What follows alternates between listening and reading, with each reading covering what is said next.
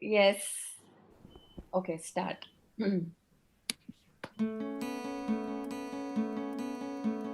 Welcome to Spiritual Science International Meet. Um, Before we commence with Spiritual Science International Meet today, July 10 to 12, starting today, I want to take a moment and appreciate the potential of the positive virtual connection. We are live on an international, on a global platform today, and masters from across the globe and different time zones have graced this event with their magical presence. Hi, I am Patri, and it's an honor to be addressing you all today. And I'm delighted to be here with the man who has ignited a fire that burns deep within us, the fire to know more and become conscious of ourselves.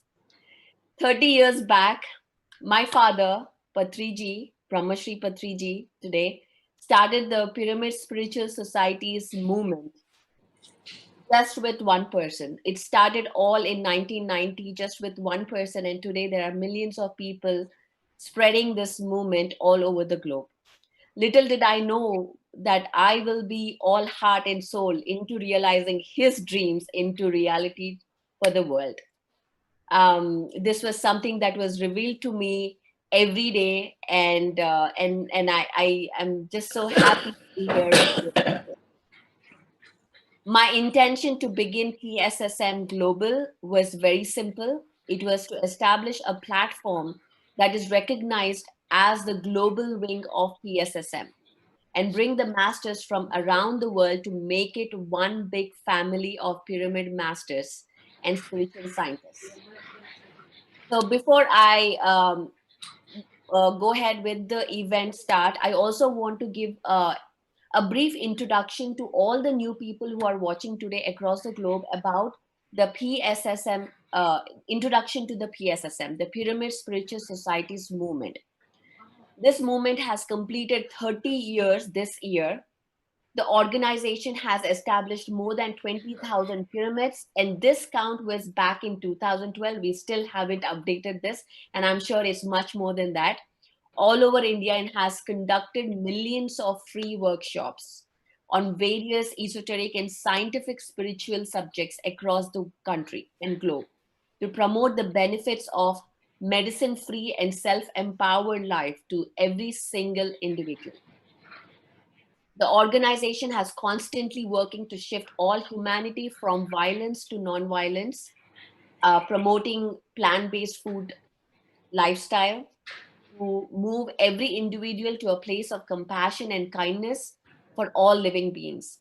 From a blind religious belief system to a spiritual scientific knowledge, and from extremities of the matrix to a profound and balanced middle path. The vision, I want to take this opportunity to talk about the vision and mission of this organization, Pyramid Spiritual Societies Movement Global, is to enable our movement, the PSSM movement that creates personal and global transformation. And our mission is to initiate a process of global awareness on spiritual science and compassion by collaborating with heart centered influencers and organizations around the globe. The idea behind today's event, Spiritual Science International Meet, was to reach out to masses globally, emphasizing on the power of everyday simple choices and how they help shape the reality of our lives. Behind all of this that I have been visualizing and working towards, and so many pyramid masters supporting this journey with things big and small, I cannot stress enough how Pyramid Spiritual Society's movement is helping in shaping the entire earth. This movement is one of the significant pillars of raising the consciousness on the planet earth, and especially during this time of great planetary and cosmic changes. The efforts of my father and the whole of the pyramid family has been of great importance. We have truly shown the eloquence of being one big family.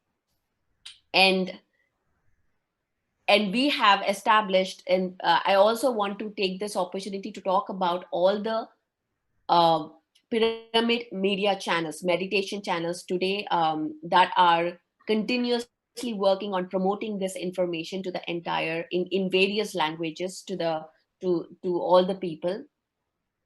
I also want to talk about all our partners. We have partnered with the PSSM Global has partnered with various organizations today, and I would like to mention them today. The first one is our First Unity Spiritual Campus, who have partnered with us, and also bringing the first pyramid in the United States with PSSM. And also, I would like to mention our one of our directors, Marta Thomas, and we have partnered with the Global Pyramid Conference to bring this event today. And our third partner is Conscious Living Network Radio, that is based out of Canada, um, who is working in the background with us in bringing this event to you today. And the one of our brand ambassadors is Mark Karen. And today he will he will speak at the end of the event. So please stay tuned to until the end so that you can listen to him and also um, join the sound healing. And I would also like to mention Sensei India for being our partner and supporting this event. Enforce and Peace, which is an organization that is dedicated to spread meditation to law enforcement, military, fire, EMS. And today, this event is dedicated to bringing meditation to law enforcement. And I'm very, very honored to bring representatives from the law enforcement today to talk to us directly about meditation and the importance of meditation in law enforcement. I also would like to thank our sponsors who have sponsored our event today, and they will be presented to you. And before I move on, I want to mention about first, thank you, Patriji, for joining us in this 3 days. We are very grateful for your presence here. It is my great pleasure, Baba. Thank you very much. This is the first event of PSSM Global, and masters across PSSM centers across the globe have joined this event today. So this is a very special moment for all of us. And also I'm very excited today to do the launch of PSSM Global website today. So I would like to, with your permission, Father, I would like to first talk about how this all started and launch the website. And so when we started, so this seed of PSSM Global was started in last year, December, when I visited Dhyana Yagnam in Hyderabad, Kartal, India, where 30 to 50,000 people come every day to meditate. And it is run 11 days from December 21st to 30th, thank you. And this event has really shook the entire planet. It was such an honor, and I was amazed to be part of this event. This is where the seed of PSSM Global has begun. And January, I came back to US and we started the work on registering the organization and officially starting it. By February, we have received the 501c tax exemption status for the organization. And then immediately we have begun the process of connecting to other countries to bring them, to onboard them globally. And we have connected with different countries in Asia, Vietnam, India, Singapore, Indonesia, Malaysia, China, Australia, Europe, Brussels, Germany, Romania, UK, Spain, Croatia, Switzerland, and South America, Chile, Brazil, US, and Canada. So these are all the countries we have already onboarded, and we are working every single day to bring on more countries. And also when we started this, the first person that I have contacted, I was given was the name that I was given to start this website, because this was something was very important to create a whole new uh, brand for the global, to reach out to different organization, was Master Pallavi. So this was the name that was given to me, and a little did I know about her. But as I spoke to her, and as I started knowing more about her, it is just a pleasure about about how amazing she is, and how powerful whole energies are there, and no wonder that she was involved with this process. She is an ardent meditation expert and the author of the bestseller book Conversations with Mahathir Babaji. She is the founder of Mad Buddha Studio, which who has worked on this website today, and co-founder of MB Publishing House. She is a senior pyramid master working dedicatedly for PSSM from past 14 years. Her life transformed after practicing Anapanasati, where today Patriji will lead us into this session. She continues to spread the science of spirituality by taking seasoned workshops. Throughout her journey, she has embraced skills like clairvoyance, but under the guidance of Patriji, she could understand its purpose. So I welcome Pallavi to join us. Thank you for being here. Thank you. Thank you so much, Pari ma'am. It's such an honor to start this event with you and also uh, launch our website today. Yes. And pranam So, to Ji. Okay. Namaste, sir. okay, Proceed. okay, so I'm going to share my screen right now and just show the first look of our website.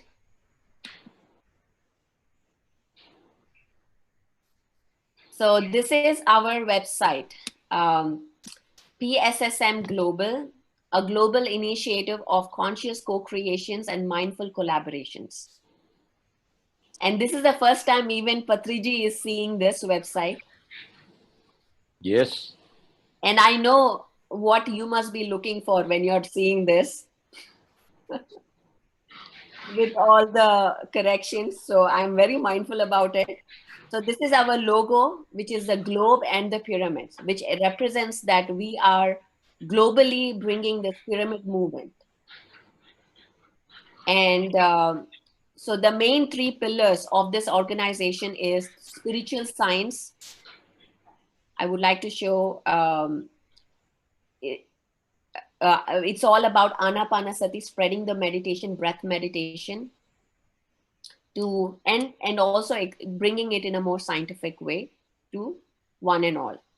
And the second one is plant-based food, which is also the vegetarianism or veganism, whatever you want to call it, bringing it to the whole globe, teaching, bringing that awareness to the entire planet. So this is the second pillar of the organization.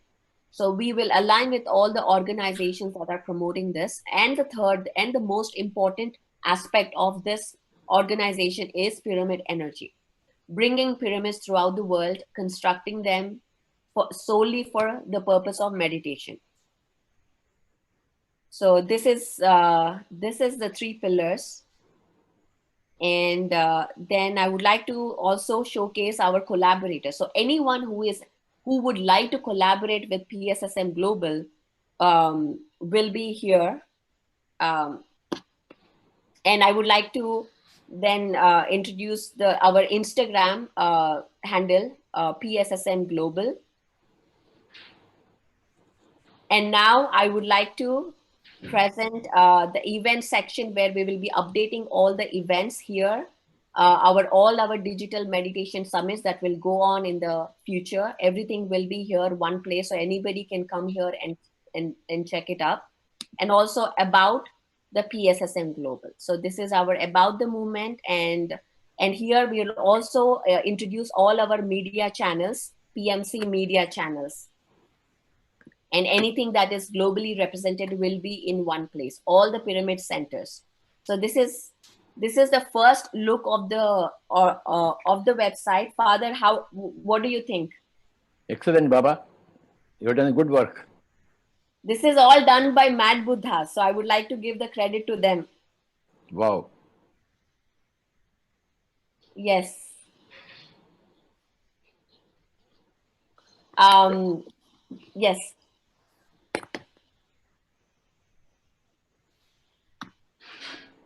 Well, now I would not want to take more time. I would like to invite Pallavi to take over to our next session by introducing herself.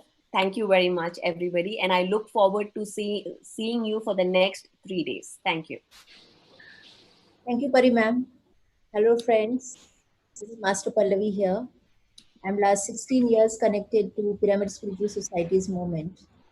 The moment I started my meditation first day, and that day onwards, I started teaching meditation to my friends, family, and around all the people. And this is what so far Patriji taught us, that the moment you learn meditation, you start teaching it. So after learning meditation at Chennai, I shifted to Pune, and at the same time conducting a different workshop, how much I know, and I could guide people on the same path which Patriji is showing towards meditation, pyramid energy, and Westernism.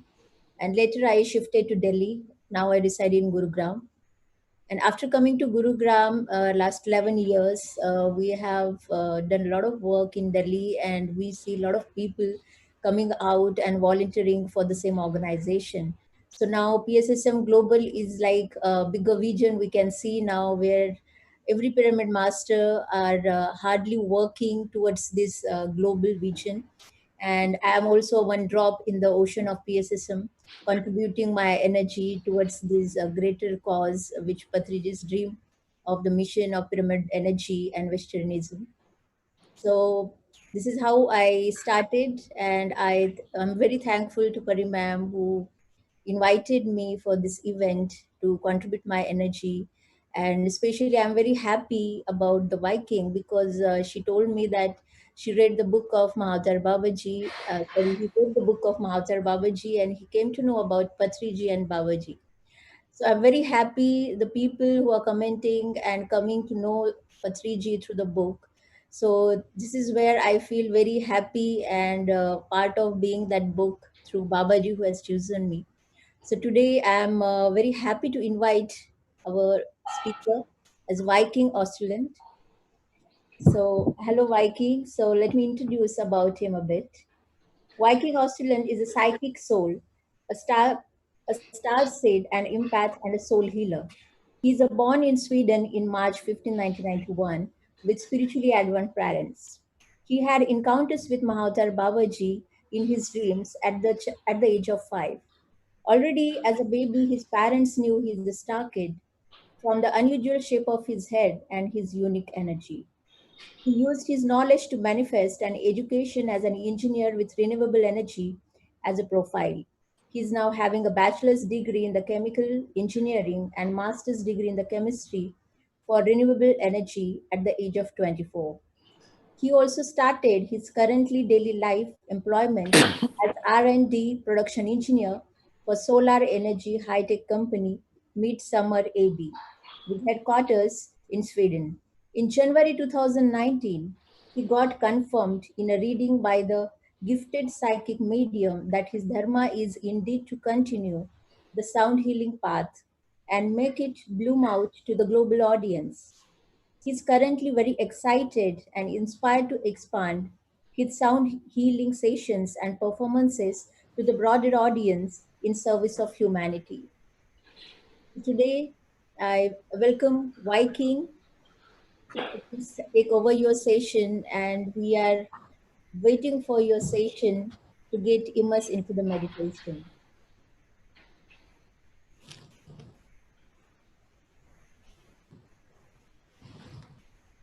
Hello, do you Yes, hear me? yes, yes.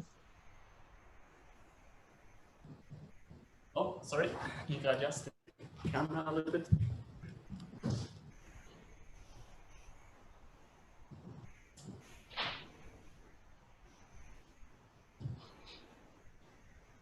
So happy to be here. Honored to be here.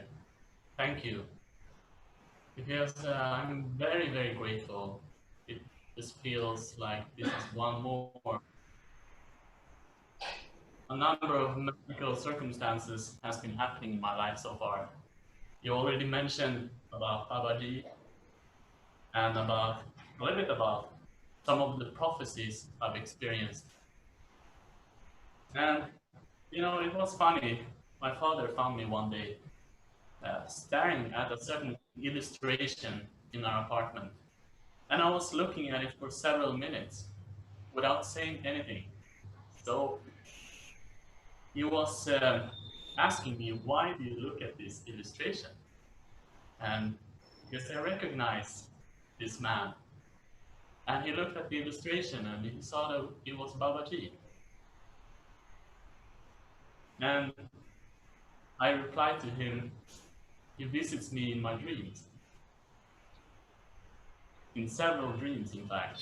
And it seems ever since I've had a connection to pyramids.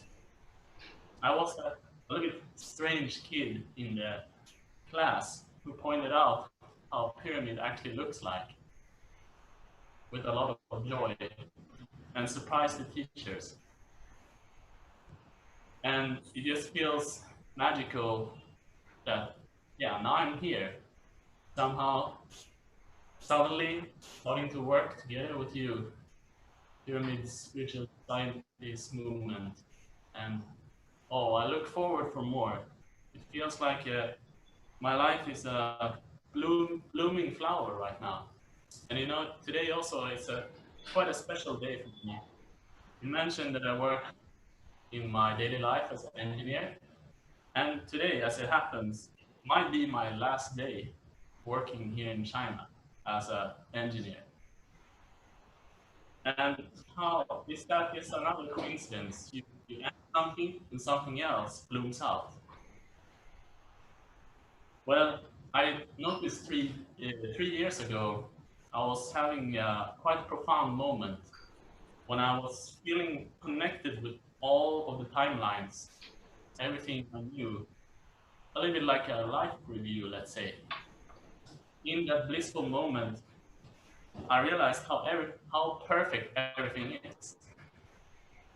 I realized how everything is so set up, so divinely designed by our guardians, by our higher selves, by the angelic, by the Buddhas, by all those benevolent beings that are helping us.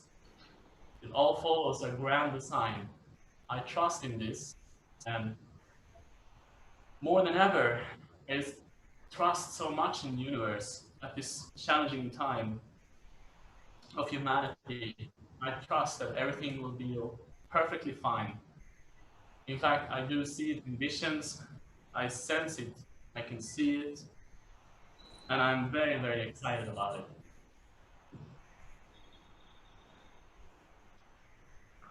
So today I will offer this sound healing session for you. We have these 7 amazing crystal singing bowls, all made of the quartz crystal, very, very pure quartz crystal. You will find in the sound healing session that they have a very stimulating effect. In fact, you might find yourself have some very interesting traveling experience. So I will be sure to make sure you're grounded before and after the experience. You know, the Schumann resonance has been so powerful lately, the whole spring, and I can certainly feel this in the sound healing sessions. Just each new session is getting more and more powerful, let's say. And people just keep noticing, wow, they never expected this, and such magical results it can produce. So for all of you beautiful souls who are not familiar with the sound healing yet, I really pray that you will have an amazing experience. And also all of you wonderful international science, spiritual science masters, all of you beautiful souls out there trying to make the world a better place, trying to do something great for humanity. I feel honored to be here today and share this experience with you all. I genuinely pray that all of you will get something magical out of this experience, of this whole weekend. And I will do my best in this moment to help you to experience that.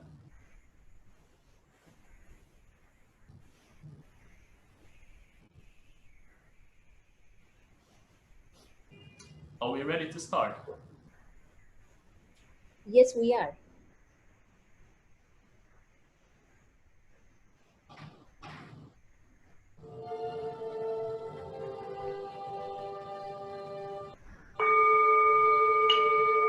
Dear friends, let's all sit for meditation.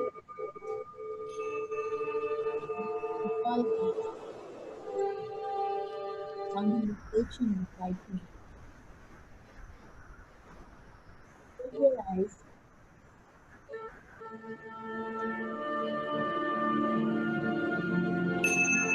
Ask yourself,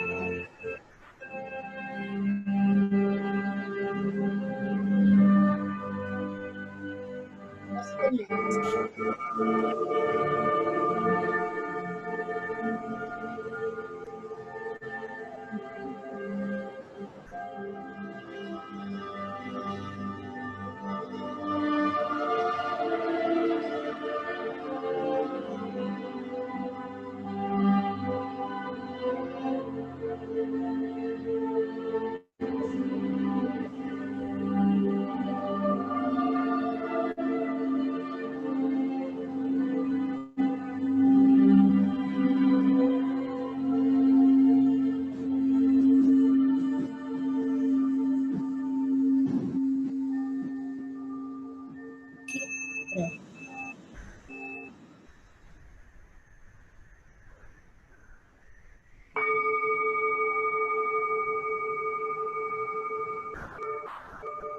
Today we're celebrating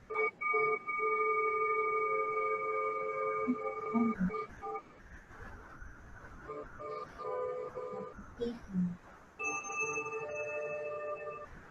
Viking Chandran.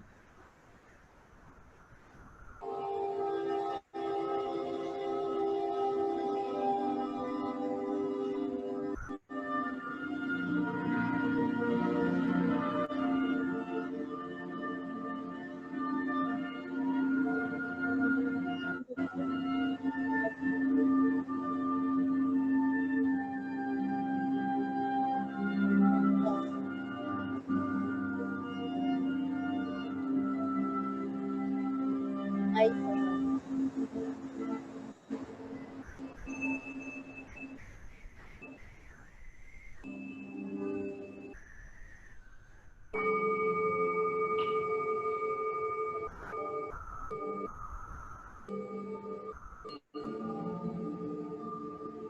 completely relax your body.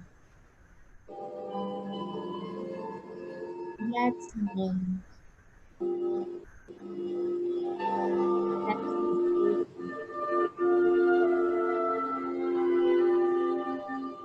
Relax your mind.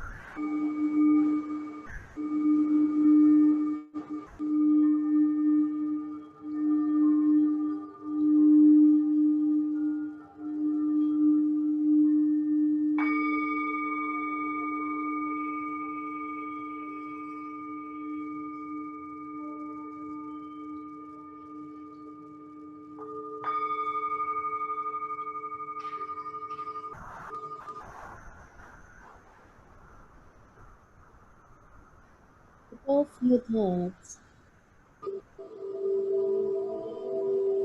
and then become one with your breath.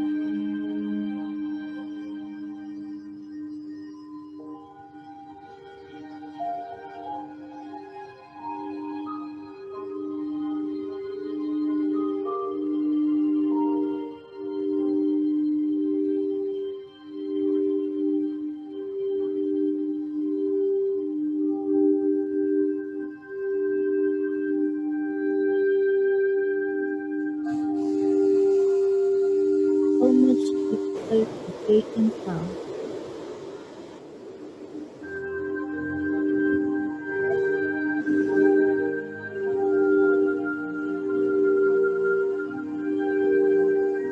Just observe your breath.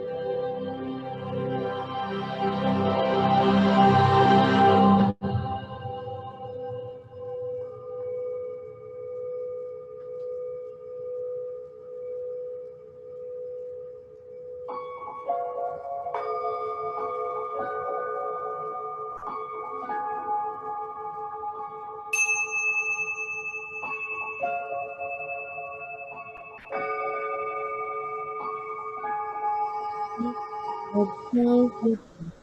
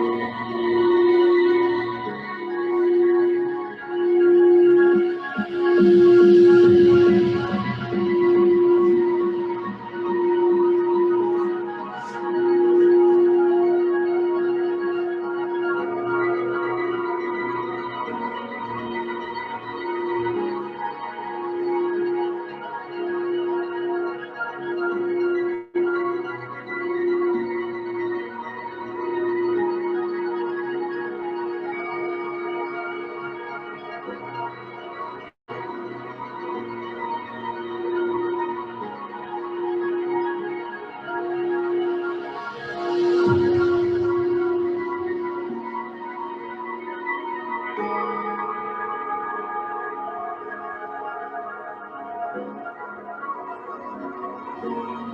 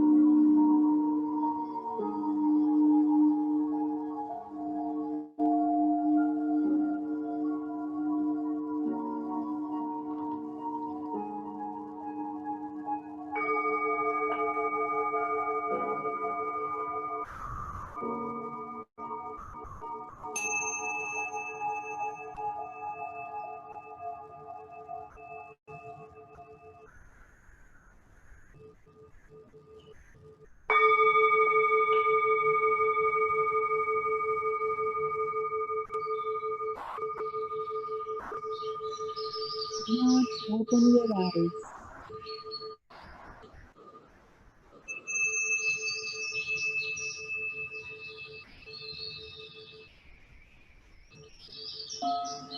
Only be with your natural breath.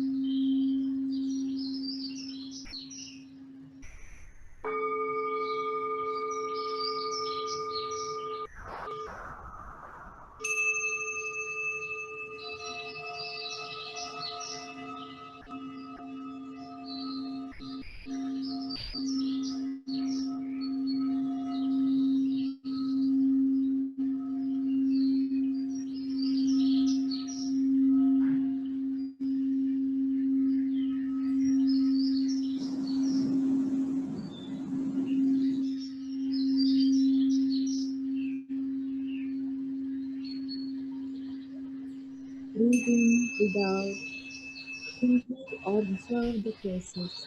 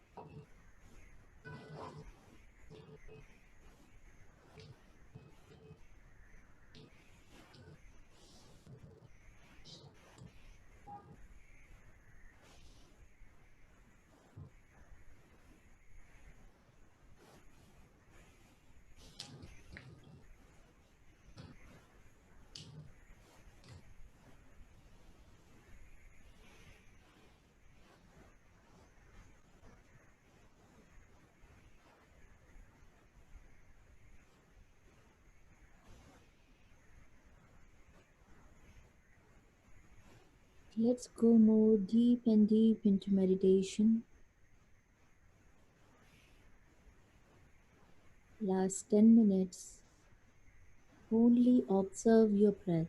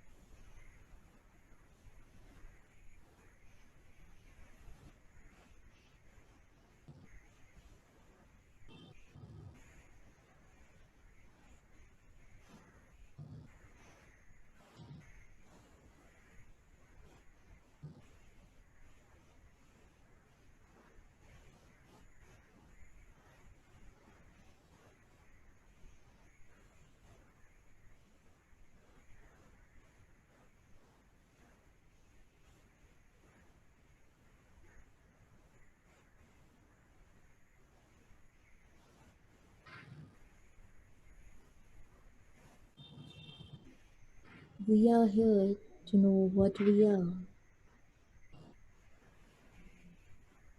Let's follow this simple technique of meditation to transform our lives.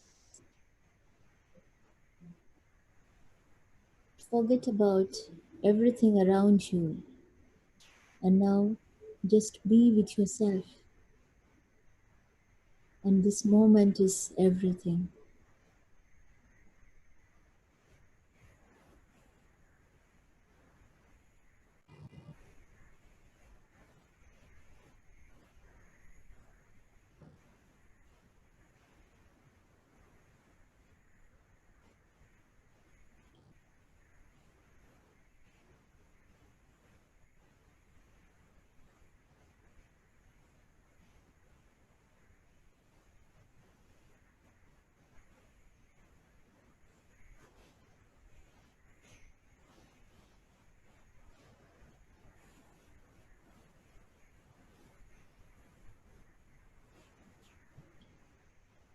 The moment we start becoming one with our breath, we receive cosmic energy into our physical body. The more we receive cosmic energy, we are able to change ourselves from darkness to the light.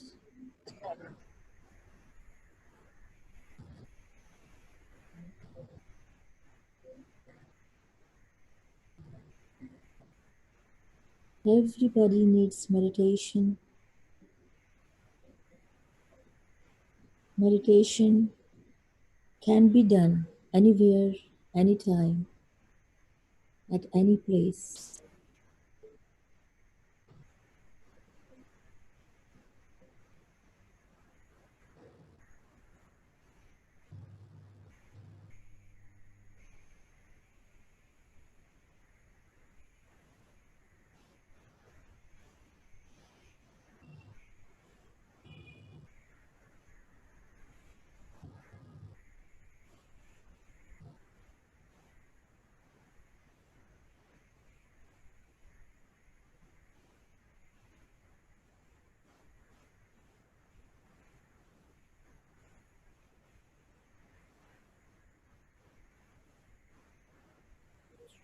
With the help of meditation and plant-based diet, we can make our life free from medicines. There is no need of taking medicines. When we have this energy, the more we meditate, the more we gain energies.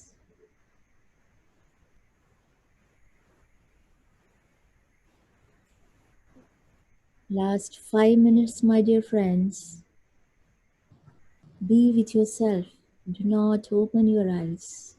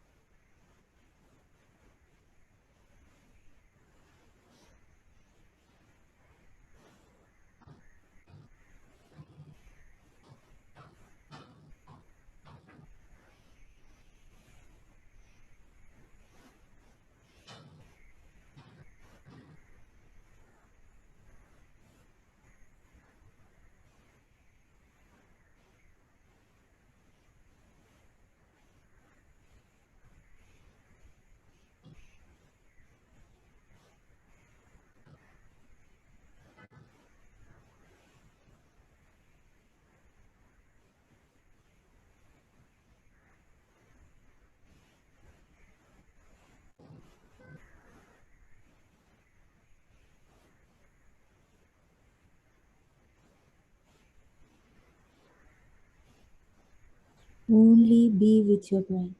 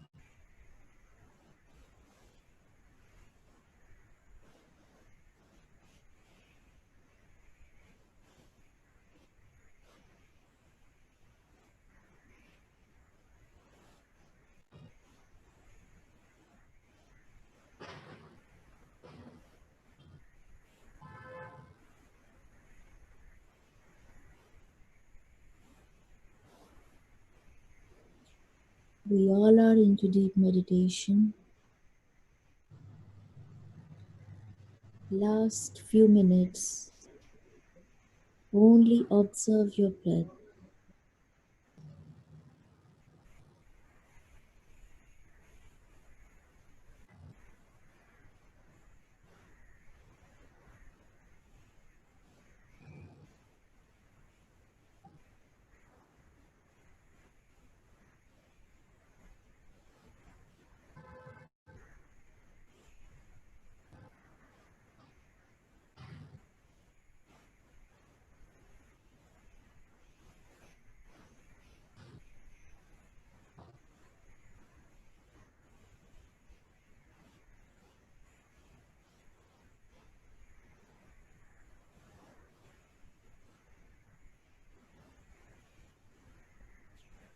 Last 1 minute, my dear friends. Do not open your eyes.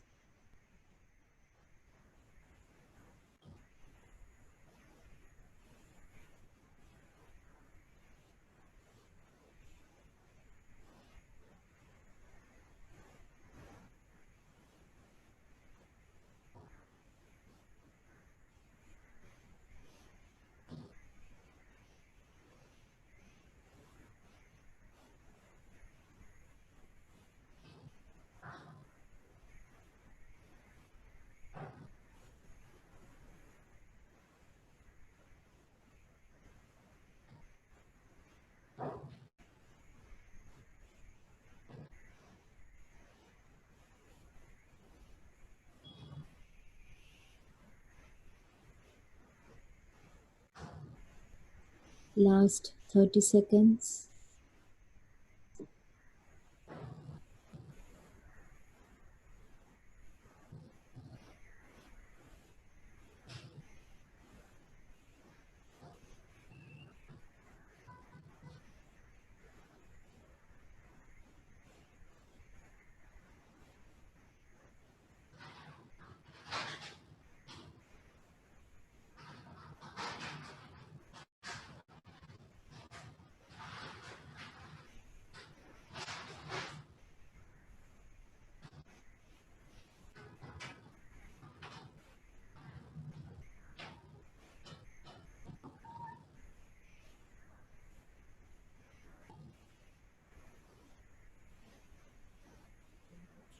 Last 5 seconds.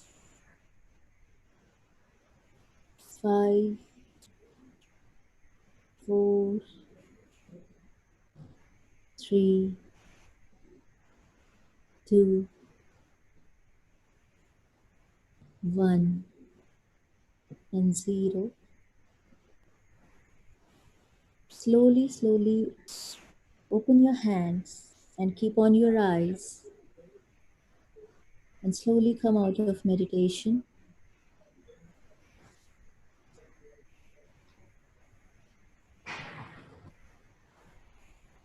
Thank you, Swamiji.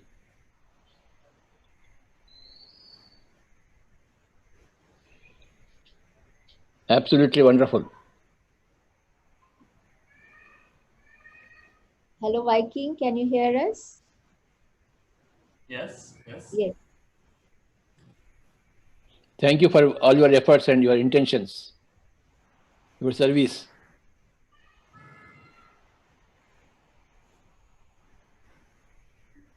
Thank you. Honored to be here.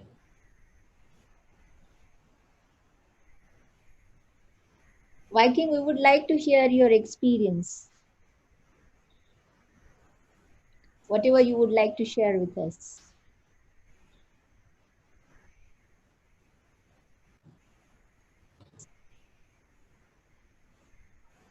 I feel a strong presence throughout the session of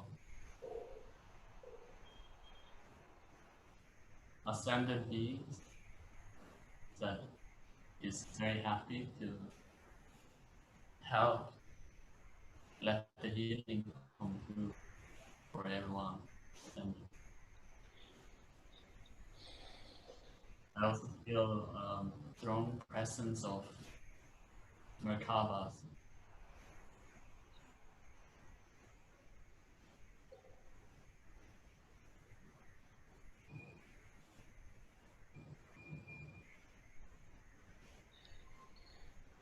there was like the lighter, very very feeling light phase of it. There's also the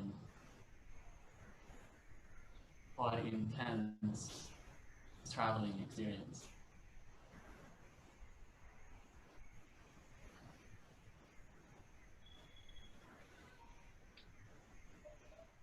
Thank you so much, Viking. It was a wonderful session, and we really enjoyed the deep and calmness into the sound bath healing. And yes, a lot of people are just posting me in my mobile that wonderful session by Viking, and congratulations. So thank you so much, Viking. Thank you so much. Thank you all. Thank you, Pallavi. Thank you, Yes. Patriji. So happy to be here. Thank you. Hello, friends. So here we are. And now let me introduce my friend, Pinky Daga. Pinky Daga is the CEO of the Thrive Art and Soul, India's leading alternative wellness platform, headquartered in Mumbai. Today, Thrive Art and Soul has pioneered the alternative wellness movement in India. Thrive also hosts an impressive roster of wellness, art, soul, and events globally, with its annual Global Festival of Spiritual Sciences that has internationally renowned speakers, artists, and wellness seekers. A PhD holder in literature and theater arts from the Boston University, Pinky previously was the founder of Playwright and the director of Children's Theatre Production House. So here I welcome Pinky Daga into SSIM and take over the session forward. Thank you so much. Hi, everyone. Thank you so much, Pallavi. Thank you for introducing me.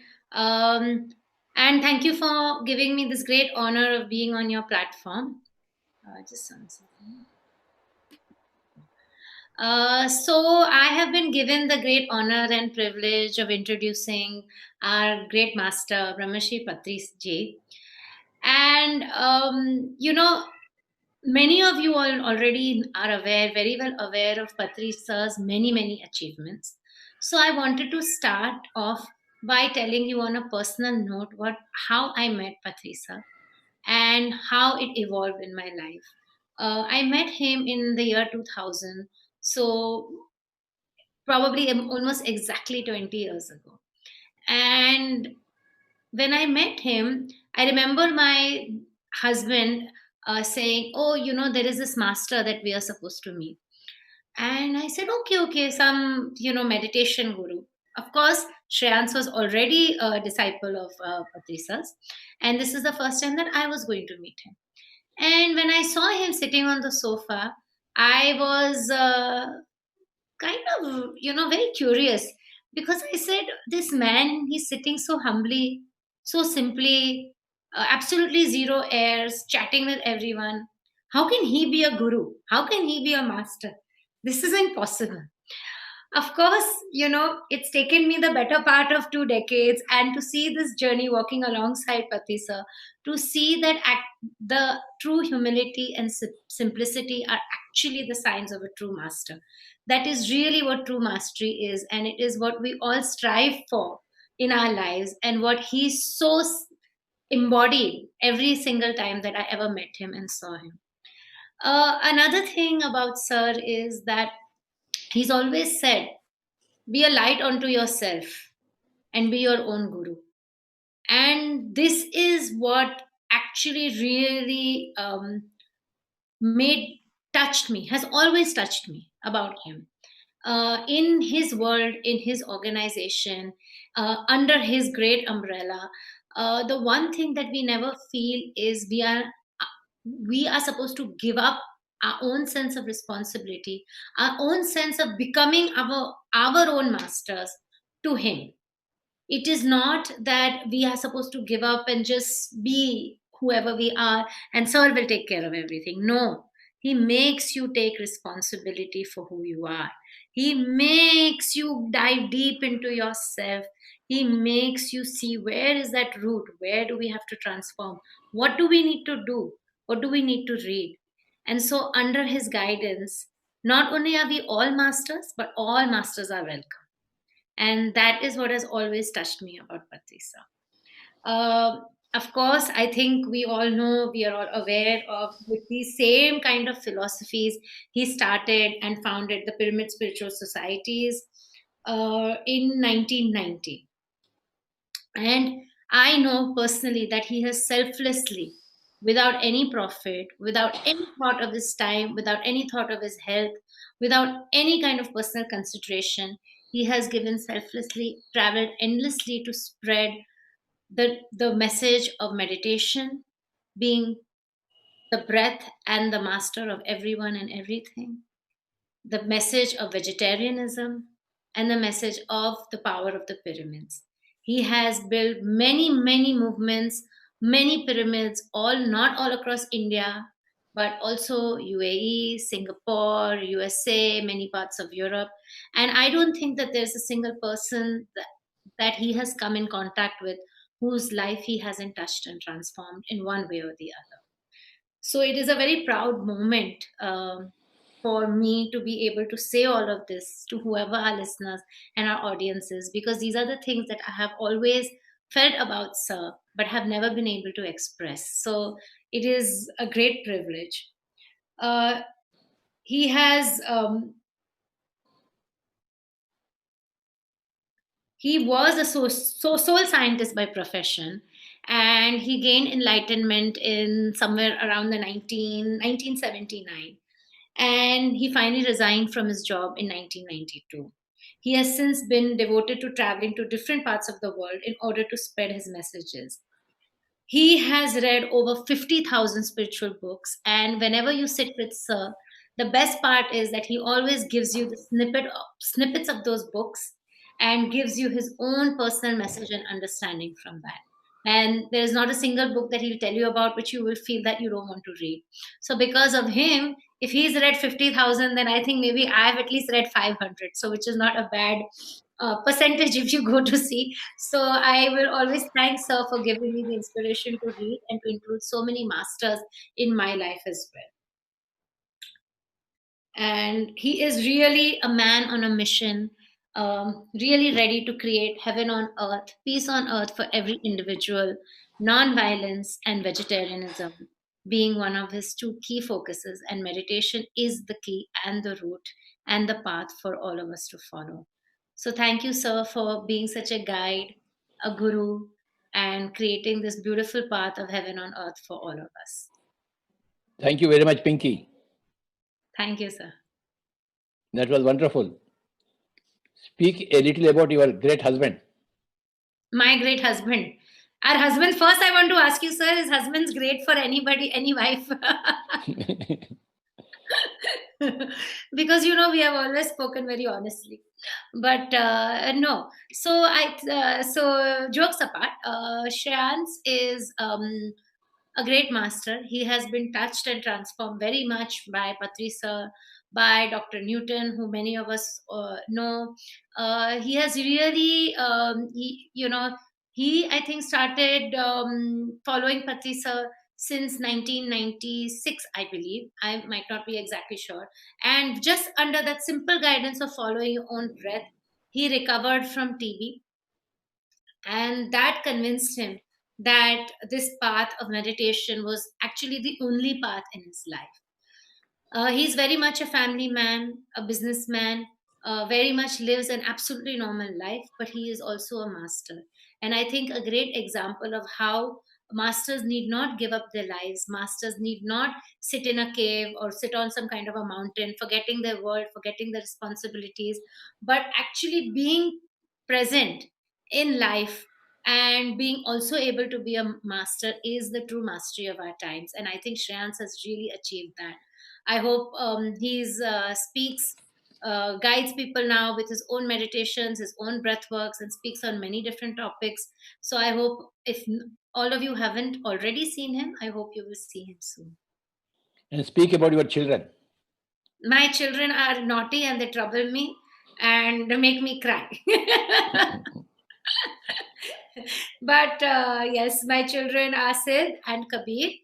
Sid is 16 and a half years old. and Kabir is 11. And like I said, yes, they are very, very naughty, both of them, in different ways. But they have they have grown up in this beautiful, with this beautiful example of spirituality and how it blends into every day in front of their eyes. So although they have gone through their own challenges and given us as parents great challenges, we have learned more from them, I think, than they have learned from us, to be very honest.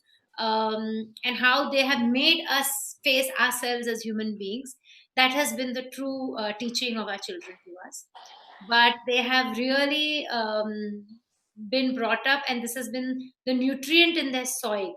And I'm convinced that even if they don't show it right now, even if they don't necessarily meditate right now for half an hour, 40 minutes, somewhere this understanding is going to bloom in their lives. And so again, sir, we have you to thank for that. That's a wonderful family of yours. Thank you, sir. And you are such a great master, totally dedicated to spiritual science, spirituality, non-violence, and all these things. You are a great flower of humanity. Thank you, sir. Thank you. Thank you. So, I am supposed to speak on spiritual science temperament and way forward for mankind. That's very good. We are all members of the mankind. And where are we moving? In which direction are we going? Which is the direction we should go?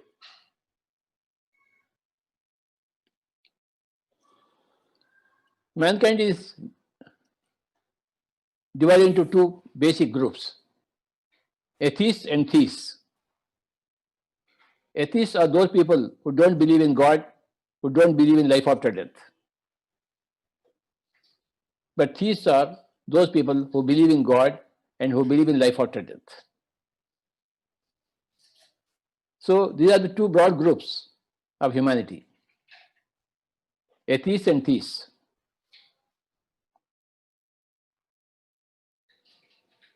From atheists, the first step is to become a theist.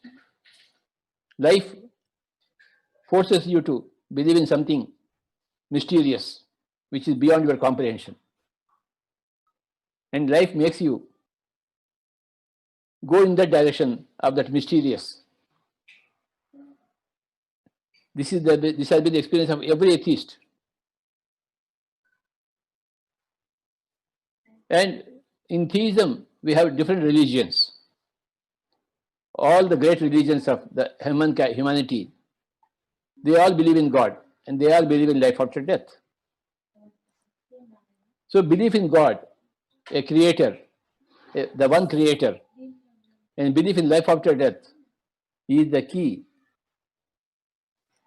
factor for being called a theist. When you don't believe in God, when you don't believe in life after death, when you are only matter and matter, when the matter dies, you also die, then you are an atheist or an agnostic. Now, the religions which are the backbone of theism, there are several religions all over the world. Say Christianity, say Islam, say Buddhism, say Hinduism, Zoroastrianism, Jainism, many religions are there. From the religious level, we advance into a spiritual level, where a Ramana Maharshi is there, a Ramakrishna Paramahansa is there, a Vivekananda is there, a Yogananda Paramahansa is there. So many saints from Sufi order, from Jewish order, from Christianity order, from Buddhism order, so many people are there. They're all spiritual. Not too much into the ritual, but they are spiritual. If you're too much into the only ritual part, then you belong to religions. But when the ritual part has become less and the spiritual part has become more, then you have come to spirituality. So from atheism, you come to theism, and from theism, you come to spirituality. In spirituality, there is no killing. There is no killing of animals. There is no killing of birds. There is no killing of fish. There is no violence. In religions, there is much killing is there. Much violence is there. But in spirituality, you cease to be a killer. You cease to be violent. You cease to be interfering with other life forms. But then you spend many lifetimes as a spiritual person. Then you are not satisfied. So you come back again in some more lifetimes to get into spiritual science. The laws of spiritual science, the law of consciousness, the law of incarnation and reincarnation, the law of cause and effect, the law of constant evolution, the principle of rapidizing your evolution, and the principle of infinite reality systems. All this is spiritual science. The sevenfold body, the physical body, the etheric body, the astral body, the causal body, the supracausal body, the cosmic body, the nirvana body. We are a seven-bodied concept, of which physical body is the least thing. So we come into all this knowledge in spiritual science. So first we begin as atheists, non-believers in God and non-believers in life after death. Then we go into religions. We believe in God, some mysterious power behind all this drama that is going on, all this creation that's going on. And we believe in life after death. Then finally we become spiritual. When we become spiritual, we cease to be killers. No spiritual man kills other animals or other human beings. No way. There have been many religious wars, but there are no spiritual wars. There are no spiritual wars at all. And if you are warring, if you are killing, you are not spiritual at all. So, from the spirituality, we take a quantum jump into spiritual science. We study all the great masters, their personal achievements, their personal contributions of a Buddha, of a Mahavir, of a Lao Tzu, of a Chuang Tzu, of a Linda Goodman, of a Shirley MacLaine, of a Ruth Montgomery, of a D.T. Suzuki, of a Jesus, of a Saint Francis of Assisi. So many people are there, n number of people who are spiritual masters, spiritual geniuses. Then there are many spiritual scientists. We learn from all of them, spiritual science. Then from there, spiritual science, we take one more step. We go into meditation. Because all the spiritual science has been revealed in meditation. So the practice of meditation is the very apex of spiritual science. And what is meditation? Meditation is making the mind empty. When the mind is empty, sans any concepts, sans any worldly facts, worldly people, the mind should become empty. When the mind becomes empty, then you know the truth, that you are a God. You have always been a God. God is not different from you. You are the basic Godhood, God essence, and so is everybody else. Then we realize a great quantum leap in our own life. We begin to live as a God, not as a body. The first group, the atheists, and the second group, the theists, the religions, they are all into the total bodyhood. But as you become spiritual, your bodyhood lessens and you become more of soulhood. And in the spiritual science, you will understand the grand principles of the soul science. Then when you do meditation, when the mind becomes empty, your own Godhood is revealed to you. You are that. In India, there is a great statement from the Vedas. Tat Tvamasi Shvetaketo. Tat Tvam Asi. Means you are that. You are not this physical body or the physical life or this temporary ups and downs. No, you are that. You are the fundamentum. You are that. When Moses came into contact with a high being in the high up in the mountains, when Moses asked, "Who are you?" and the voice came, "I am that I am. You are that I am. Everybody is that I am." That is the Godhood. So, that is experienced in meditation. Whoever is spiritual scientific in temper will ultimately land in meditation. Then, in meditation, in the beginning, you encounter many methods of meditation taught by many masters. Each master has given his own method of meditation, which is absolutely suitable for certain types of people. But there is a universal meditation method which is suitable for all the people, and that is Buddha's meditation of Anapanasati, being with the breath. In my own life, I was never a theist because since our childhood we belong to a theist family. So from religions I came into spirituality, from spirituality I came into spiritual science, from spiritual science I came to meditation. For the past years, 40 years, I've been teaching meditation to every person. Because now that I have discovered meditation, Anapanasati, the Buddha's meditation, and it gave me immense happiness, understanding, bliss, everything. So this has to be important to every person, whomsoever I meet in my day-to-day affairs, day-to-day life. So for the past 40 years, through the 1980s, through the 1990s, through the 2000s, through the 2010s, and up to now, 2020, I've been informing everybody of meditation, of Anapanasati meditation.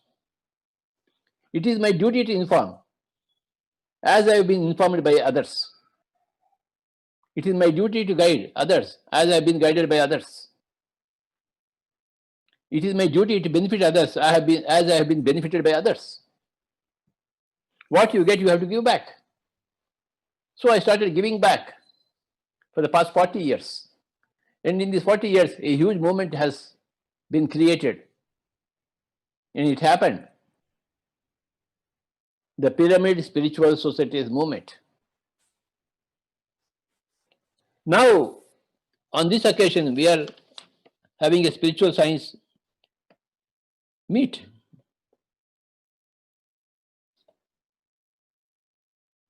Global meet. Today, tomorrow, and after, we are going to meet so many spiritual scientists. We are going to meet so many meditators and interact with them. I congratulate PSSM Global for this beautiful efforts for 3 days. PSSM Global will continue to make its efforts for the benefit of the whole mankind. As PSSM India has been doing for the past 40 years in India. The truth is the same for everybody. The sun is the same for everybody. The moon is the same for everybody. And so is the truth. For everybody is the same. What is the truth? We are all gods, come to have nice human experiences. We are not humans out to have godly experiences. We are gods, come down to Earth planet to have nice human experiences. But instead of having nice human experiences, we are stuck up with horrible human experiences.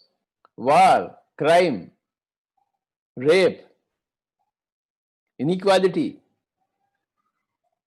terrorism by humanity on animal kingdom, killing animals, birds and fish for eating purposes, my goodness, for sports purposes. Horrible way of doing things. We are divine beings, come to have nice, blissful human experiences. But when you don't have meditation, and when your food is animal based, not plant based, then you are into troubles. You are into suffering. You won't have blissful human experiences. You are into rotten human experiences. You live a life of suffering, having suffering and giving suffering. And you have to come back again to set right yourselves until you end the suffering in yourself. By being a meditator, by experiencing your own godhood, that is the end of your suffering. My dear friends, Pyramid Spiritual Society Movement is teaching everybody meditation, Anapanasati meditation. Ana in Pali language means, ancient Pali language means in breath. Apana means out breath. Sati means to be one with. We have to become one with our inhalation and exhalation. That is the way. That is the universal way.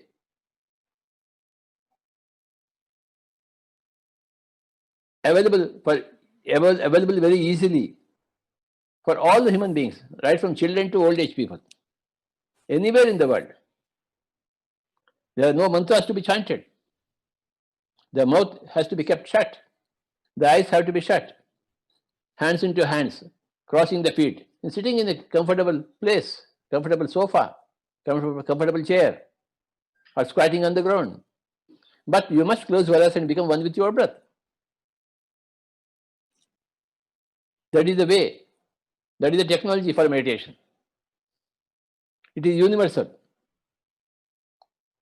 So, we have any number of pyramid masters who go to nooks and corners of India and some other countries to teach meditation, to spread meditation. And when you go into meditation, you will understand that you are a God. You are the God, having wonderful human experiences. You are safe in yourself. You are healthy in yourself. You are happy in yourself. You are enlightened in yourself. You don't need anybody to teach you. You learn everything from yourself, from your own meditation. And for your meditation, you don't have to go to any Himalayas, any other ashram. You stay in your own home. And after 24 hours, a couple of hours, definitely you must close your eyes and observe the breathing. Then you become a regular meditator. Then you become a yogi, a man who has mastered the mind, a man who has successfully emptied the mind. Then you become a rishi. You become a third eye master. You will have visions of the other worlds, other realities.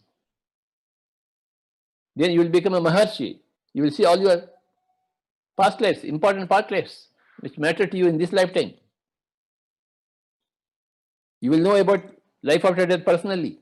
You will meet all those people who are on the other side, in the so many other dimensions. It will be your own personal experience. Then you become one with every part of the creation. You understand that there is one mind everywhere, one Godhood everywhere. It will be your experience through lot of meditation, hard work in meditation, which is not really hard work, which is very, very soft work. A lot of commitment is required to close your eyes and not open your eyes again. Any time is best time for meditation, morning, afternoon, evening, night, any time. Any place is best place for meditation. Although if you use pyramids, that would be a better place for you, because pyramids have got a lot of energy, amplified cosmic energy. That's why we have started this Pyramid Spiritual Society movement. We believe in pyramid meditation. Hang a pyramid above your head and do meditation, including the pyramid energy. The pyramid energy will act as a catalyst to hasten your evolution in your meditation very fast. So, my dear friends, the Pyramid Spiritual Society movement in India is instrumental in constructing many pyramids in many, many villages and towns, above the houses and the rooftops, so that it is widely known, the pyramid energy is widely known now in India, because of the efforts of the Pyramid Spiritual Society movement. And another important thing is that if you are If your food is animal-based, not plant-based, you are in for great trouble. Since you have given suffering to all the animals, birds and fish, that comes back to you. As it is said in the Bible, as you sow, so you reap. Whatever you give to others, other life beings, it will come back to you in increased amounts. That's why you see so much suffering in humanity. All through the ages we have been seeing it, and including now, at this time, huge amounts of suffering. Because the humanity is killing, massacring animals, birds and fish, and eating the carcasses thereof.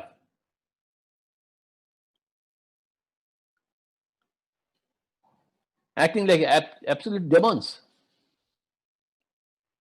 The gods that they are behaving like demons. So Pyramid Spiritual Society movement is dedicated to make everybody a candidate for plant-based diet.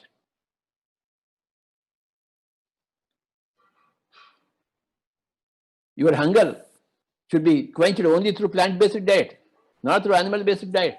Never. Which is the source of animal-based diet is the source of hell on this earth planet, and plant-based diet is the source of heaven on this earth planet. And when you do meditation, you realize that you are a God, you are the God. Then you come to the end of the road. You live like a God. You reach the end of the road, then you don't have to come back again, unless you want to teach it to others. You have learned everything. From an atheist, you have become a theist many lifetimes back. From a theist, you become spiritual in many lifetimes back. From a spiritual person, you become a spiritual scientist many lifetimes back. And this lifetime, you are a God yourself through meditation, through anapanasati. And the one message of all gods is the plant-based diet. That is the only message. You cannot massacre animals, birds and fish. No way. And not reap the consequences thereof.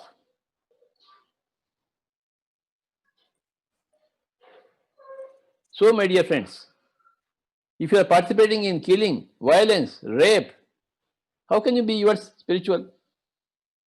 Even if you consider it a church, even if you consider it a masjid, even if you consider it a temple, then you are not spiritual at all.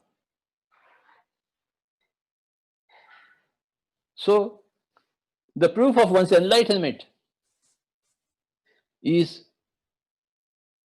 evidenced in plant-based diet, my dear friends.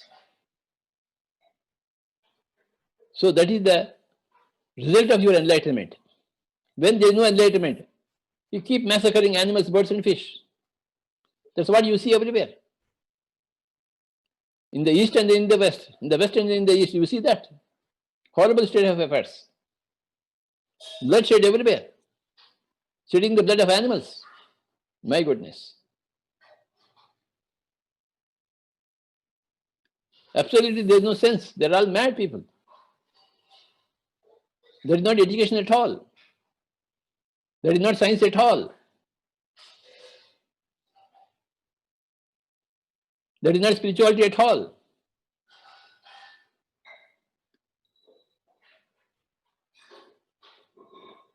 So, these are the things Pyramid Spiritual Society movement is dedicated to.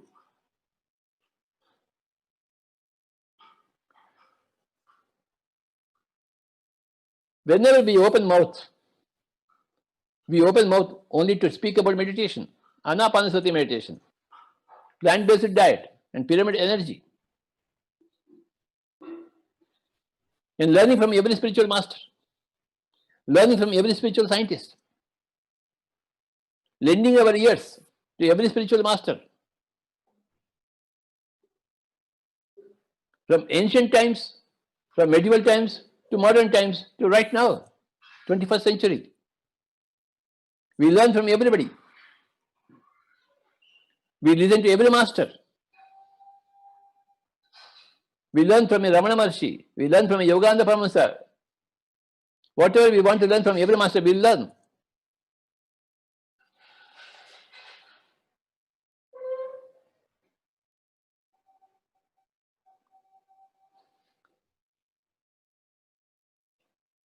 You must close your eyes and observe your breathing to go into meditation.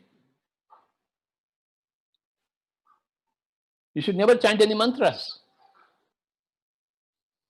Your mouth has to be shut.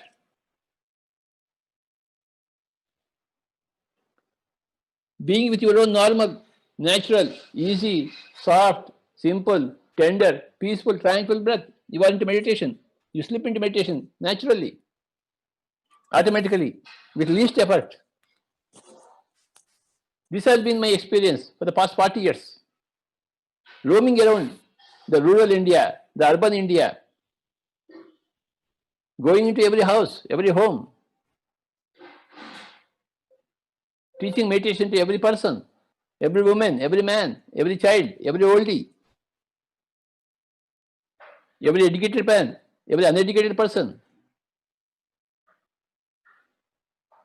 In the past 40 years, I have found lot of huge amounts of success wherever I went, and everywhere I went. There are always some people everywhere who reject you, like atheists, like people who are blindly dedicated to their particular religions. But there are 90% of the people, they are sane, they are not insane.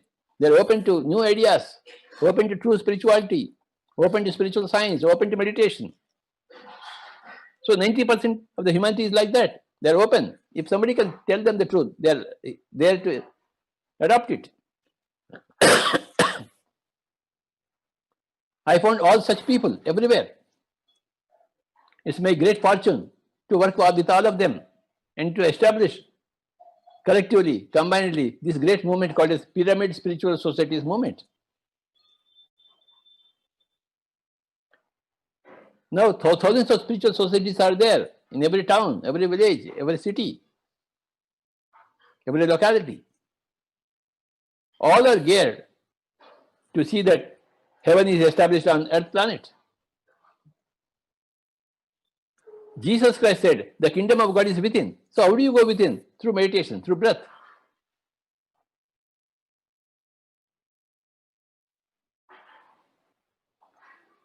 Our taglines are learn meditation, practice meditation, teach meditation, and spread meditation. Through meditation, you will naturally come into a plant-based diet. You will naturally build accessories like pyramids, and you will go into crystals, which all help you to enhance your quality of meditation.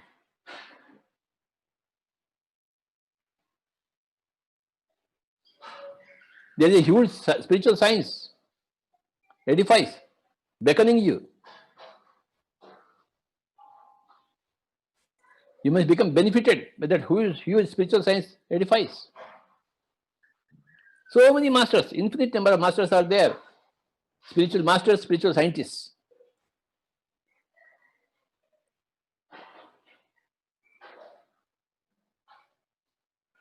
So we are here in this spiritual science summit for 3 days. Our main purpose is to hear everybody out patiently and to do meditation.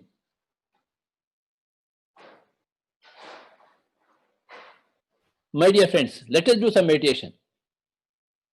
You can enhance your meditation by adding music to your meditation, by adding pyramid energy to your meditation, by doing it in full moon periods, by going into nature, into the forest, and going to the samadhi places of great masters, and doing collective meditation, group meditation. So now we have a big group across the globe sitting and listening to this. Let us all collectively close our eyes and observe the breathing. Let us go into meditation for about 20 minutes. Kindly cross your feet, cross your hands. The method of meditation is very, very simple. Make yourself as comfortable as possible. Give rest to your back. Close your eyes. and become one with the incoming and the outgoing breath.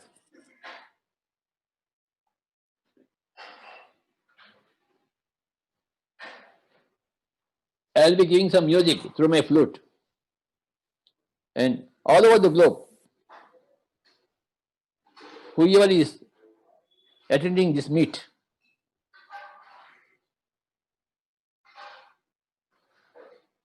now is the time for meditation.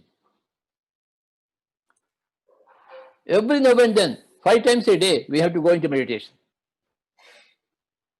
We have to close our eyes and become one with the breath.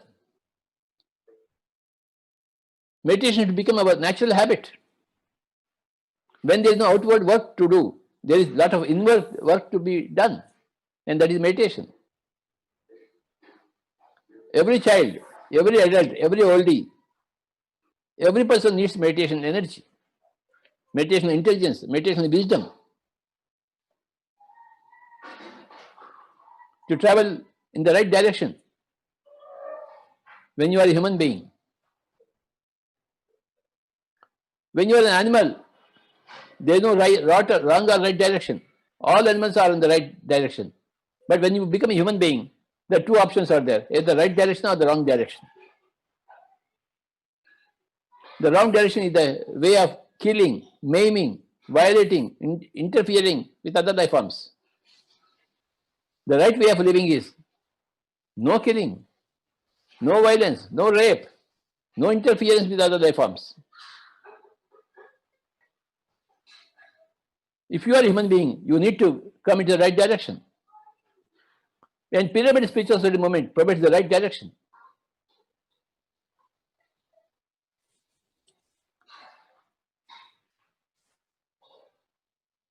It has 40 years of experience in rural India and urban India, in many other parts of the world, helping everybody to learn meditation, to practice meditation, and to teach meditation and spread meditation.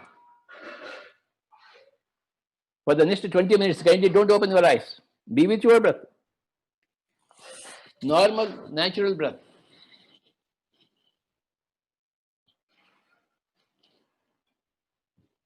Don't open your eyes until I say okay.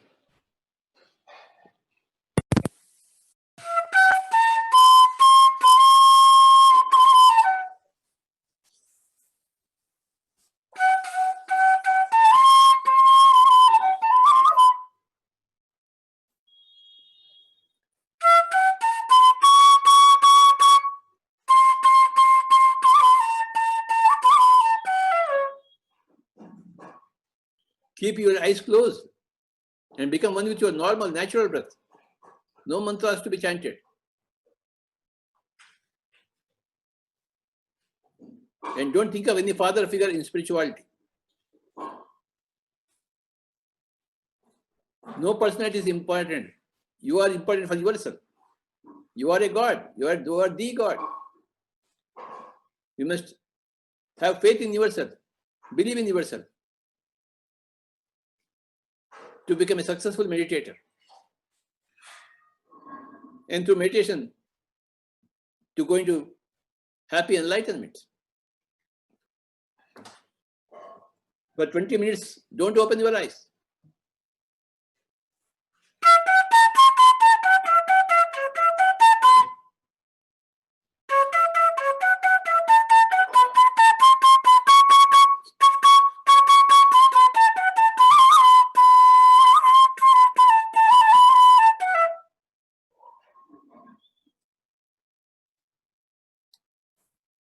Gautam Buddha said, be a light unto yourself. Nobody else can be a light unto you. You have to find your own light. You have to search for your own inner truth. Which truth is the same for everybody.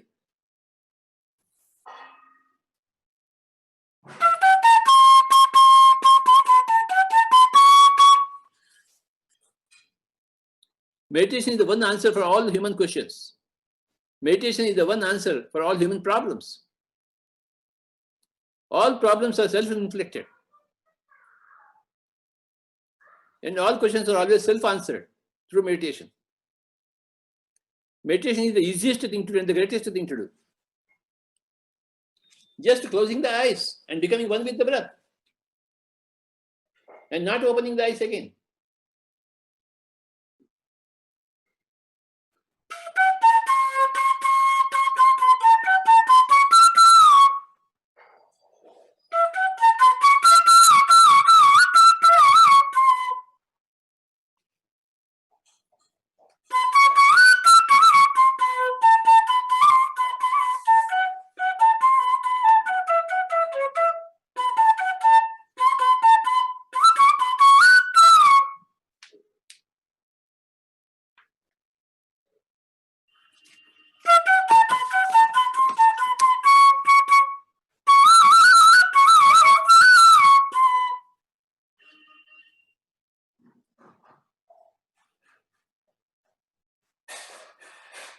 You have to become as enlightened as Buddha and Jesus.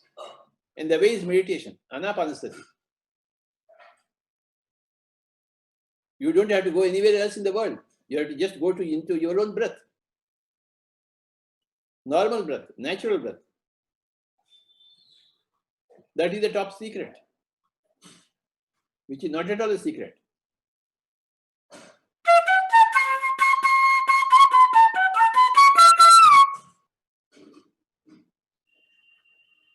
And you are requested to immediately switch to plant-based diet. Plant-based diet, Baba. No more animal eating. No more animal killing. No more animal torture. That is not food at all for human beings. Only plant-based diet. Only plant-based food. Right from current moment. You have to change your food style and mind style and lifestyle to get into enlightenment.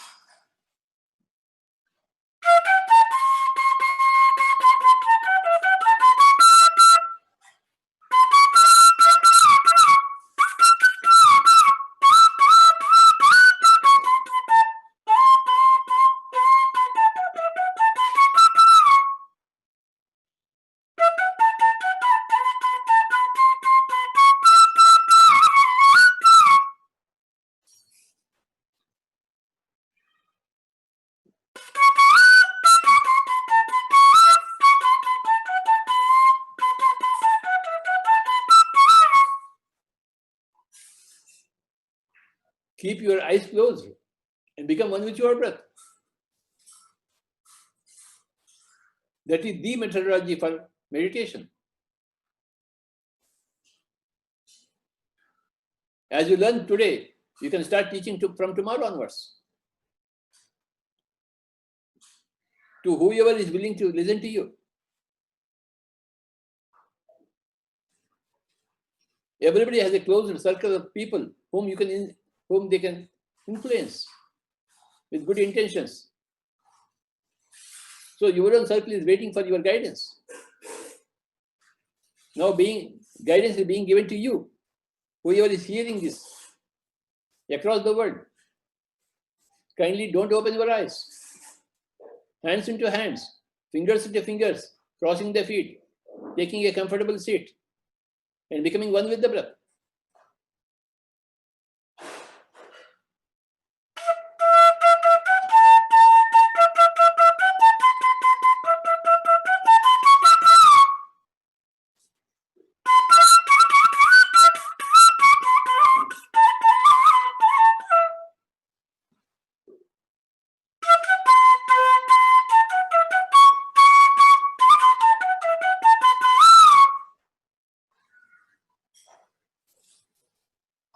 Never ever open your eyes. Be with your normal, natural breath. Another 10 minutes. Forget the whole world. Let the outside world disappear in your mind. Let your own personality disappear in your mind.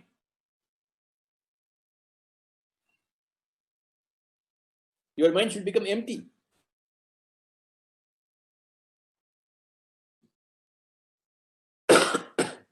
Be with your breath. Next 10 minutes.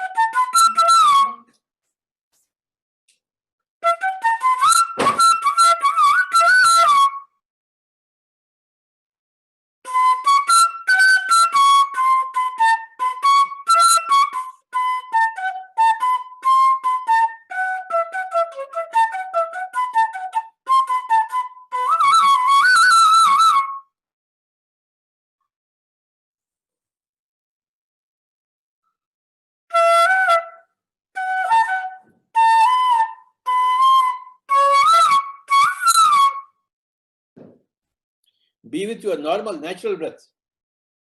My dear friends, meditators, yogis, meditation inclined people, don't open your eyes. Come what may. Just be with your normal, natural breath. Be with your normal, natural, easy, soft, simple, tender, peaceful, tranquil breath. Your breath is your guru in the art and science of practice of meditation. Your guru is within your nose in the form of the breath. There is no other guru in person away from you. Your guru is in your nose. The breath is your guru. That has been my personal discovery in this lifetime, which I have been sharing with everyone for the past 40 years. And I will continue to share for the rest of my life, this lifetime. Sharing my technology is my greatest joy.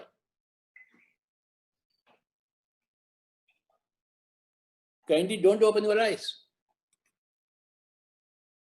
Keep your eyes closed. Another 7 minutes.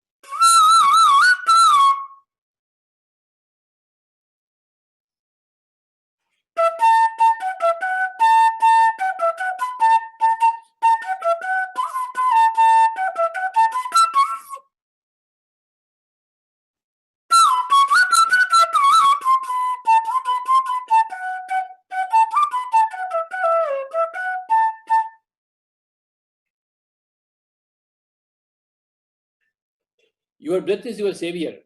Your breath is your guru in the art and science of practice of meditation. You don't have to go anywhere else. Seeking the guru, seeking the teacher. You are here to teach yourself and you are here to learn from yourself. In the practice of meditation, you teach yourself and you learn from yourself. You are a God and you are the God.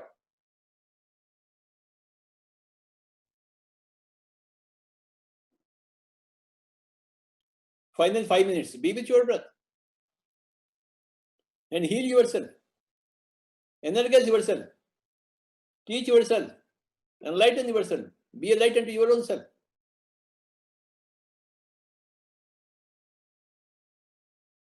These are the Buddha's great final words, Appo Dipo Bhava, be a light unto yourself, which is the fundamental dictum for Pyramid Spiritual Society movement. You create your own reality through your own choices,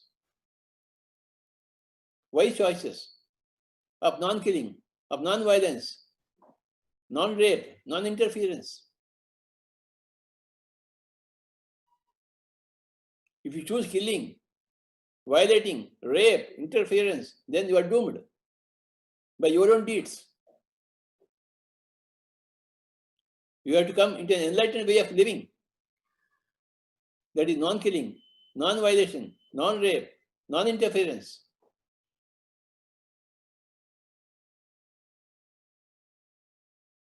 And learning meditation, practicing meditation, teaching meditation, spreading meditation. Living a grand middle path, noble middle path.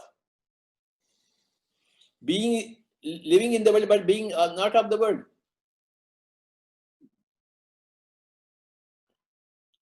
living physically in the world, but mentally in the Godhood of your own self. Final 2 minutes. Kindly don't open your eyes. Be with your breath.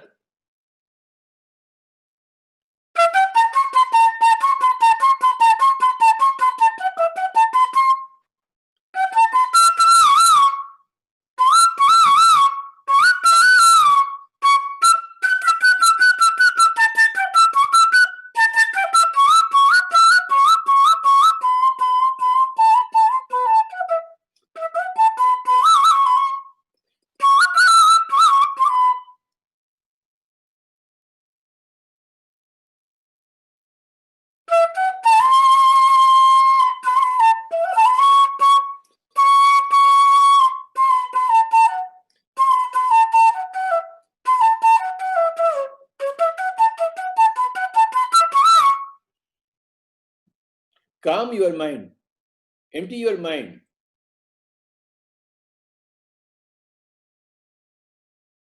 Purify your mind. Teach your mind right thinking.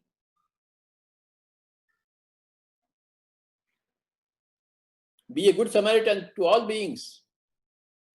No more killing of animals and birds and fish to quench the hunger. Only plant-based diet, my dear friends. Make this great change in your lives and see how heaven descends into you. And you become a heavenly being for everybody else around you. Final 1 minute.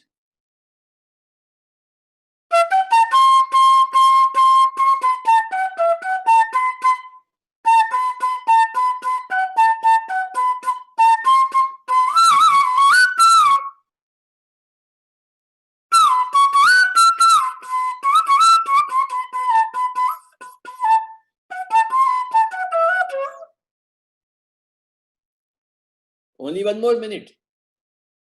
Being with the breath.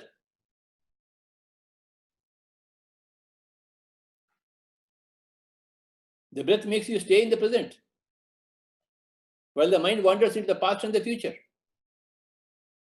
But with the breath, the mind stays in the present, and you become enlightened.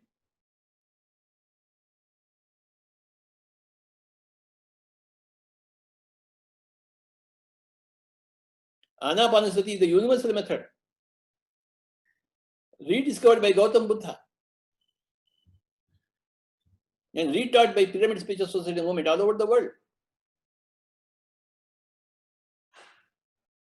with the same enthusiasm and the same passion as that of Gautam Buddha.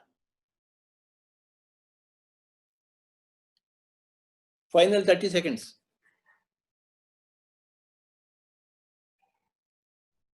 20 seconds. 10 seconds. 9, 8, 7, 6, 5, 4, 3, 2, 1, 0. Kindly keep your hands on your eyes for 5 seconds. 5, 4, 3, 2, 1, 0. Slowly remove your hands and you open your eyes. Thank you, my dear friends, and thank you, Alekhya. Thank you so much, sir, for reminding us once again. Hello?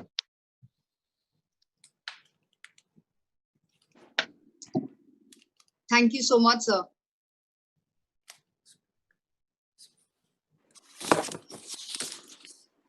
Yes. Are you able to hear me, sir? Yes, yes, please. Carry on. Yes, sir. Thank you for reminding us once again that we are divine beings having a human experience. You remind us to your own beingness, a physical manifestation of this eternal truth. There's so many messages that you gave us in just this short span of time. We are gods and we are the gods.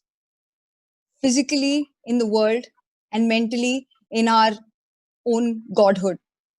And what a great way to explore this through the combination of science and spirituality. The proof of enlightenment is your choice when you choose to take up a plant-based diet. And that is a core topic that we'll be exploring and learning in the next 3 days. And thank you so much, sir, for setting the pace for the next 3 days of our Spiritual Science International Meet. I have the privilege of taking up the next segment of the event, a much awaited event, which is the theme also of our entire 3 days of the importance of spirituality in law enforcement. And here I was reminded of a very wonderful Chinese philosopher and a political leader himself, Confucius, who said the most alarming truth at a time where most were unable to yet understand it. And yet it is the truth that is beckoning the now, the paradigm for the future.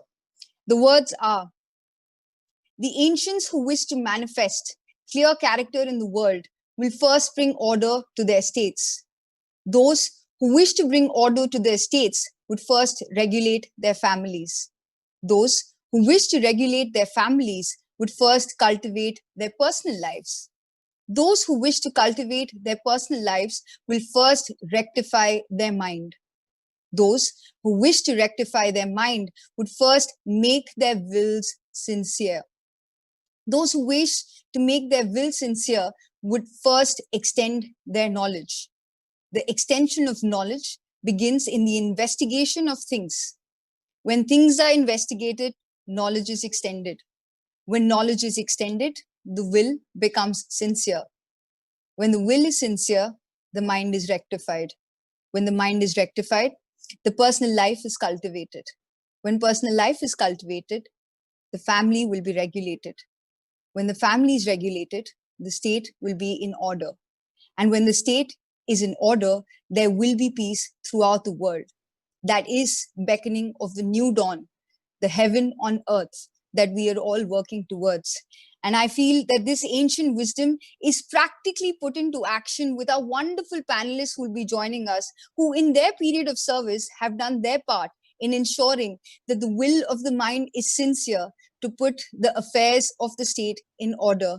I have the privilege to first introduce Dr. Kaartikeyan sir, an Indian police officer from the 1964 batch and also from the Karnataka cadre from Tamil Nadu, who is also served as the former director of the Central Bureau of Investigation and the Director General for National Human Rights Commission. He was awarded the Padma Shri in 2010 for his exceptional contribution in the field of Indian civil services. A man of few words, but with abundance of wisdom. He's a dear friend and a supporter of Pyramid Spiritual Society's movement, along with his close association with Pyramid Valley International, the headquarters of PSSM.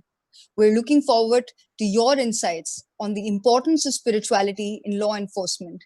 Over to you, sir. Okay. Patriji, namaskar. Swamiji, namaskaram. Such a joy listening to your beautiful discourse just now. It was an amazing restatement of your life story, summing up all your philosophy and teachings. It's a great moment. Let me pay my compliments to Patriji and Pallavi and other masters who organized this very beautiful discourse on most important subject today, the importance of spirituality in law enforcement. Very nice introduction by Kaartikeyan, quoting the great Chinese master Confucius. The human life needs physical, emotional, mental, and spiritual balance so that when life's stresses land in our life, as they always do, we can handle them efficiently, effectively. Stress can feel really heavy. Law enforcement as a profession is extremely stressful. Officers can experience stress from all sorts of sources, responding to calls for service, leadership within the department, society's expectations, spouses and family members, then financial problems, and also tensions from within oneself. As officers tend to hold their actions and behavior to very high standards. Operational policing is demanding and threatening, repeatedly dealing with death, serious injury, horrific crime scenes, the need to be constantly alert, whether on or off duty, and being ostracized by the communities in spite of their hard work and sacrifice are only some examples of what police officers encounter in their day-to-day life. When all others are enjoying festivities like Deepavali or Holi or Christmas with their families, all policemen will be on the roads ensuring peace and harmony so that they enjoy their own festivities. All these and crises of all types take their toll on police officers, on their health, fitness, and well-being, and on their view of people and the world. The toll also extends to their families and all those who are served by these officers. While this toll is recognized, there are still high levels of sickness, absence, ill health, as well as suicides. These are clear illustrations of the challenging nature of policing, as we all know. If you look at the deeper issues of these challenges, nature of policing and its struggle for good, not being recognized as whole by the people, not being treated as valuable parts of your community, the reality of facing death and the destructiveness on a daily basis, we see that at a fundamental level, these have a spiritual component to them. This is an important but often unrecognized aspect of policing. Police forces all over the world emphasize on the physical and mental well-being of officers, but neglect their spiritual well-being. Officers often feel they are under constant stress, and their weight can accumulate over time. High levels of stress can also come from a single event, whether it's reporting in a car accident where multiple people get killed, or being involved in a use of force incident like riots, communal riots, or political clashes. Unfortunately, many officers take the stress, their own experience from their job back to their home also, which can cause even more turmoil within the family, and again they suffer. Quite often, officers crash when their lives are out of balance over an extended period of time. Whether it is the emotional or social or mental sides of life that are weak, or if they are ignoring the spiritual aspect, out of balance lives create risk. Belief in faith, be it of any religion or otherwise, can help the average person to get through life's stresses. So it is even more important for police officers who experience much greater levels of stress than any of us in other walks of life. Part of the reason officers do not address the spiritual side of life can be attributed to their inconsistent and downright crazy work schedules. Very often they are made to work even round the clock, though they are supposed to work for 8 hours or so. But very often they are not able to go home even for days together, as we have seen during this coronavirus pandemic. There are people who have not gone home for 7 days, 8 days, and all that. Many officers work night shifts, weekends, and are on call, attending to religious, spiritual functions, celebrations, or maintaining relationship at a house of worship or a place of worship. It's very difficult to manage. Another reason police officers often neglect the spiritual side of their life is that they have seen so many bad things, accidents, events in their life. Officers deal with the lowest of the low in society, and they are also seen horrific things from gruesome crimes to tragic accidents, and even have to deal with some of the society. Some of them may be holding high positions, they may be very rich also. This can harden a person's outlook towards people and life in general. However, this is even more of a reason why police officers, need to find some element of spirituality in their lives. Spirituality helps people to gain perspective on their life's events and can help bring balance, perspective, and even gratitude for what they have. Finding spirituality also drives many people into a service task such as participating in missions and local charities to help them give back and contribute in a different but often therapeutic way. Almost all the officers who share their frustrations with me, challenges and pain with me, are able to find some sort of a solace when they focus on their spiritual life. Stress is a killer. It destroys lives and can cause incredible damage to any person's well-being. It is much more so in the life of a police officer. They need to find ways to cope with and address their stress so it does not eat them from inside out. Spirituality helps people think through what is right and what is important in life so that stress does not make them lose their balance and equanimity in their day-to-day life and in the performance of their duties. Stress can be lessened when one understands his or her purpose in life by spiritual practices like yoga, which includes not only hatha yoga, yogic physical exercises, but also mindful breath meditative practices like the simple Anapanasati meditation being propagated by the PSSM movement and Brahmarshi Patriji. My own challenges in my official life I narrate before I conclude. Well, throughout many crises we have faced, communal riots and political clashes, large-scale, several lakhs of people gathering on either genuine or imagined grievances and all that. Very often we have to go into the middle of them, talk to them, see them, see reason, very often without using force. It has happened very often. Very rarely we have to use force but then for that you need a lot of courage to go into the middle of the 10,000 people, 20,000 people when they're angry alone. It has happened. But one thing I would like to narrate is during my investigation of Rajiv Gandhi assassination, which everybody knows. It was a challenge which nobody wanted to accept in Delhi.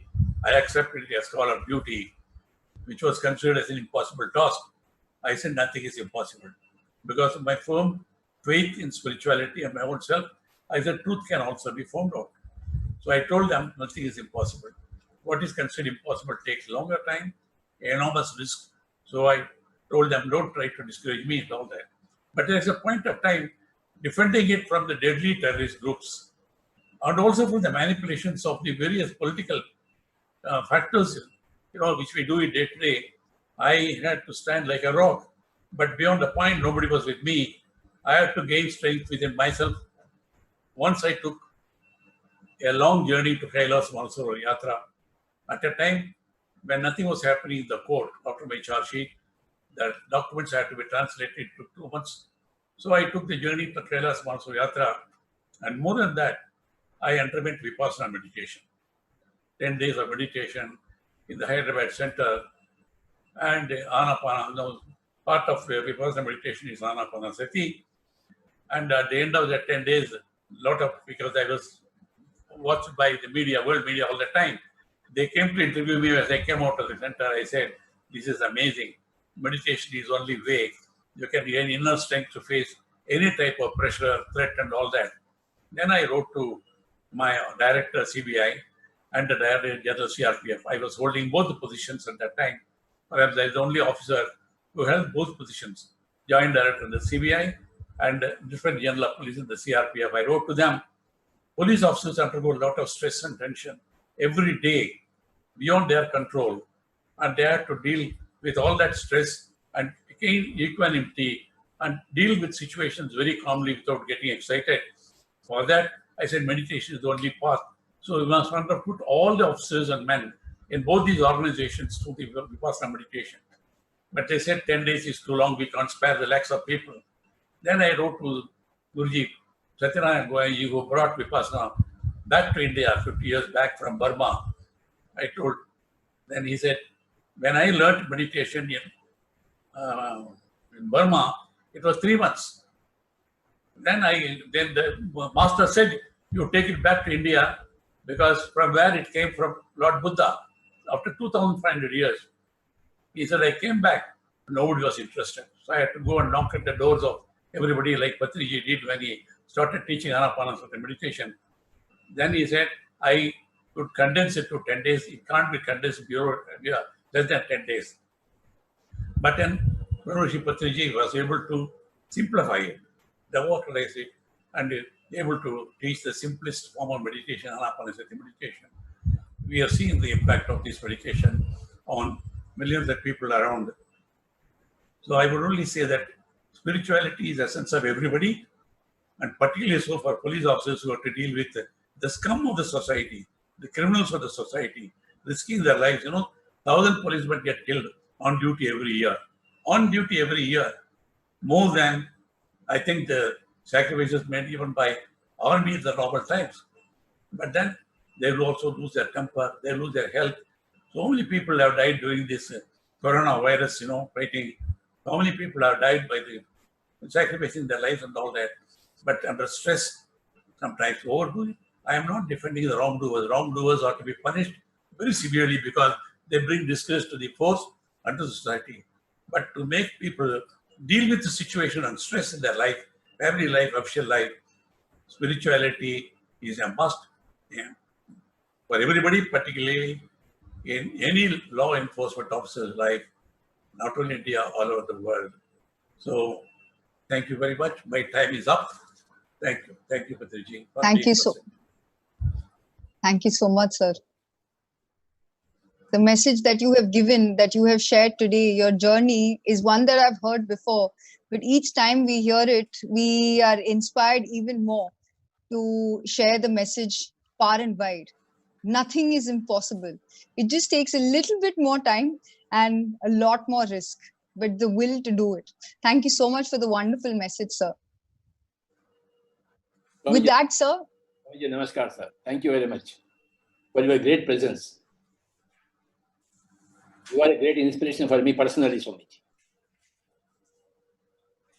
Thank you. You are a world peace ambassador. Ambassador for meditation. Thank you, sir. Absolutely. Your own students, your own masters are spreading Anapanasati meditation in regular practices. Swami, we sent invitation. Yes. Within 24 hours, 1,000 people registered for Chandra's meditation, 40-day meditation we started yesterday. And then actually 700 people appeared in the morning. I found there are 3,000 people following it on WhatsApp. So the time has come for your mission, fulfilling your dream of creating Jan Jagat. That is the only way we can solve the problems, not only within the police forces. You have to spiritually the politicians, all sections of the society. That way you can only create a society full of peace, harmony, justice, and peace. May your tribe increase, all your masters, let them succeed in their efforts. Thank you. Thank you so much, sir. Your words of encouragement are always needed for us, and we very much appreciate those kind words. And with that, I take the honor to introduce our next frontline warrior and master, Vimala Mehra ma'am. She's an IPS officer from the 1978 batch who's had an illustrious career of 38 years. She began her career in Andaman and Nicobar Islands and later became the DG of Arunachal Pradesh. Before retiring from Delhi Police, she served as a DG of the Delhi prison's Tihar. She is well known for her reformative initiatives for inmates in prisons. She is also known for her initiatives on women issues, including starting a helpline 1091 in Delhi Police in 2002. She's an ardent believer in alternate therapies for good health and is now trained to be a sound healer and is practicing it wholeheartedly. This has become a passion and also a full-time profession. She also dons the hat of a farmer now and is practicing natural farming. She spends most of her spare time in her farm in a village, Tehriki, in the Palwal district of Haryana. So, ma'am, we are looking forward to hear your words of wisdom that you have gained through your experience. I'm very happy and feel honored that I'm able to participate in such a wonderful program of yours, where we are spreading the message of spirituality and meditation. And I think it was a great pleasure for me today to have had a session with Patriji and enjoyed the meditation, and I'm feeling relaxed and comfortable talking in this webinar. Now, law enforcement is a very tough job for anybody. As we open newspapers, as we open our television sets and look at the news, we find that there is violence, there are riots everywhere, there is negative news, people have killed so and so, things like that. So it's a negative thing, and to deal with negative things, it requires a lot of courage. It requires a different kind of personality. If you are very soft and emotional, it wouldn't be possible for you to deal with any negative situation like that. You can't deal with the right like situation. You can't deal with crimes if you are a very emotional person. So you have to be physically tough, you have to be emotionally strong, and you have to know your work to be successful in your career, to be successful as a police officer, as a law enforcement person. The duty hours are very long for any police officer, and you are looked down upon by society because there are some people in the department who do break the law themselves and set a bad example for others. So you are not always liked by people. Be strict with your law enforcement work and duties. The duties are long and onerous, and you have to neglect your family. So there is a lot of stress which your body takes, your emotional well-being takes. So therefore, one has to be very careful in looking after not only physical, but emotional and intellectual well-being of your personality. So having talked about it, it is very important to be balanced, physically fit, emotionally balanced when you are doing your work. So what I had done was, maybe it was inner feeling in which prompted me to go into art of living in 2000. So I started following Shri Shri Ravi Shankar ji, and I have been doing my meditations regularly since 2000. That has perhaps helped me to retain my sanity throughout my career. I have been able to retain good health because I have been very regular. And then with regular meditations, I think when you follow this path of spirituality, which also comes to you through meditations, I feel your life becomes balanced. You are able to take care of your time, because time, of course, is a very important factor in our life.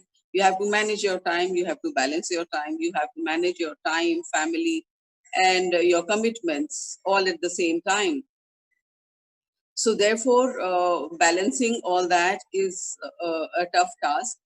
Of course, you can do it with if you have a cool mind, and that comes with stressful work schedule.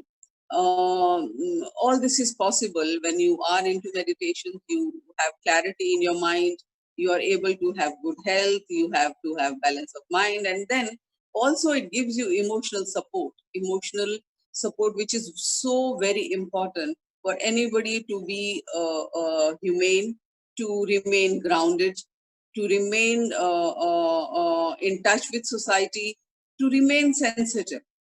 Here, I would like to share my experiences with the Crimes Against Women cell, which I was heading in Delhi Police. We started these helplines, and then we also started self-defense training programs.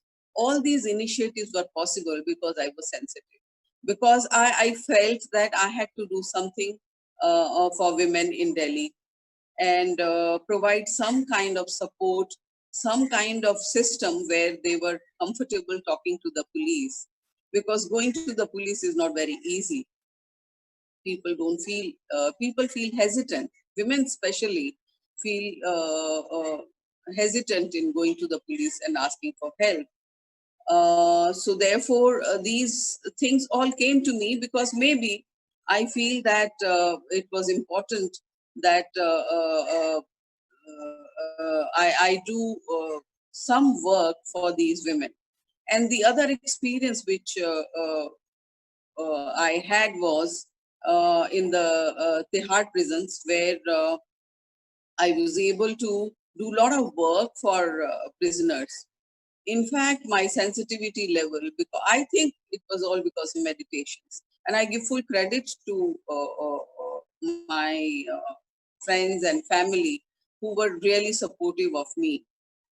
In fact, in the police, it is supposed to be not very good if you spend a lot of time in meditations, etc., because people feel you are going into a religious mold of system, social system. So therefore, one has to be very careful, and you have to balance whatever you are doing.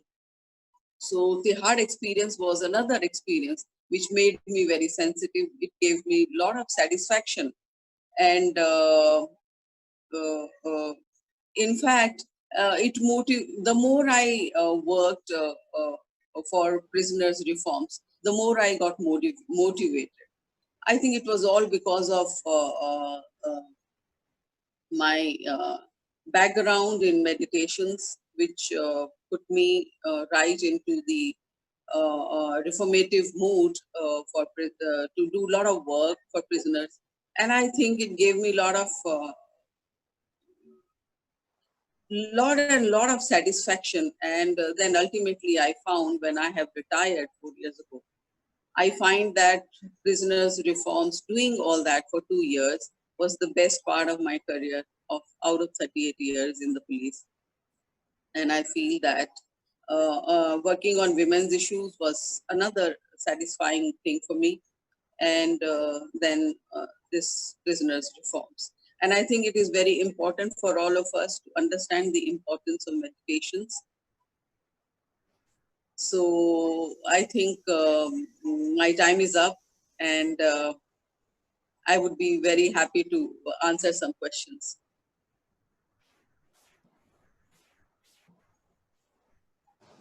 Thank you so much, ma'am. Thank you. Absolutely Meditation. wonderful. Absolutely wonderful. We thank you from our bottom of our heart for your presence here. Thank you. Grand occasion. Your wisdom was very essential for us, for the whole world. Thank you, Patriji. Thank you. Thank you, ma'am. Meditation gave you the courage to take up the initiatives that you felt very strongly about while performing your duty. What a deep and profound meaning it has. Thank you so much, ma'am. And with this, I'd like to invite another dynamic master, the pyramid master, who has been working tirelessly since the past 10 years almost to spread meditation far and wide in villages and towns across Haryana. Dr. Sangeetha Nehra is the director for Ayush, Ayurveda, Yoga, Naturopathy, Unani, Siddha, and Homeopathy systems in the government of Haryana state. working since the past 20 years in this department. Beginning her journey in 2011, she started her meditation along with all the alternate practices back then. And she's been instrumental in constructing a pyramid, a 60 by 60 pyramid in the very campus of her office, and has enabled building of over 20 pyramids in civil hospitals, gaushalas, houses, and ashrams. She's an author of having written 4 books: Conscious Breath, Woman, Ahar Oshad, and Twacha, Skin.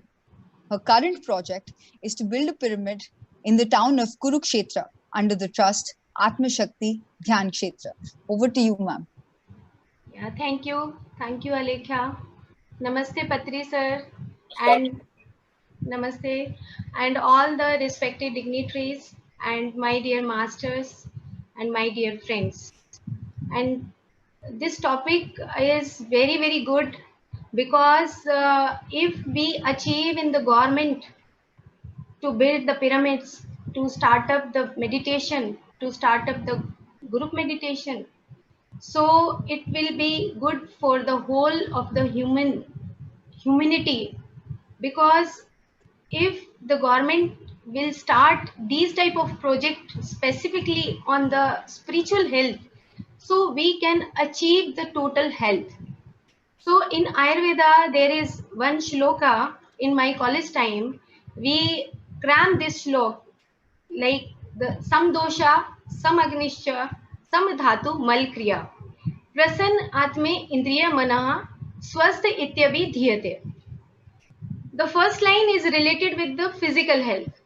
And nowadays, even nowadays, most of the organizations and the society and the government, I see that the more focused on the even the physical health, something little bit the mental health, but not the spiritual health.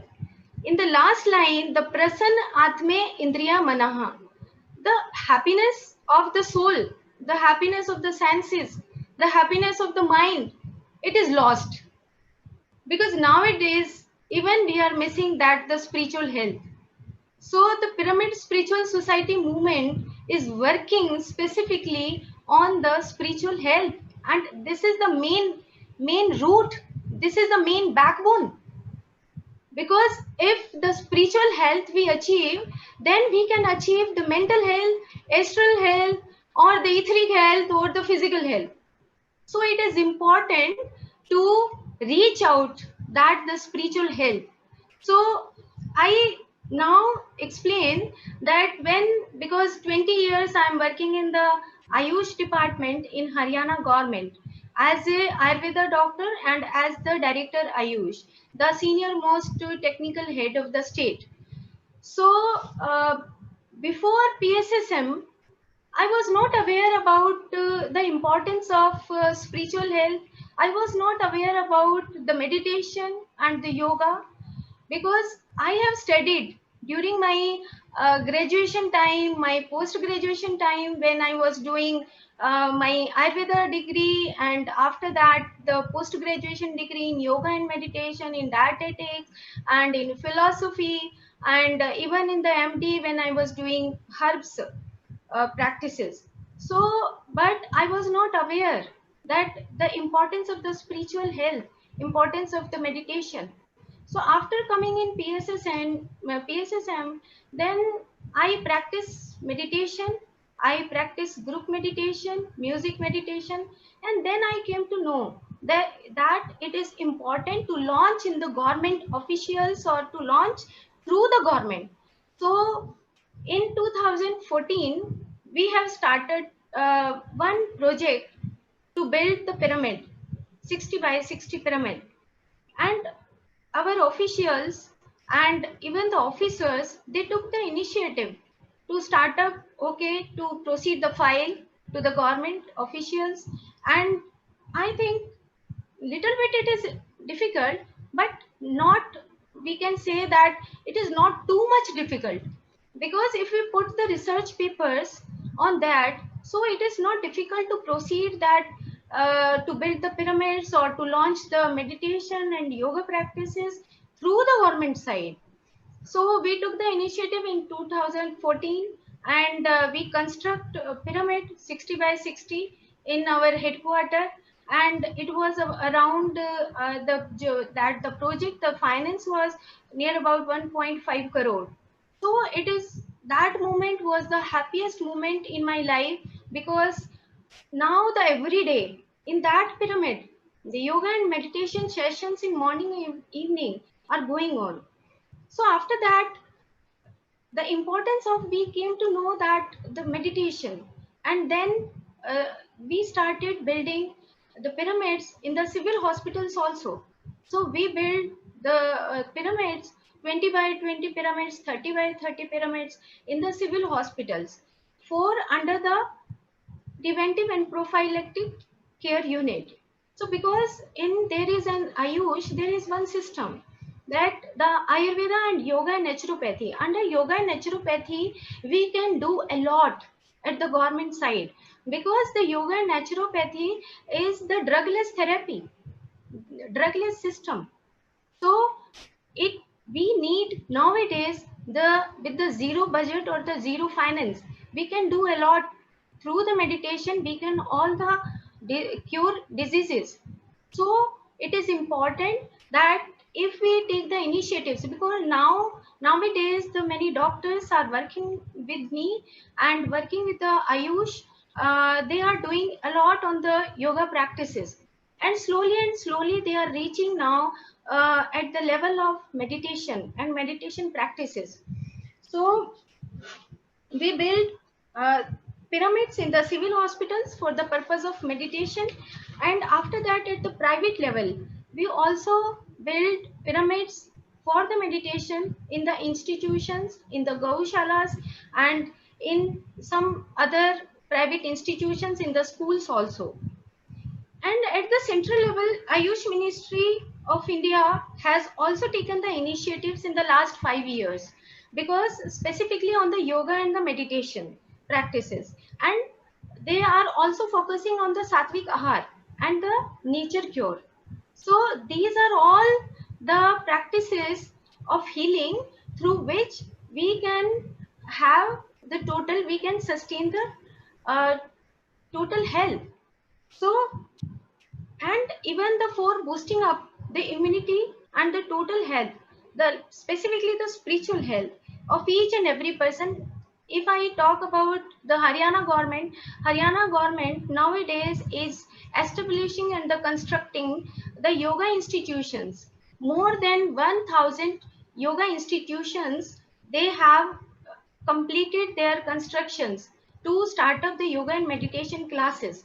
And even we have placed at the Haryana government level the yoga specialists, yoga instructors, uh, yoga therapist also, because they are teaching the asanas, pranayam, meditation, and nature cure practices.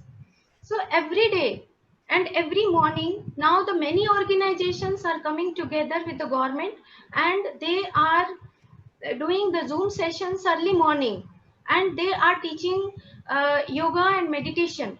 And I think I have participated in many times, because there is yoga, one yoga parishad. Now it is launched recently, just 6 7 months back, and total it is live sessions, and we are teaching the benefits of the yoga and meditation. Many persons now are getting together to reach out to sustain the total health. So now the under Ministry of Ayush, the research councils of all the systems are working with full attention. Now the Ayush Ministry at the government of India level, now they are doing a lot, because nowadays in the COVID-19 time and COVID-19 zones, we have provided the diet charts, we have provided the yoga protocols also, and even the kitchen herbs, we have provided the main details of the kitchen herbs, how they can use at the homes, and how they can save their families through the kitchen herbs. So nowadays the Ayush Ministry and in the Haryana government, they are doing a lot. And in 2011, when I met Patri sir, my whole life is changed, because before that I was normal officer, normal doctor, and after that I became that. Yes, the purpose of my life is to spread meditation, to spread like pyramid powers. So now my mission of life is to spread meditation for achieving the total health. And in the last, the Patri sir's lines, the spiritual health is the root and physical health is the fruit. And it is true, because no doctor, no medicine. I believe in this. Thank you so much. Absolutely wonderful, ma'am. Thank you. Thank you, sir. Thank you all, masters. Thank you all, friends. Nice to see you here. Yes, sir. Thank you, sir. Thank you, ma'am. You're a true representative of PSSM in the government. You took the words right out of my mouth. Spiritual health is the root and physical health is the fruit. Thank you so much, ma'am. Thank you. And with this, we now meet a final panelist of this wonderful session where we learn the importance of spirituality in law enforcement. Our final panelist is V.R. Chandran. V.R. Chandran, sir, was recruited as a sub-inspector in ITBP, the Indo-Tibetan Border Force, in 1990. He served in the highest altitudes of the Himalayas in Uttarakhand, Himachal, Leh Ladakh, and Arunachal. 7 years of service in the Special Protection Group, he has also served various prime ministers, including the late Shri P.V. Narasimha Rao ji, as well as the late Shri Atal Bihari Vajpayee ji. He's performed various duties in international countries, as well as special duties in the Delhi police as well. He has served as a personal staff officer for 5 director generals in Delhi. His spiritual practice started very much during his childhood, and his sadhana and meditation has been continuing ever since. During his service in Ladakh, he says meditation has helped him to build his complete self as well as to empower his troop. Sir, we'd like to hear the very story of this from you directly. So over to you. Good evening. Good evening, Sri Patriji. Bhaskar Baba. Esteemed Sri D.R. Kaartikeyan sir, Vimala Mehra madam, and Sangeetha madam. And to say the thing, when I joined ITBP, it is a paramilitary force. Okay, once I joined it, then only I came to know what is this paramilitary actually is. And neither military nor police. And during the training time, we were given the training like a military commandos. But when on the duty time, we neither become a law enforcing officers or nor the army commandos. But occasionally we were commandos also. When performing in the duty at the border outpost and all, yes, we have to, as an officer commanding the troops, I have to look after the men and as well as execute the orders of my seniors also. As Alekia has earlier mentioned, even though I started as born as a Brahmin and I started my spiritual practice, I was not that much inclined to, you can say, yoga or meditation, anything like that. And those days, I just thinking these are all the practices for Buddhas. When I was saying, now I am 50 plus. Okay. So once in 2014, 2012, 13, I met Brahmarshi Patriji in one of his sessions in Delhi. I saw this has some effect. This anapanasati, which is breathing meditation, has some effect. Again, I start this thing of my self practice like that, and as honored Kaartikeyan sir has said, and like when you sit alone and you start concentrating on the breath, the meditation, you will feel what the world is and who you are. That particular knowledge, slowly, still I am learning. And I was able to make my own decisions in a bias, in an unbiased way, so that I can give a good decision of whatever policies which I have been entrusted with, and achieve those targets also. And my command was also being accepted. Whoever were asked, Chandran साहब की company में भेज दो, चंद्रन साहब की पलटन में भेज दो, so that we will be happy over there. In the force, we used to say, हम फौजियों के अपार, यानी कि एनुअल कॉन्फिडेंशियल जो होता है साल में एक बार भरते हैं, बट जवान आपकी अपार रोज भरता है. That particular words, when every day when a jawan discusses about his senior officers, there are only two ways to discuss, either in a bad way or in a good way. And only those officers who had left their good thoughts and good deeds with this jawan, they will be remembered even after their career also. I still remember the days when I took Brahmarshi Patriji to Ladakh, and in our academy at Missouri, when he was given a session, live session, and was participated by the troops, they felt this is also a system of practice. And still they are asking, so who is this master? And can we have more sessions from this particular master? I told, yes, if the time permits, we can still conduct more classes. And he will give you only, he will just pick your hand, like your father and mother had hold your hand to stand up and see the world. He will show you the spiritual path, and you have to walk on it. And he will correct each, he will take you at each and every moment. He will show you where you are standing and where you went wrong, so that you can correct yourself. So the practice of meditation is such a wonderful thing.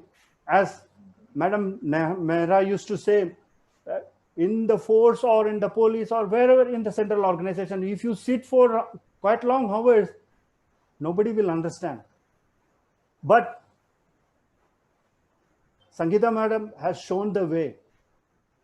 She has built up the pyramids, and she had made the sessions. It is being accepted. Now, in the present scenario of COVID-19 also, I just formed a group of my own, because in the earlier days of first lockdown, we were not allowed to go out, or even only for the duties or for the unavoidable circumstances. We were stepped out of our houses, and I formed a group. And during this type of video conference itself, I discussed with one of my colleagues, one of my friends, hey, can we start some Surya Namaskara practice in the early morning? Only thing is, everybody said yes. But I told, okay, see, I have to go to the office also, so we must start it by around 4:30, 5 o'clock. And by the end of 21 days of our practice, we must achieve the target of 108 Surya Namaskara. This 5 o'clock starting of the thing was little bit okay. So slowly, 1, 2, 3, and at present we have 18 persons in our group, and we are able to achieve around 2 sets of 108 Surya Namaskar. And that itself gives us the whole days of energy, and and followed by it some 45-50 minutes of meditation is showing us the way how we can go ahead in each and every day and face whatever we were able to achieve in the day-to-day life. So, Honorable Patriji are a great master and still showing us quite a lot of what you call teaching us quite a lot of lessons to deal with each and every kind of what you call meditation practices, and as well as to deal with each and every kind of situation and to lead a middle path life. Thank you. We need many, many officers like that, like you, in ITBP, military, and police forces, Swamiji. Thank you. Thank you. We will try our best to spread vegetarianism and as well as meditation in one of our what you call curriculum, so that this also will be the part of our training. बहुत बहुत शुक्रिया Swami ji. Dhanyawad. Thank you so much, sir, for the powerful message that you have just shared. It must be part of our curriculum. Thank you. And PSSM is showing the way. Thank you. And with this, I'd like to invite and hand over the sessions to a dynamic master who is a key member of Pyramid Seva Dal, Rinku Gupta ma'am. Welcome, ma'am. Over to you. Thank you, Alekhya. Thank you so much for giving me this opportunity, Alekhya. Thank you so much, sir. Pranam to our Guru Brahmarshi Patriji. Koti Koti pranam to him. Friends, first I would like to share with my own experience, my own journey, meditation and spiritual journey, friends. I'm Rinku Gupta from Kolkata, India. I started my journey in 2010 under the guidance of Patriji. When he came to Kolkata, I learned Anapanasati meditation from him, and since then I'm regularly practicing it. And while practicing Anapanasati meditation, I am also spreading it in Kolkata with my friends, along with our Kolkata PSD team.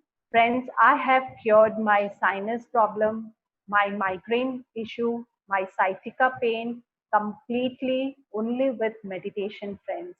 So just in short, I have shared my experience, and we have a core principle in our PSSM following the Sansara in Nirvana in Sansara.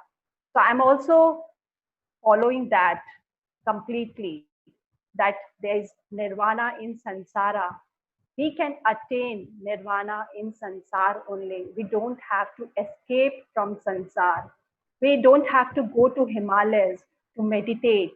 We can be at our home. Our home is our ashram. Our body is our temple. That's what our Patriji showed us, that the path of truth, that we can easily attain Nirvana in Sansara by being in family, by being with children, by being fulfilling all the responsibilities as a housewife, as a mother, as a wife, everything. We can fulfill all the responsibilities. Still, we can meditate. I'm spreading meditation in Kolkata, teaching meditation to all. And we are doing a great job. Our team, Kolkata PSD team, is doing tremendous job in spreading Anapanasati meditation in whole West Bengal, friends.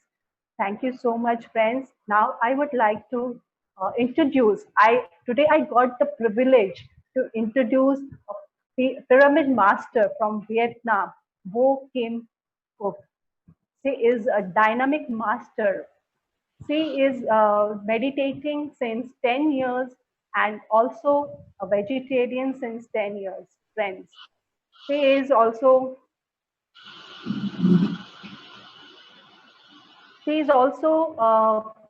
realizing, she has realized the truth of life. by practicing meditation. She has cured all her psychic issues, all her emotional problems. She has overcome all her issues only by practicing meditation. And she is also organizing PSSM events in Vietnam since 5 years. And I have also heard about her that she is being felicitated by our Patriji by the name Om Shanti.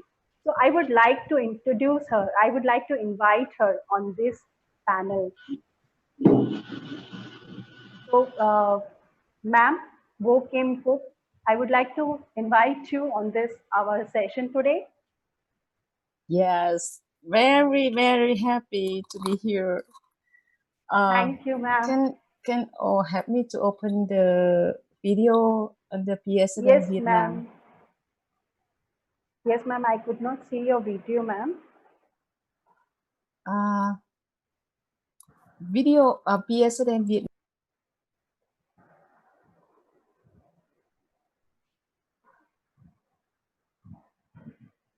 So she is here, friends. Can you help me to open the video?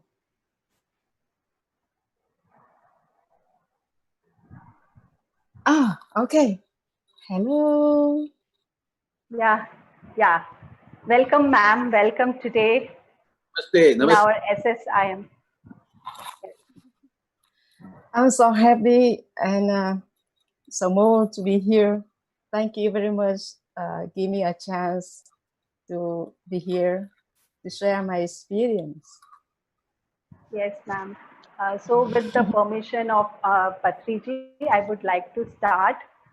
So, ma'am, I would like you to share your words of wisdom about how you got introduced to meditation. Yes. We can, you ask and I answer, okay? 10 years ago, meditation is not popular like now in Vietnam. At that time, I don't know anything about meditation. I just heard the name. The name in Vietnam is Thiền. The name in Vietnam, meditation means Thiền. And I think that at that time, I and a lot of people also thought that meditation is not for normal person. It's for a sacred person, for monks, and also for old person. Not for everyone. Yeah. So one day I came to the yoga center and I see in the schedule I also have the meditation session, meditation class. I get shocked. I get surprised. Oh, why? Here also have meditation class. And it's very interesting to me at that time. And I said myself that, okay, one time be a sacred person and let's see.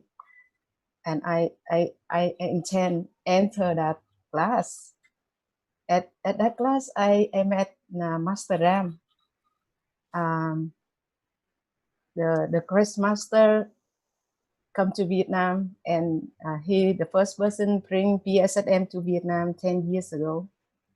And Ram is a person to establish PSSM Vietnam and teach us Anapanasati and talk about vegetarian.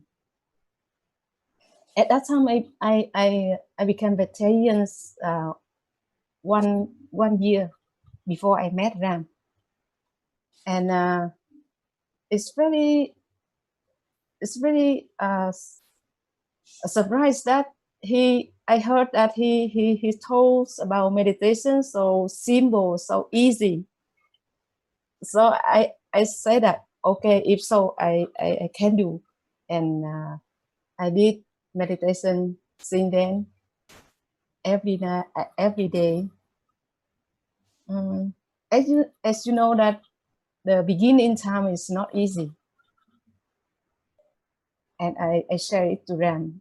And he said that, okay, you should practice every day in 40 days. Every day you practice 1 hour. And then after 40 days, meditation become very easy for you. Believe that. Ram said to me that, and he said to people too. And I believe him.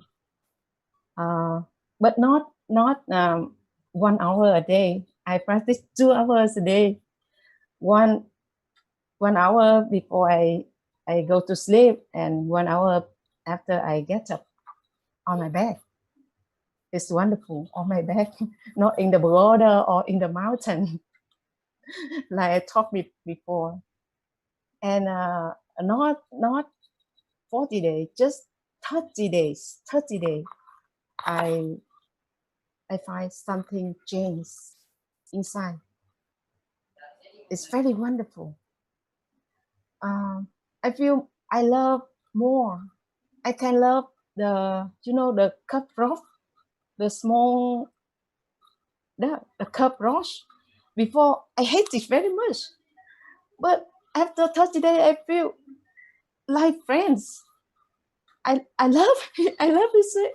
I got surprised. Why it changed so much like that?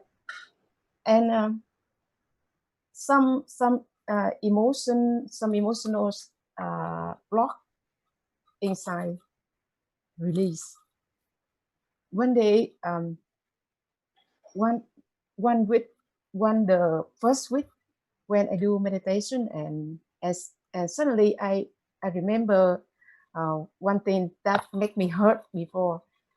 I feel angry with that person. Be angry so much.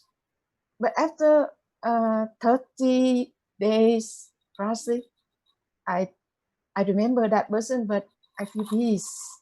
I don't feel angry with him anymore. Yeah. I get surprised. Oh, what happened? Ram said wrong. Every Ram said is right. It's happened to me. It's manifest, and I share it to my friends, share it to some people, and I decided I chose to be a volunteer of PSSM at that time. And before Ram went back India, Ram and some master there, they opened a class, training master, the first class, and I joined that class.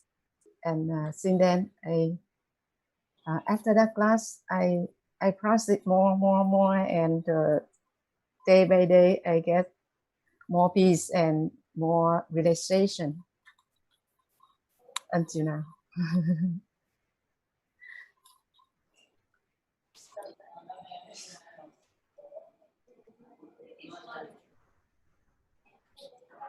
Yeah, ma'am. So it Yeah. was so wonderful to hear about you that, and actually I'm so resonating with your experience, because when I also came first time, I also felt it's so easy. This meditation is so easy, so simple. Yes. And I also had many emotional turmoils, which I also overcome. So I am resonating with your experience so much. So, ma'am, I also heard about you that you are being felicitated by Patriji with the name Om Shanti. So I would like to hear something about that. I'm so curious to know about that experience. Yes. Thank you so much, sir. Give me a very nice name, very good vibration name. That is a very sweet memory with me. I remember that. I don't remember exactly the year, but about 6 or 7 years ago, when Sir came to Vietnam to workshop through Vietnam. At that time, I joined in the team to organize workshop for Sir. Before I heard the Indian name, Indian's friend name, they have a spiritual name like Krishna or Vishnu or something like that. I feel very nice, and when we call them, we feel a very nice vibration when we call that name. And I wish that I ask myself when Sir come, I will ask Sir give me a spiritual name. And that day when we come back from the workshop, sit in the sofa, and I came sit behind him, and I talked gently that, "Sir, I would like to have a spiritual name. May you give me a name, a spiritual name." It's very funny. So do like that. You're like, you want spiritual name? Okay, Om Santi. Okay, you want it? Do you like it? I still remember. It's so funny. I guess so. What? Om Santi. Om Santi, I chanted every day in yoga class. And I think that this is not a name. And I observed that some Indian friend there, they start laughing. At that time, a little bit disappointed because I'm waiting another name. So so I say that, okay, sir, whatever you gave me is perfect. I like it. So it's very wonderful with that name. I remember also in that journey, we moved from this city to another city to organize workshop for sure. On the way that we a lot of work, and in the airport, so observe my face is not easy. Get some upset, and so ask me that, "Hey, Om Santi, where your Santi?" You see, that question touched me so strong. Until now, I still remember, because whenever I do something, I lost peace, I remember that question. Om Santi, where your Santi? Thank you very much, sir. That question still touched me now. That's all. And now I love that name so much. My friend called us, "You have a very, very beautiful name." When I call you Om Santi, I feel peace also. And I feel peace also. Thank you very much. And you visited India with the pyramid? Yes. Tell about the pyramid in Bangalore. Sorry, sir. I cannot hear you clearly. Tell about the pyramid. About pyramid? In Bangalore. In Bangalore? Yeah. Yes. You the first time I remember 2013. 2013. The first time I went to Bangalore in the event Pumana Theda, with Ram take me and somebody come there. And first time I met her there. So asked me something about that. How do you feel? I say, I don't feel much, but right now I feel here is my family. I feel here is like my home. Every person here is very friendly, and I feel all is like a big family here.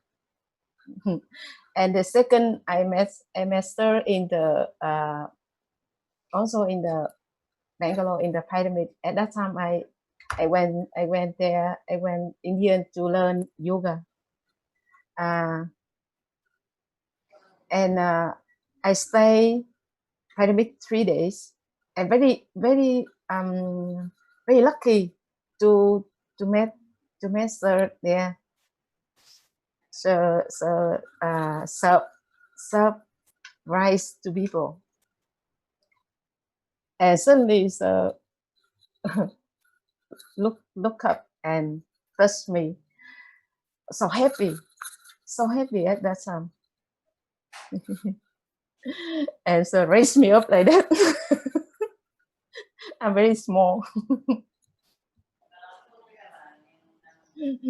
Wow, ma'am, so beautiful. I'm really excited and really overwhelmed to listen to your experiences. So now I would like to request you to convey your message in 2 lines in your Vietnamese language. I would love to hear in Vietnamese language. Vietnamese language? 2 lines to the whole world. What message would you like to convey in your language, in your Vietnamese language? You mean I want talk something in Vietnamese? Yes, ma'am. Các bạn yêu quý, để mà chữa lành hoặc là tìm thấy một cái thiên đàng tại nơi này, right here and now, thì không cần cái gì cả, bạn chỉ cần thực hiện 2 điều thôi, đó là thiền định và ăn thực vật. Đối với tôi thì 2 điều đó là một cái phương pháp cực kỳ hữu hiệu và không tốn cái gì hết, tiết kiệm rất là nhiều, và nó đem tới cho mình một cái sự sống cực kỳ hạnh phúc, cân bằng, khỏe mạnh, và mỗi giây phút là một lễ hội của cuộc sống. Thank you. Wow. Om Shanti. Thank you very much. Yes. Thank you, Master. Thank you, ma'am. Thank you so much. It's so nice to hear you, and actually, so wonderful to meet you today here. And now I would like to invite our next host, Shalini ma'am from Pyramid Valley International, Bangalore, who is a head communication department. Shalini ma'am, now over to you. Welcome, ma'am. Thank you, Rinku Gupta-ji. Hello, everyone. I am Shalini from Pyramid Valley International, Bangalore. So, just we heard from the speaker, from the Vietnamese speaker about Pyramid Valley.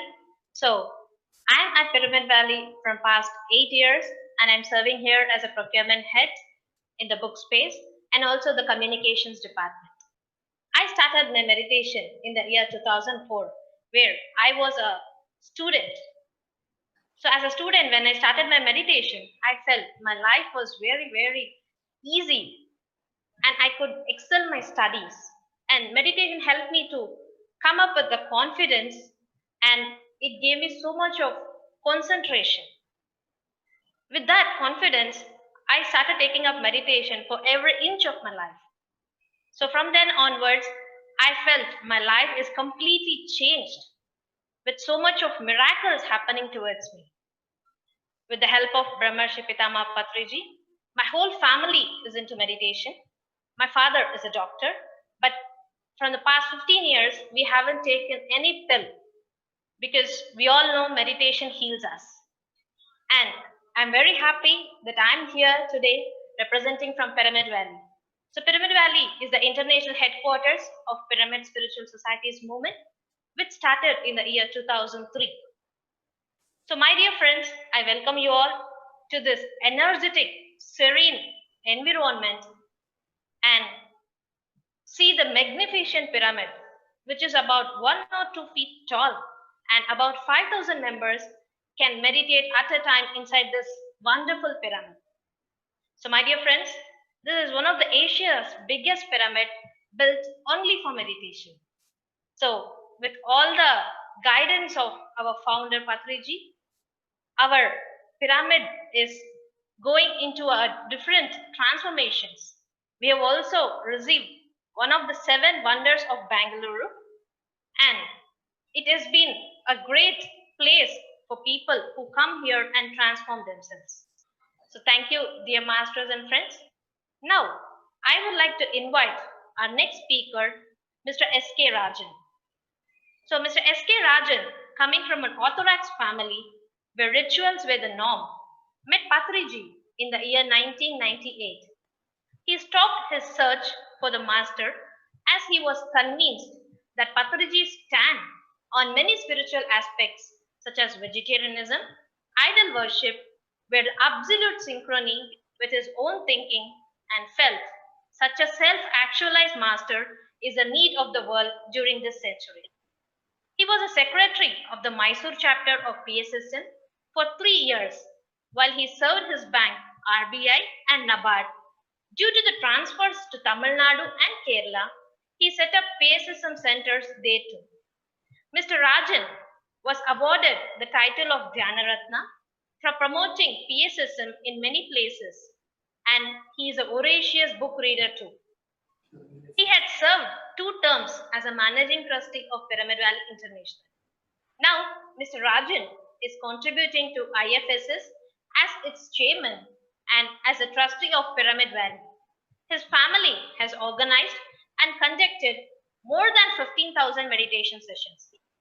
I welcome Rajan sir. Thank you, masters.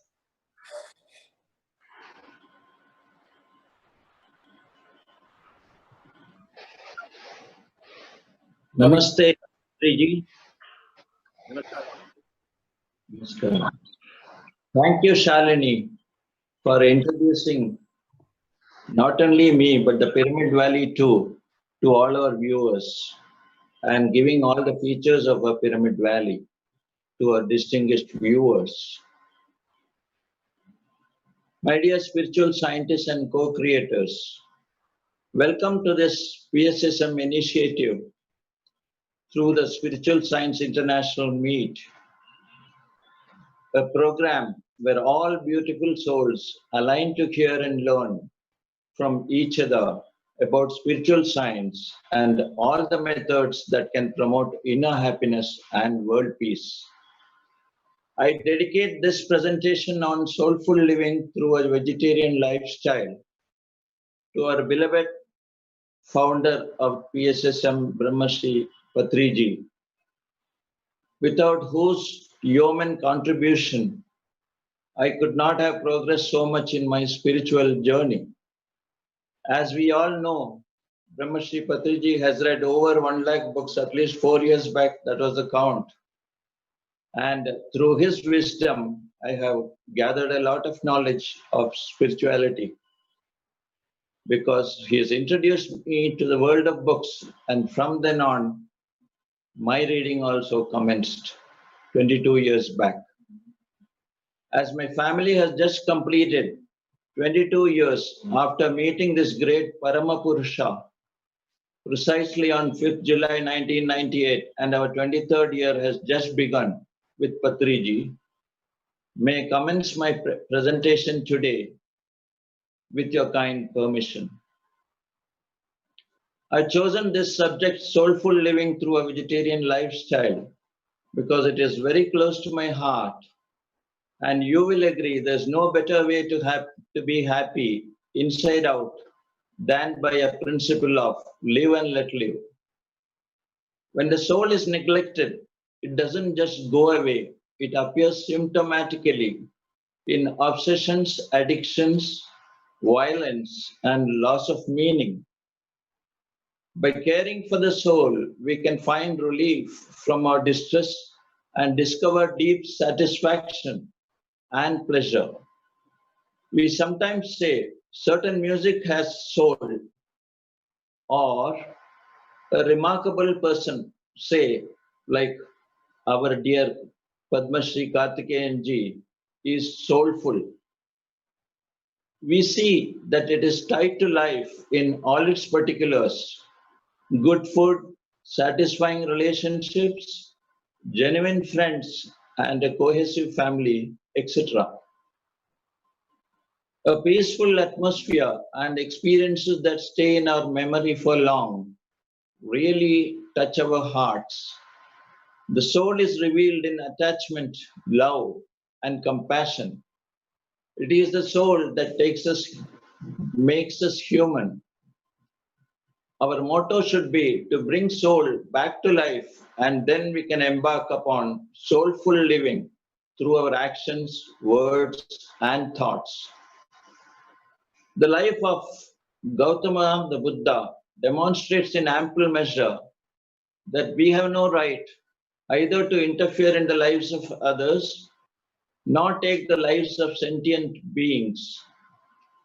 Applying this law, there are quotes from multitudes of spiritual leaders and gurus advocating that as human beings, there can never be a path better than the path of ahimsa in our daily lives if we need to live in peace and with harmony.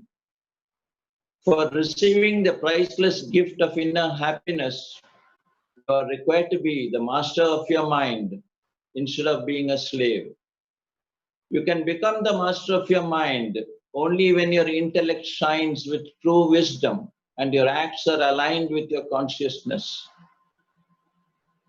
A seeker who illumines the intellect with the facts and who listens to the consciousness without forcing the mind becomes aware that it is wrong to harm or kill for food any being whatsoever.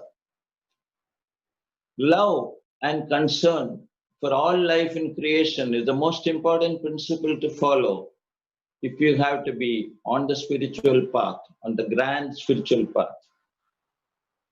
Let us now understand the primary reasons that necessitate our consuming plant-based foods and be a vegetarian.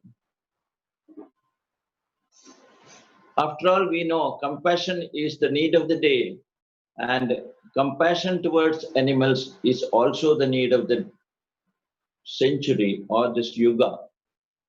Ahimsa, or refraining from causing any pain to any living creature, is a distinctive quality emphasized by all spiritual masters. It is inconsistent with the way of living compassion to fatten oneself on the flesh of a fellow creature, said the great sage Thiruvalluvar. Mahatma Gandhi has said that the greatness of a nation and its moral progress can be judged by the way it treats its animals. Now we come to the aspect of climate change. Being a vegetarian will help reduce pollution because, as per studies conducted, the meat industry is causing phenomenal destruction on the environment. According to the US Environment Protection Agency, chemical and animal waste runoff pollutes about 173,000 miles of rivers, which is the greatest threat to the quality of water today.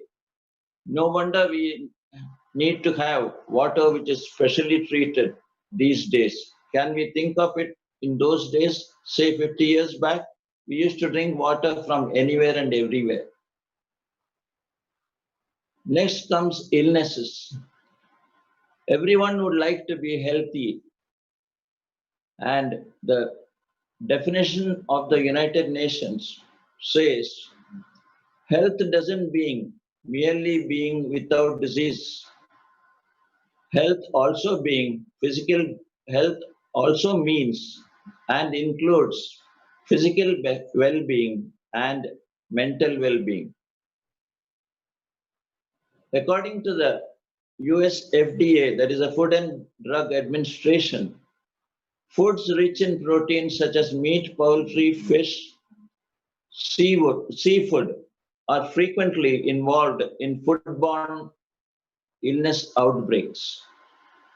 So, whole grains, legumes, fruits, and vegetables are so high in complex carbohydrates, which could be consumed by all of us. They supply the body with energizing fuel, which is so important in this world now. So why go in for animal foods? That is a question we have to ask ourselves. Next point is about how foods derived from animals which have been killed create problems for us, for our human body, for this physical body. Fish and meat contain carcinogens and heavy metals that cannot be removed through cooking and freezing. They may also be laced with steroids and hormones because there's a lot of research being done to increase the output of fish and meat. After all, we all would like to be healthy. So don't you think a good food, a good diet will help to ward off disease? And we should definitely take to something that will help us to be healthy throughout our lives. An estimated 70% of all diseases, including 1/3 of all the cancers, are related to diet. A vegetarian diet reduces the risk of chronic degenerative diseases such as obesity, coronary artery disease, high blood pressure, and certain types of cancer. Thanks to abundant scientific research that demonstrates the health and environmental benefits of a plant-based diet, even the federal government in the US recommends that we consume most of our calories from vegetables and fruits. Vegetarian diets are more healthful than the average diet, particularly the American diet, which includes more of non-vegetarian food. And they help, the vegetarian diet helps in preventing, treating, or reversing many diseases. Low-fat vegetarian diets are the single most effective way to stop progression of coronary artery diseases or prevent them entirely. Dr. Joel Furman, author of Eat to Live, the revolutionary formula for fast and sustained weight loss, says, quote, a vegetarian diet is inherently healthful because vegetarians consume less animal fat and cholesterol. Within bracket, he has said, vegans consume no animal fat or cholesterol and instead consume more fiber and more antioxidant rich produce. So this is another reason for us to listen to our mom and grandmom and eat our veggies. There's one more thing that really attracts people to vegetarian food these days. That is the vast amount of propaganda that has been going on in favor of vegetarian diet, particularly because the longevity of the human being is coming down in the last few years. So it is important that we live as long as we can so that we can be of use to humanity. By switching from the standard non-vegetarian diet to a vegetarian diet, according to a study conducted in the US, you can add 13 healthy years to your life, says Dr. Michael Roizen, author of Make Yourself Younger with What You Eat. Animal products clog our arteries, zap our energy, and slow down our immune system. Residents of Okinawa in Japan have the longest life expectancy of anyone in the world after a 30-year study of more than 600 Okinawan centenarians. They invariably live for more than 100 years. Their secret has been a low-calorie diet of unrefined complex carbohydrates, fiber-rich fruits, vegetables, and soya, because you will build strong bones by these foods. A study conducted by Dr. Dean Ornish, leading US cardiologist, found that overweight individuals who followed a low-fat vegetarian diet lost an average of 24 pounds in their first year and kept off that weight 5 years later. What an astonishing revelation it is. A standard non-vegetarian diet, which is low in plant-based foods, is making us fat and killing us slowly. Incidentally, Dr. Dean Ornish is known for his bestseller book, Reversing Heart Disease. I remember our Kaartikeyan sir saying this, say about 7 or 8 years back in one of our programs. Medical studies also favor vegetarian diet. Medical studies have conceded that our intestines are not short enough to allow or permit quick elimination of flesh which putrefies quickly. No wonder wild animals like tigers and animals are able to survive and are able to have this food by killing animals, but they are able to eliminate this flesh very quickly, which doesn't apply to the average human being. That explains the large incidence, that is, the consumption of flesh, explains the large incidence of colon cancer in persons who consume red meat continuously. One other important point which all of us will agree is that we save a lot of money when we have vegetarian food. Why buy illness by spending more on the flesh of animals? We will save money while our dinner plate will be full of color when we have vegetarian food, when we have vegetables and plants for daily consumption. Vegetables and plant foods are always cheaper to buy than meat and non-vegetarian foods. Disease-fighting phytochemicals give vegetables and fruits their rich and varied hues. For example, red, blue, purple colors of fruits and vegetables like plums, cherries, strawberries, avocado, etc. contain anthocyanins, while yellow and orange fruits like oranges, mangoes, etc. contain carotenoids.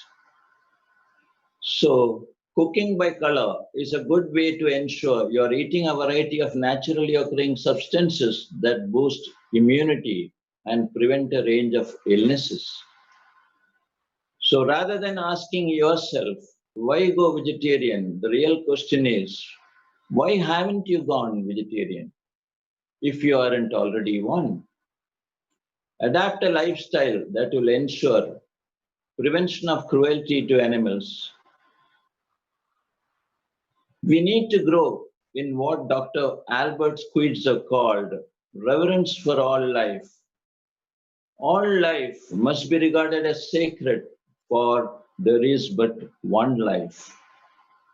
For ethics and environmental concerns to nutrition and health, a vegetarian lifestyle is the need of the day. To live a little more in harmony with nature, also, we need to adopt a vegetarian lifestyle where beauty without cruelty is the norm. Vegetarianism should mean not just a way of eating, but a way of life. The sources of cruelty to animals in our daily lives are seen by us because products that contain animal-derived substances and products tested on animals, products whose manufacture and packaging involves infliction of cruelty to animals. For example, silver leaf from the ox gut, etc., which are used to cover the sweets prepared by our sweetmeat dealers.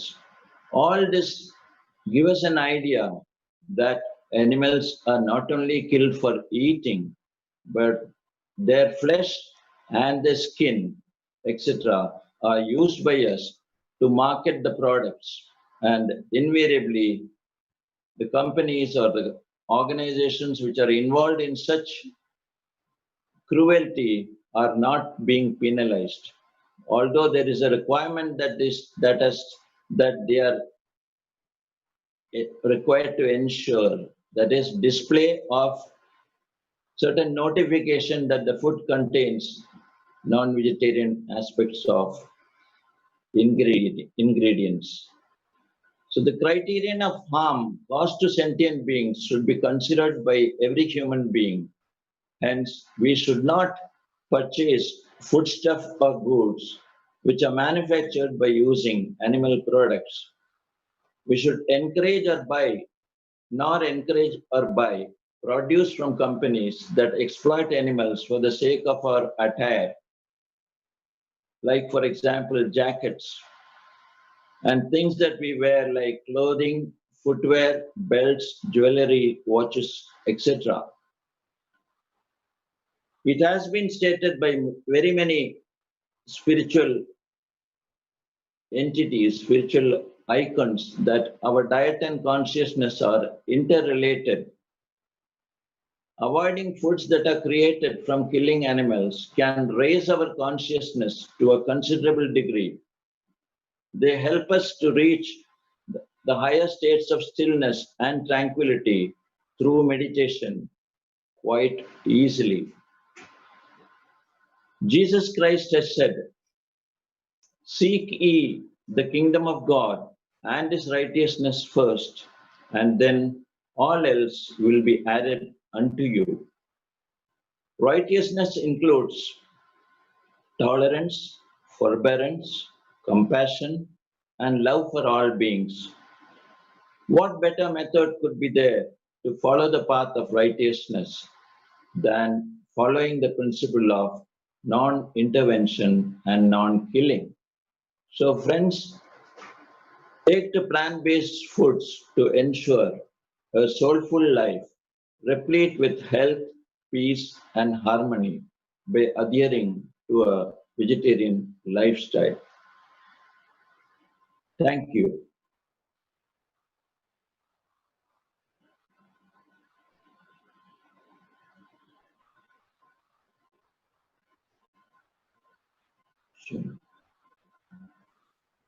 Thank you Rajan G.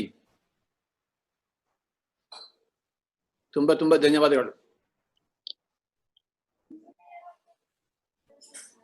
S Poornima. Hi friends, hi masters and gods.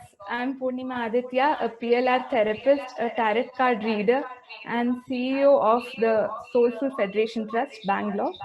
My family members and myself met the walking Buddha, Brahmarshi Patriji, about 22 years back while at Mysore and joined the PSSM. This simple system of meditation which Patriji has been teaching and his spiritual wisdom has enabled all of us to realize our Buddhahood. He has thus transformed the lives of millions of individuals across the globe. It was indeed interesting to learn from Mr. Rajan's great presentation that our diet and consciousness are interrelated. Thank you, sir. I think every human being on this planet needs to turn to plant-based food, thus enabling sentient beings to enjoy their rightful freedom and also make conscious choices to make this world a better place. On a similar note, we are now going to hear one other interesting speaker, Ms. Sushmita Veganosauras, who is a force to reckon with, popularly known as Veganosauras. She's a vegan chef and the managing partner of India's first ethical vegan eatery, Carrots Restaurant. She is a meditation teacher, artist, influencer, healer, and a light worker. Her one true aim is to be the light of love and spread it like a confetti around the world. We heartily welcome you, Miss Sushmita. Hi. Hello, everyone. It's an honor to be here. I'm so glad to be able to be speaking about the connection between making conscious choices and the way forward for a holistic future. And consciousness is something that we all need. We all need to think about exactly what we're doing every step of the way. Right now, during the this whole coronavirus time, we are collectively sharing an experience that never before has happened in the world, or at least never before to our knowledge. The whole world globally being so connected and going through something together, the good, the bad, the difficult, or the all the wonderful things that is also bringing it has brought into people's life. We're going through this together, and it is a call from the universe for us to really self-reflect and look into our lives. So it's a lesson that has been brought to us so that we can sit and contemplate on what it is we're doing to what caused this, what did we do to cause all of this, and what can we do to ensure that we have learned from this experience and we're moving forward towards a much more positive, beautiful, loving future.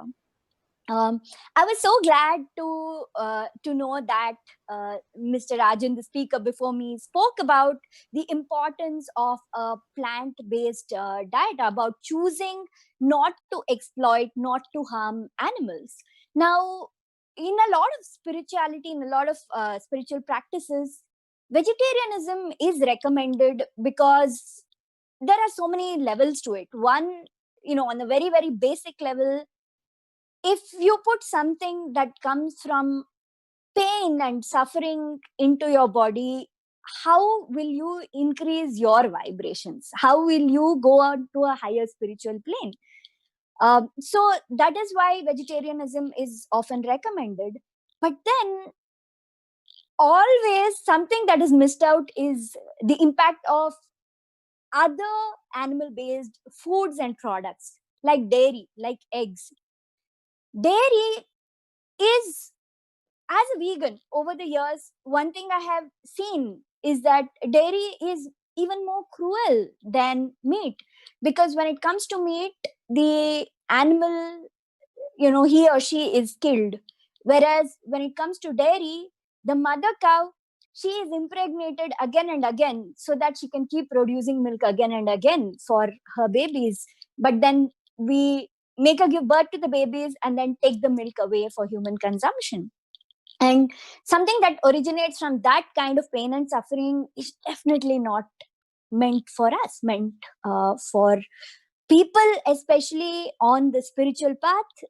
And those of us, and I believe that the whole world needs to get onto this path, into a path of love, compassion, and moving forward. So my topic today is about conscious choices. Yeah, conscious is an important word, but an even more key word in this is choices. The word choice, the reason for this, a lot of people don't realize that we actually get to choose every step of the way. Everything we choose in our life, every decision we make in our life, everything that we put, from the smallest to the biggest, whether it is what food you put into a body, to what products that you buy, or what job that you do, or what words you speak to somebody who is opposite to you, each and everything is a choice. And we don't even realize the power we have with this ability to make choices. This is something that has been given to us, and it has immense potential when we harness it to continuously, consciously, every second of every day, choose to use this power for good things, some things which are beneficial not just to yourself but also to the world in general. When I turned vegan in 2003, which was really many, many years ago, I was always brought up as a vegetarian. I'd grown up in a vegetarian family, and I would eat eggs if they were hidden in cake, but I'd never actually have eggs. And I was a vegetarian not because of any choice or any conscious decision, simply because my family was vegetarian, I was vegetarian. I used to love dairy products. I used to love milk products a lot, whether it is milk, curds, ice creams, cheese, cake, all these, butter, all these things. But then when I heard about this whole concept of being vegan, being completely plant-based, I was just surprised when a friend of mine had turned vegan and he said that, okay, I'm not going to have any dairy products anymore and it hurts the cows. I'm like, what is this craziness that he's speaking about? It didn't make any sense at all, because I mean, curd, imagine, how can you live without curd? That was the first thought that came into my mind. And I resisted, though there was this message coming to me into my life from the universe to know more about this. I resisted it a lot. For a long time, I resisted it. But then over time, you know, there was a message again and again. There was this insistence that I had to know more about this. I had to know more about why it is that people believe that cows are hurt when people consume dairy. And then I started looking into it. And when I looked into it, I realized the whole process of where milk comes from and how we get it across to us and all the things that happen during the process of it. And then I'm like, oh my God, my taste buds don't matter. When it comes to seeing this kind of cruelty, I will never support it again. And that is how I turned vegan. Initially, even I thought I didn't have a choice. I thought that I can't live without curds. I can't live without milk. I can't live without cake, whatever it is. I thought I had no choice. But the moment I realized that I did actually have a choice and I could choose to stop having all these products, I felt this immense power inside me. Like, oh yeah, I don't need any of these. I can just stop using them. I can stop using anything that comes from animals, anything that comes from cruelty. I ask yourself, have you ever been in a situation where you just know inside that this moment, this decision that you're making in this moment is just going to change the course of your entire life? There's this beautiful energy, your whole vibration just expands, and there's this beautiful feeling similar to hope and some kind of an excitement, like something great is going to happen. I felt that day, that moment when I was sitting there and thinking, okay, now I'm going to go vegan, I felt that energy inside me. And I was like, okay, in that moment, I didn't realize what it was I was feeling. I just felt good, and that's about it. But over the years, after making that change in my life, over the years, my veganism has infused every aspect of my life. Today, everything I am, everything I do, somehow, me making that decision back in 2003, that decision's impact, that choice's impact is there on everything that I do today, everything that I practice, the way that I live. Being vegan infused into my spiritual practice. So I got into spirituality when I was pretty young. Throughout my life, while growing up, somehow I knew there was something bigger. There is a bigger power looking out for us, the angels, universe. I didn't know what to call them, but I knew there was something bigger than what we see in terms of what science or religion or any of the normal stuff makes us believe. Somewhere inside, I knew it. In the late 90s, one of my teachers at school had learned Reiki. Reiki was very new to India at that time, and she had learned Reiki. And she came and told us about it. And she said that I'm a Reiki teacher now, and if anybody wants to learn, you can learn it. And immediately, at that moment, like none of my friends went to the class and learned it from her, but somehow I was called to do it. I immediately went and I'm like, okay, I want to learn this from you. So that started off my actual path onto a spiritual, conscious, energy work, light work kind of life in that direction. I would practice Reiki, I would practice meditation, and then, many years went by. I realized that after I turned vegan in 2003, there was a huge difference in the way that I could connect to the higher energies. The way I could, if I sat down to meditate, the way I could easily get into that vibe of meditating. Or when I practiced Reiki, the energy that I felt coming in much faster and quicker in a more smooth way after I turned vegan. And I didn't relate this whole thing. It was an observation slowly that dawned on me. I'm like, oh yeah, this, having stopped all animal products, all products that come from exploitation and cruelty from my life, I'm seeing that, oh, my energy, my vibes have gone higher and I'm able to connect better to the universal energy. And that felt very, very beautiful. So that got me thinking about what else could I choose that I wasn't choosing to do. Though veganism is a foundation for all the conscious choices I make, I believe that triggered me to make conscious choices through many other aspects of life. I became a little bit more aware of the environment and how to be more responsible with my choices. I became aware also about people, about diversity, about the kind of different people that are there in the world, the kind of life that they lead. And slowly over the years, I've learned to be non-judgmental, like to not look at someone and see their choice, and just because it doesn't match certain social norms, just shun them immediately, which I used to do before. But I believe that questioning this thing, the veganism made me question, like all my life, I believed milk, I believe dairy was good for you, it's healthy for you, it's part of our culture, so it's comfort food. This is how I've grown up.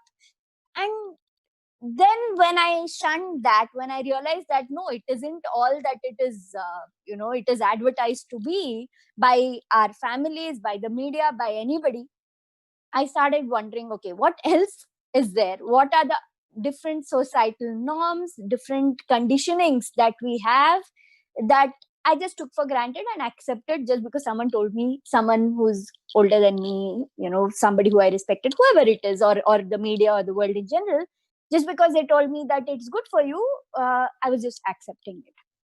And that really helped me through the whole process of conscious living. And I believe it's a journey. There is still so much more to learn and so many more ways in which I can be conscious. But I just have to be open to it. And I feel that all of you who are on this path, like there are no coincidences. Today, we have found each other because we are meant to be, influencing each other. You are meant to be listening to what it is I'm saying, and maybe later you'd be connecting with me for whatever reasons. There are no coincidences. The universe has brought us here today, and you're listening to this because you also are on a conscious path. You also are looking for ways to spread more love and joy and positive energy and compassion into the world. And this is one of the ways. Going vegan, looking into it more, being plant-based, this is one of the ways in which you can keep going forward on this path that you're on right now. I'm from the food industry, so I run a vegan restaurant, and I have met all kinds of very, very interesting people with different kind of food preferences, food choices, and everything. And it really has made me realize that especially like vegan food is considered to be in the health food sector, and it's made me realize how complicated all of us make our own lives. So people come in and they're like, the first, it always makes me laugh when somebody looks at a plate of food and they're like, how many calories are in there? I'm like, calories, come on, stop obsessing about calories. What is more important? What is more important is, where exactly did that food come from? What exactly is the energy in it? Focus on that. Don't look at calories, macros, micros. Don't obsess so much on that. Okay, it's good to have knowledge, but not like, oh my God, I have to have only these many calories today, so I'm going to restrict to it, and so I can't have this, and then put that energy of guilt into whatever you're eating or not eating.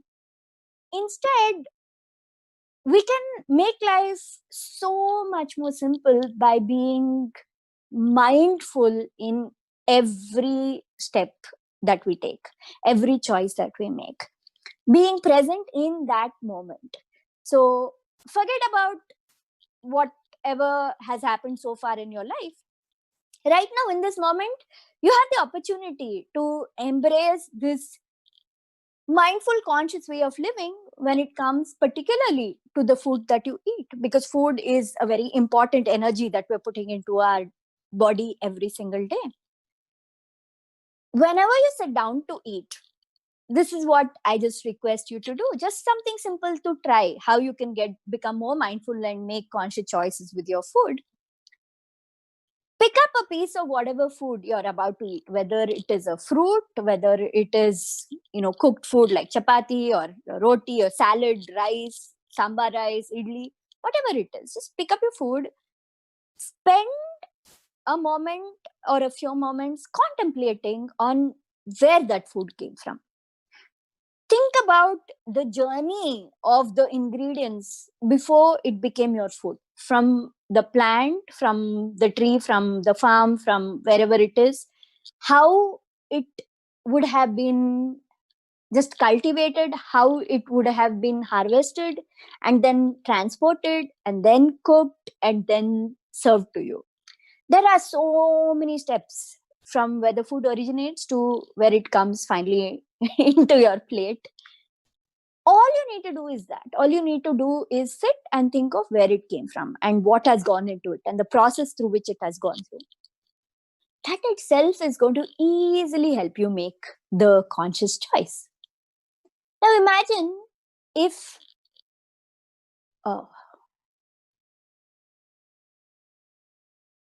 sorry about that.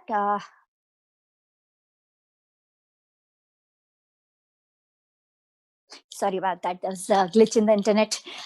Yeah. So now imagine just sitting down and taking a cup of, say, coconut milk. Picture how it would have come to you. It would have gone, somebody would have, planted, and those trees many, many, many years ago, the tree would have grown. Someone would have climbed up the tree and finally got the coconut down. And then it would have been processed and all those things dried and then sent to you. And then you break the coconut and then grate it, or somebody in your house or somebody at a restaurant, wherever it is, the coconut has been grated and then ground and the water has been added and the milk has been extracted and then it has been served to you. Right? That's a journey of coconut milk. Now, when you put this into your coffee, if you put this into your payasam or make curds out of it, what is the energy that has gone into this, right? It's, for the most part, it's an energy of love. It's an energy of positivity that has gone into this. Now picture the same thing happening with the cup of cow's milk or buffalo milk, any animal milk in front of you. Would you actually sit and contemplate on its journey? Would you be able to bring yourself to do that? That is a question, right? Because when you think about it, where did that milk come from, right? It could be a cow in a dairy farm, or it could be from a cow who is at home with a small family, brought up in a very loving way, even if you say it is loving. But ultimately, if she had to produce that milk, she has to first give birth to a baby. No matter what kind place, no matter what organic farm, no matter what home the cow is at, there will be an impregnation of the cow against her will, right? And then she gets pregnant. She has this beautiful, beautiful baby who she loves very much. If it's a male calf, the male calf is separated from the mother. In dairy farms, it's immediate because, it's a business. There is no use for a male calf in a dairy farm. So immediately the baby is separated. If it's at a family, if it's at a home, then yeah, they may give them a few days together, but ultimately the family cannot take care of the male calf. So for the most part, it's very, very rare if the calf is actually staying back home with the family. So calf is separated and the baby's milk is taken from the cow and she's standing there and she's not happy, right? Again, if it's a dairy farm, then they use machinery to get the milk out of her and she's very uncomfortable and in so much pain. And that milk is taken, that milk is processed and then sent across, and then it travels through, and then finally it's come to your home or to whichever kitchen where you're eating, and then it's getting boiled and then it is brought to you. Compare the energy of that to the energy of the coconut milk. And would you even feel like drinking a sip of the milk after you thought of this whole thing? And I missed a bunch of the other processes in the middle when it comes to the dairy, because there are a lot of additives and stuff added to it too. But even if it's a very simple, just milk from a cow versus milk from a coconut, feel the difference in the energy between the two. When you think, okay, where did this come from? And when you connect to the food for a moment, and when you feel the food's energy, in that moment, you will know what choice to make. It'll be very, very easy. Normally, what we do is we look at something, we smell something, and then it's like, oh, I've got, my mouth is watering, I feel like having it. And without thinking, we just jump and have it. Instead, all you have to do is take a few moments to connect with the food and you will not have it. You will automatically, slowly start making conscious, better and better and better choices. And then the beauty of making this conscious choice, every single time, instead of succumbing to cultural conditionings or your taste buds, you are taking back your power. You're taking back your own power to actually make a choice. And especially in this very, very important aspect of your life, which is food, which is so, so important, right? Every single day, you're putting this energy into you. When you take your power back at that very basic level, what happens is you will go on to this path of taking your power back in many other levels also. That is automatically going to happen. And of course, your energy is always already having chosen not to have things that come from suffering, things that come from exploitation. Your energy level is already higher up. So again, it gives you an added boost on this beautiful journey you are on a journey of spirituality, meditation, spreading love, spreading positivity. It gives you that additional boost.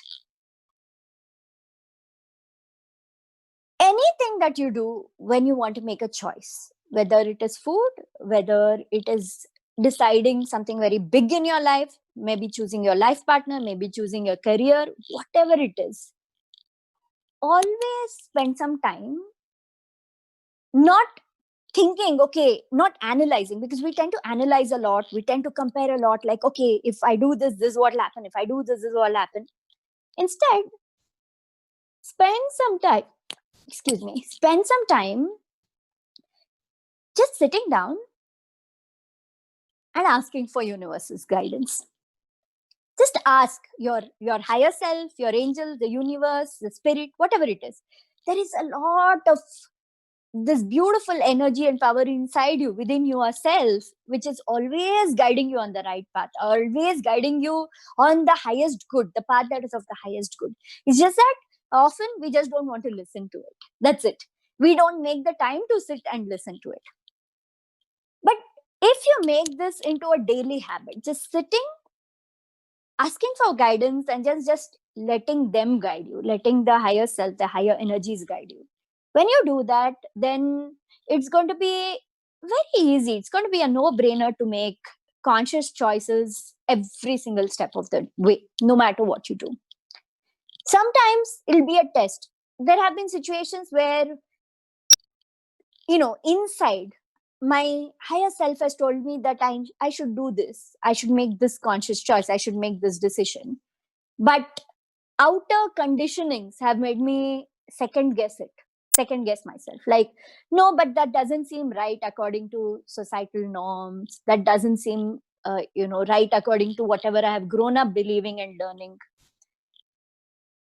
Over time, the more you trust your inner voice over these doubts created in your brain, the more you do that, again, the easier it's going to be to tune into that energy, to tune into that voice that tells you what to do, what not to do.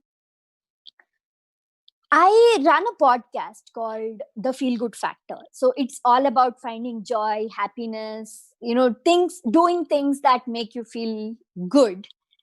And one of the people I have interviewed on the podcast is my friend Smita, who is she's a healer. She's also into spirituality. She's a vegan herself. So she was talking about decisions, something beautiful she said about decisions, or something rather very simple she said about it.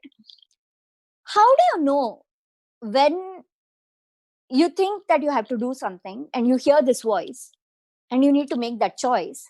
How do you know whether it is your mind telling you what to do, your human, physical, earth level brain that is telling you what to do, versus a higher energy or your higher self and the universal source telling you what to do? And she said something so simple. She said, a good way to judge the difference between the two is when you feel like doing something by the message of the universe, you will just want to do it. But when you do something which your mind is telling you, which may not be for the highest good, then you will feel the need to justify it. You need to give a reason as to why you're doing this. You need to, it comes from this place of awareness, but also maybe some kind of a guilt to make you feel like, yes, this is the right decision because this. But when it is a truly conscious choice, you just know, that's it. You just feel like this is the right thing to do. When that feeling happens, jump on it, do it. That kind of a conscious choice is what led me today to be on my path of being vegan, to be on my path of spirituality, because I listened to I resisted it for the longest time, but finally when I decided to listen to it, I needed every excuse to not go vegan. But when I finally decided to go vegan, it was like, yeah, it was just right and it made sense. So it's a great way to detect how to, detect your connection, how to choose and how to make that conscious choice that is good for you. So this is pretty much my journey. This is just my personal experience, and it feels nice to be able to share it with all of you, and maybe it will inspire you to make more conscious choices throughout your life. And right now it is a time, the energy is that we need to contemplate, we need to think about what it is we're doing, and we need to choose everything from a place of love on how can we, whatever we do, whatever we decide, whatever we share, how is it serving the world, how is it serving the higher good, how is it serving love?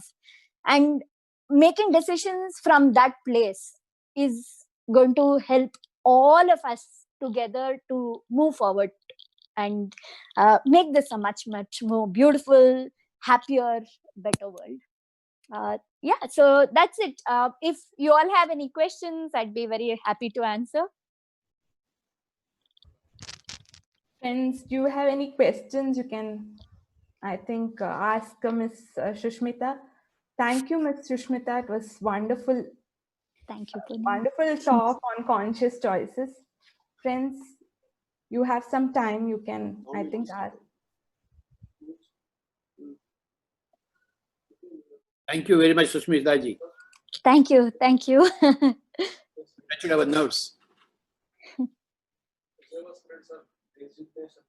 Friends, now we have my friends coming up, Pradeep, who's a senior pyramid master. I think he'll be taking over.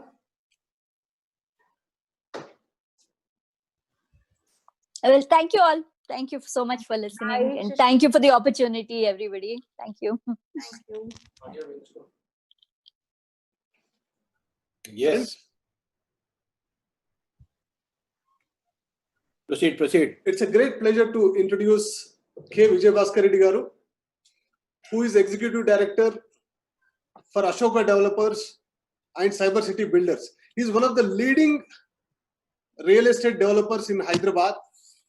More than that, he had been associated with Pyramid Spiritual Society's movement for many, many years.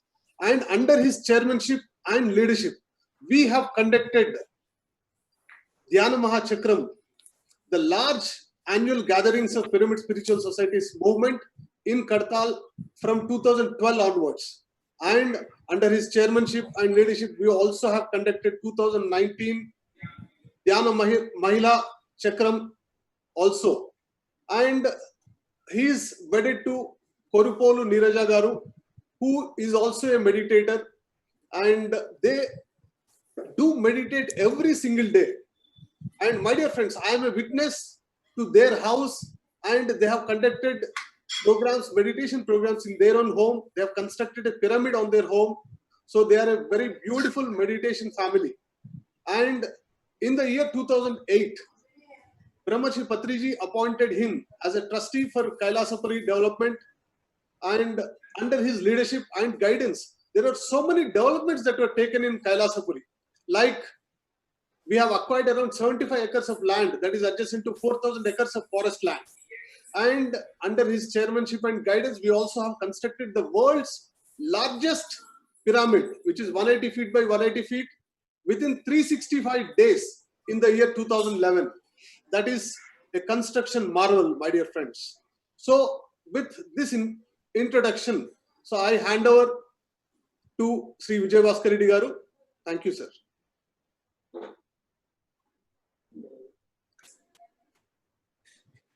Swamiji, namaskar. Hello. Namaskar. Hello. Namaskar, Baba. Please start. Good morning to all. Yes. Sound is clear. Good morning to all. Yes. Everything is okay. Fine. Yeah. My introduction is, my name is Vijay Bhaskar Reddy. I am based at Telangana State, Hyderabad city. I am basically civil engineer. Then I am running a construction company in Hyderabad. Then in 2002, I came to this organization with the blessings of Brahmarshi Patriji. In 2003, my wife also came. Since 2002, my family were into this PSSM movement. Every day, we are doing meditation about 2 hours, depend upon the time. And we are enjoying the life very happily, very, I can say, without any problems. If any problem comes also, we can tackle any situation.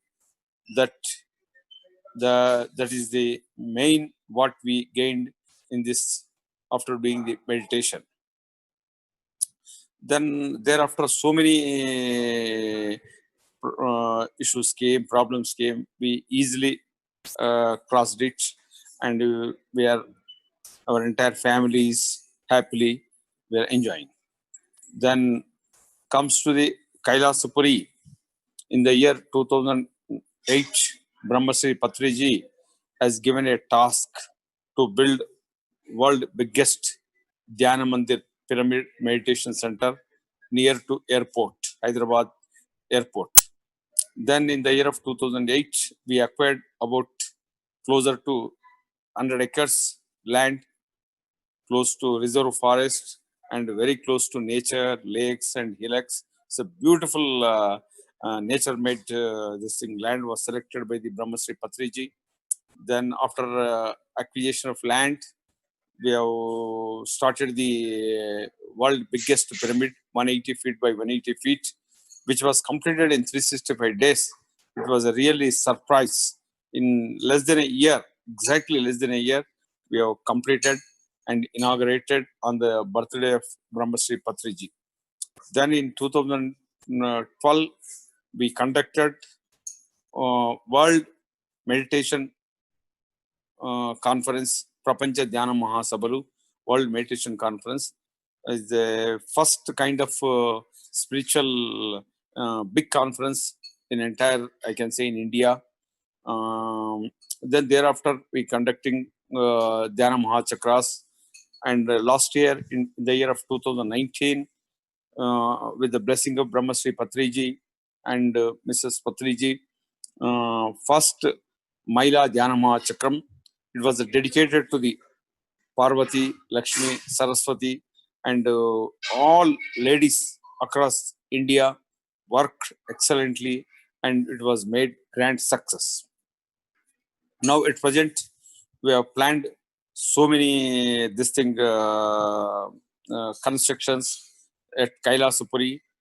In future, we want to provide accommodation for 5,000 people, 24/7 free meditation, 24/7 free Annadanam, free food, Annadanam, accommodation. And in future, you heard about the Shirdi Kshetram in Maharashtra, in India. Brahmarshi Patriji sir is saying a number of times, in future this Kailasapuri will become like a Shirdi Kshetram, or it is like a world monument, and entire people from across the world will come and will visit our Kailasapuri. My request to all the pyramid masters across the world, kindly, after this issue is over, next year, kindly visit Kailasapuri and extend your support. You can log into our website. All details are there. Our aim is fundamentally, Patriji sir saying, do meditation every day, each individual, spread meditation, dhyana pracharam, and development of Kailasapuri is our aim. And shortly, within less than 5 years, we want to make the Kailasapuri as a global monument and entire to world people for do meditation. This is my message on this day. Thank you, especially Parama Patriji, for giving this opportunity. Thank you, Baba. Thank you, sir. Thank you. Thank you, sir. Absolutely wonderful. The whole pyramid will be visited by all the world people who are interested in meditation.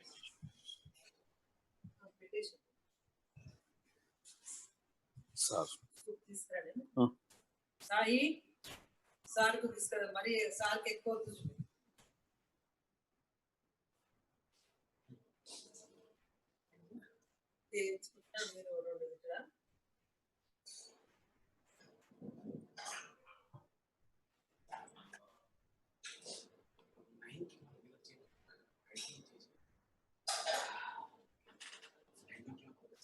Yes, Shalini. Yes, sir. So, my dear masters, we all just heard from our great senior pyramid master, Mr. Vijay Bhaskar Reddy, who is playing a great role in the Hyderabad pyramid, the Kartal pyramid, which is another huge pyramid in the Pyramid Spiritual Society's movement. So, I do now invite our next co-host. So, for the next program, I would like to invite Swati Ponnala. So, Swati Ponnala is a senior master who has been meditating from the past 8 years. So, we are just waiting for Swati Ponnala. So let me just speak to this. Let me just invite the speaker, Jacky Mordani. So Jacky Mordani is a pyramid master who is from Dubai.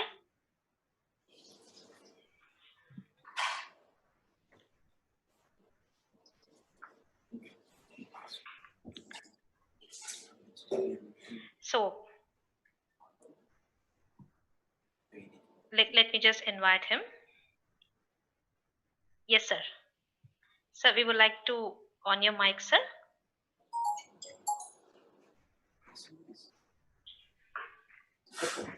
Yes, sir. Over to you, sir. Yeah. What happened? Swati Poonamala is not coming? Yes, sir. I think because of a technical glitch, she couldn't join us. You can preside over the show, sir. Should I start? Yes, sir. Please. Namaste, Baba. Namaste, sir. Namaskar. Nice to see you here. Same here. Please shoot. Okay. I am God. We are all gods. These were the first words Patriji sir uttered to an eager Dubai crowd audience, of which I was the one. The first sentence, I am God, was followed by silence, during which everyone thought that they were in the wrong room. Surely, a master who is famous for his humility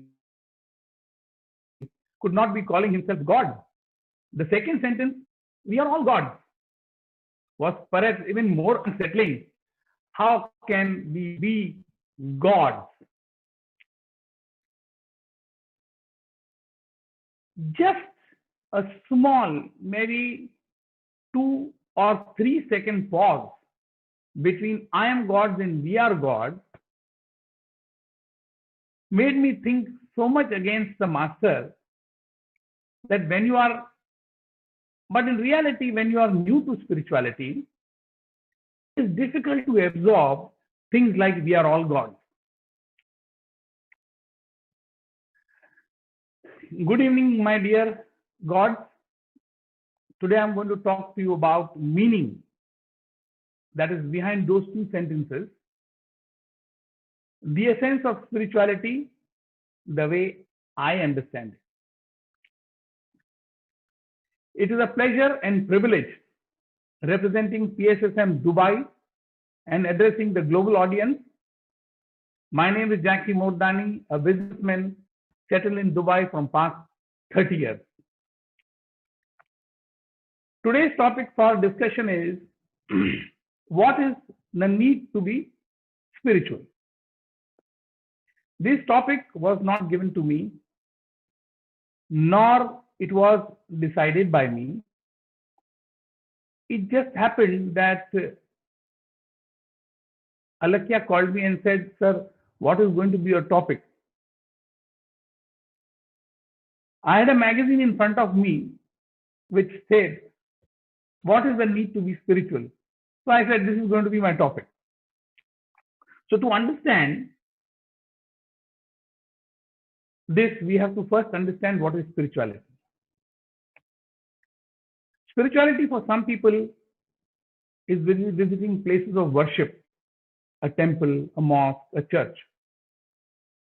For some, it is praying at home at a dedicated fixed time on daily basis. Some feel chanting constantly, irrespective of the location, makes them spiritual.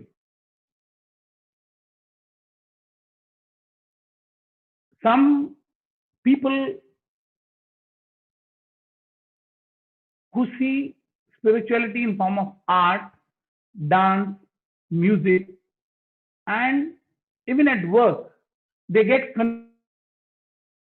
connected to the divine energy and feel they are spiritual. They sometimes get so engrossed in whatever activity they do, they are able to do it effortlessly and they think they are very spiritual. That's why they are able to do it. Likewise, there are numerous versions of spirituality. It is actually a very broad concept which includes connection to a bigger part of which is bigger than ourselves. In reality, the inner quest, searching for the self, which is a universal human experience. It is the experience of detaching oneself from the conscious mind and attaining fluid, uninterrupted from thought to action. At the age of 8, an incident at home sparked my journey on this path of divinity. This journey was accelerated in 1985 onwards when I met Varsha, my wife, my best critic, my constant supporter, and a Buddha in her own right. The path took a new turn in the year 2008 when I met Patriji sir for the first time. Patriji sir asked us to get straight down to meditation without wasting any further time. We were all seated on the floor. He asked us to close the eyes. And he said, he is going to make us meditate for 10 minutes. Since I was new to meditation, 10 minutes is normally acceptable time for a new activity also. Although squatting on the floor was not so comfortable, but still, I said 10 minutes is not a big thing. My initial focus was, when I sat on the floor, the initial focus was only on the bodily pain, and I was distracted to it and could not focus on my breath. As the silence ensued, the music of Patriji sir's flute filled my ears and entire self. You know what would happen?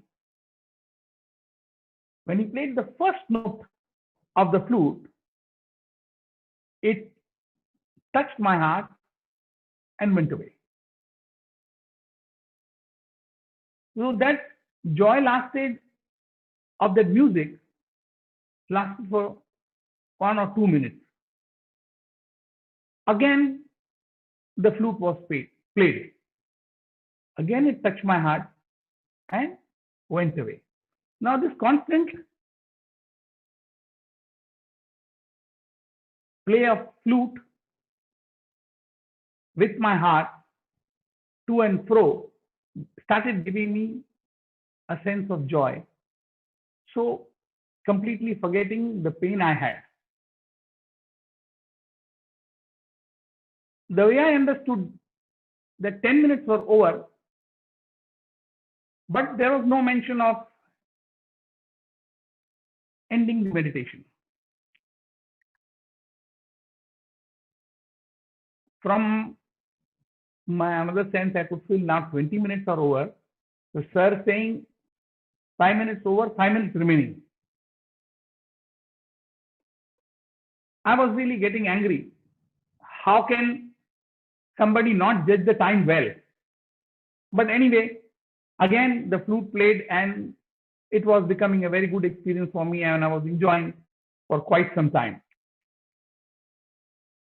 Then as the meditation concluded, we met Patriji sir and we were talking to him on one-to-one basis. He said, shoot the questions. I was the only one who had lots of questions.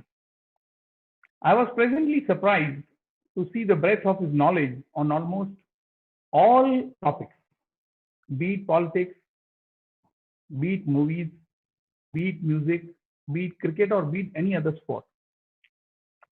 In addition, his simplicity, his charm of its own. He conveyed messages in direct and uncomplicated manner, so simple. The technique of Anapanasati which he has given through all the masters has made meditation so easy. He always communicates in an uncomplicated and simple manner and had no frills and no demands. And he has an energy level of a much younger man.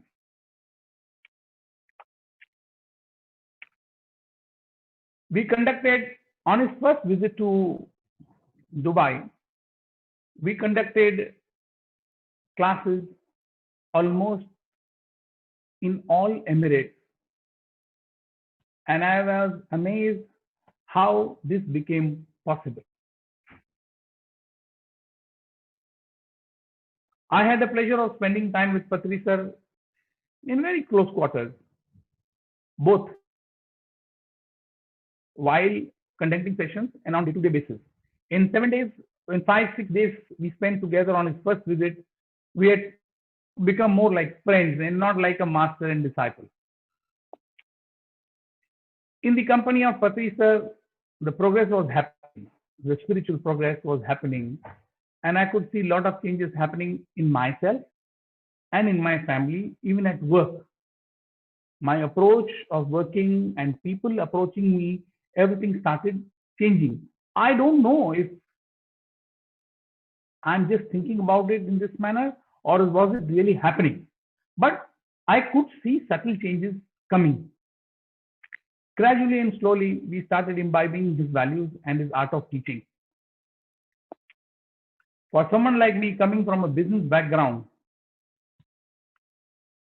where there is no such thing as free lunch, Patriji sir's selfless dedication to spreading the message of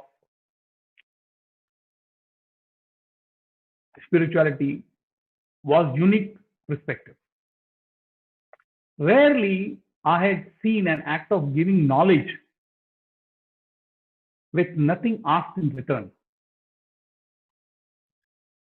The only thing was asked of us was spread this knowledge as far as wide as we could. Now Patriji sir's message is each one teach one. Go, it's like, he has lighted your lamp and you go on lighting each lamp and spreading the light all over the world. I would like to share some stories with Patriji sir which changed my life and outlook on what master should be.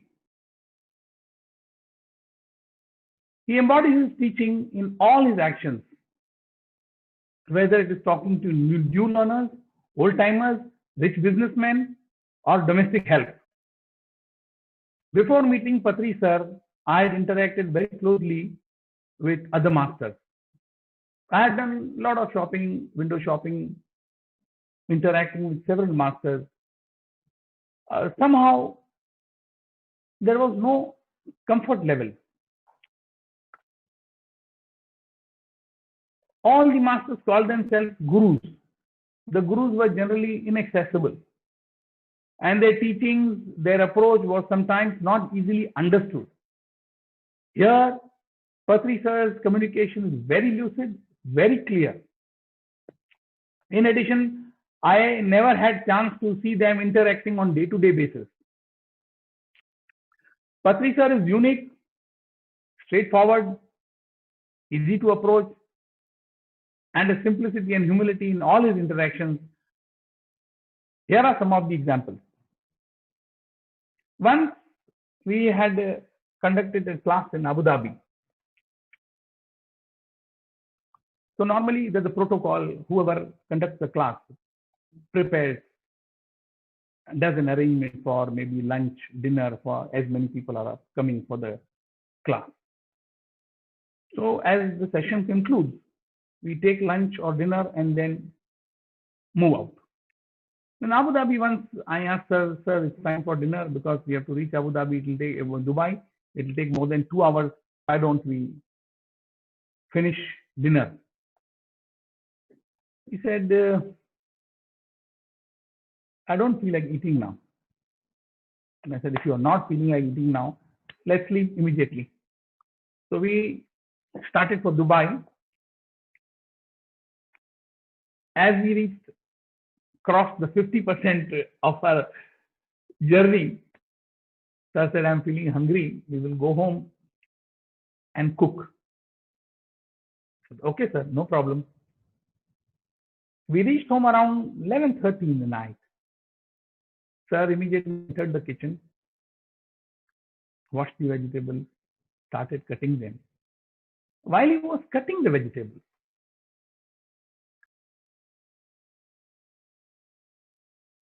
he was doing it with so much perfection, as if a professional chef is doing it. Now, this is probably because I feel he's always in the present moment and he makes the task effortless. He's so versatile from simplicity or food point of view, but also has unexpected talents, such as being a good sportsman. Once we were in Surat, I was going to my house with Patriji sir. So in the building community, there is a recreational area where there was table tennis, badminton, all facilities provided. So I thought it was 8:30 and dinner time is 9 o'clock. We had half an hour. I said, sir, should we play table tennis? He said, why not? As usual, Patriji sir has a habit of saying everything, why not? So I basically, a school champ in table tennis, thought there is no need to show my stunts to sir, and we started playing. As I was playing with him, I realized he can play a really professional game. I too also started playing professionally. And then we started a normal game. First round was won by Patriji sir. I somehow could not take this very easily. So I fought back in the second round. I won. And again, the final round was won by him. The point I am drawing here is, seldom you find masters who are so versatile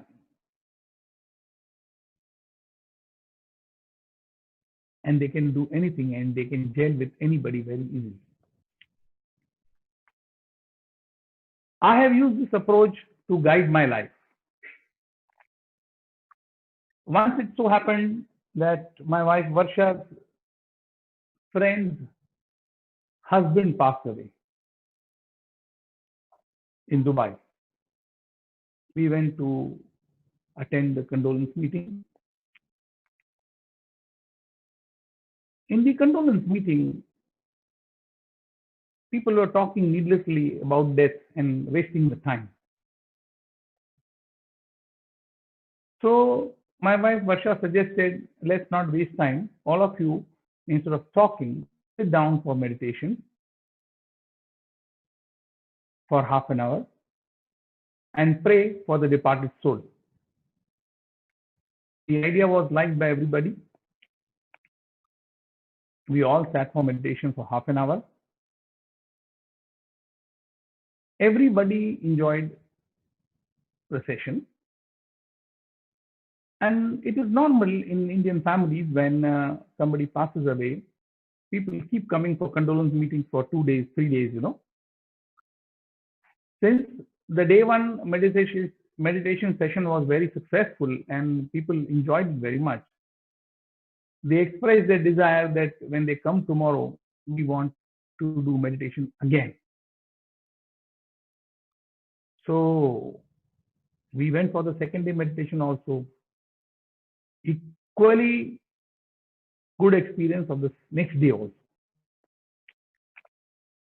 Then they called us for the third day as well. Now we understood that in condolence meeting, rather than talking needless talk, wasting time, it is good to conduct meditation classes and make everybody sit in silence. This approach I carried forward to Mumbai, Surat, and wherever I travel.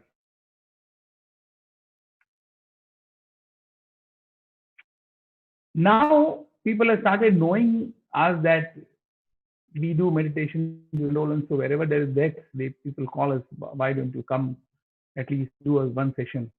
So it makes us peaceful and happy. So this is one area which nobody has touched, and really we enjoy doing it. We also learned in the company of Patriji sir, there is no need of rituals and old age practice. So when my son was getting married, we decided that whatever we have learned from Patriji sir, we'll apply, and we do away with old rituals and start the family function with meditation. We were given a very good hall by the hotel, which had nice speaker system, and we had guests from many countries. We had from US, we had from Germany, from China, from Poland, from Bulgaria, from many countries. We had different types of guests. We made them all sit into meditation, and they have enjoyed very much. It's been 3 years to the wedding now. They still remember each day. And whenever they call us and speak to us, often the discussion about this meditation shows up. I went to Pakistan, and I was staying in a very prestigious club. Pakistan life work starts at 12 in the afternoon, maybe 11, 11:30, 12. In the morning, you have nothing much to do. I was just strolling down the hotel, checking. So next to the gym, they had a very good hall. And luckily, I could meet the lady owner of the club. I said, what do you use for this hall for? He said, business meetings. I said, has anybody used it for meditation? She was US educated. She could understand what is meditation. She said, nobody has ever approached us. I said, I can do teach meditation to you and to all the club members. She said, we are an Islamic country. It's very difficult for people to accept my invitation. However, you give me 2 days time. I will work on this and get back to you. Next day morning, she called me. Sir, today is Saturday weekend, and there are about 20 people who have agreed to come for meditation. Will you take a session? Although Saturday was a very busy day for me, still I spent the time and conducted classes in Pakistan also.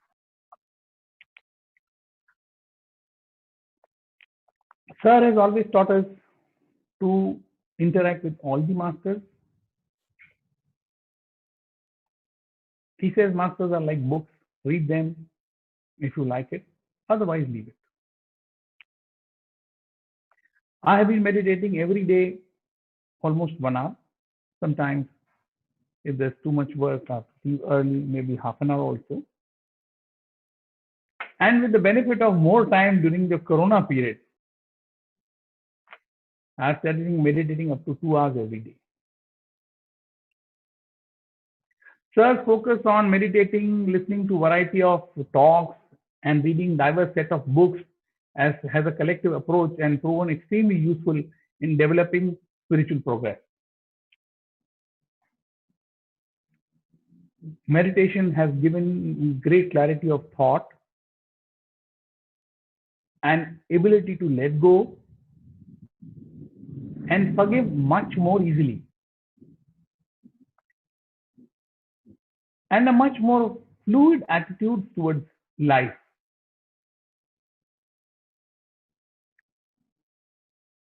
I find my energy levels and outlook to be that of a 30-year-old, despite being twice that age. This also means that the burden of ego has slowly, gradually melted away. Being in business world for so many decades, where reputation and stature matter immensely, the load of ego is so heavy that it does not allow you to move with freedom. With daily practice, one feels light and active forever. A 12-year divine journey with Patri sir has been a magnificent experience and is still going on. I hope you and I can all continue to progress on this rich and fulfilling path. My request to all the masters, no matter how busy you are, if you have time for outer cleansing, like taking a shower, shaving, or keeping yourself updated with your hairstyling, then you must spare time for inner cleansing as well. This balance of inner and outer will create an harmonious living without much day-to-day problems and difficulties. Sir, Jacky sir. With that, I would like to conclude the session and thank PSSM Global for organizing this session, as well as you, my fellow gods, for giving me your time today. Bye for now. We'll catch up soon again. Sayonara, sayonara, sayonara. Thank you, Baba. Thank you, sir. Thank you so much, sir. It was a wonderful session to listen to your spiritual journey and your experience with Patri sir. It was our pleasure to have you with us. My dear friends and masters, my name is Swati and I'm from Jaipur, Rajasthan, India. Quickly, I would like to share my meditation journey with all of you. In 2006, my health was, not really good, and I used to visit doctor once or twice in a month. A lot of people suggested me to shift to plant-based diet and adopt yoga practices. So when I shifted to plant-based diet in 2007 and adopted yoga practices, I could see a lot of transformation in my health. And I was quite happy to see physical health improving. To my surprise, I was never aware about the dimension of mental health. Till I came to know that in 2009, I suffered from mental depression.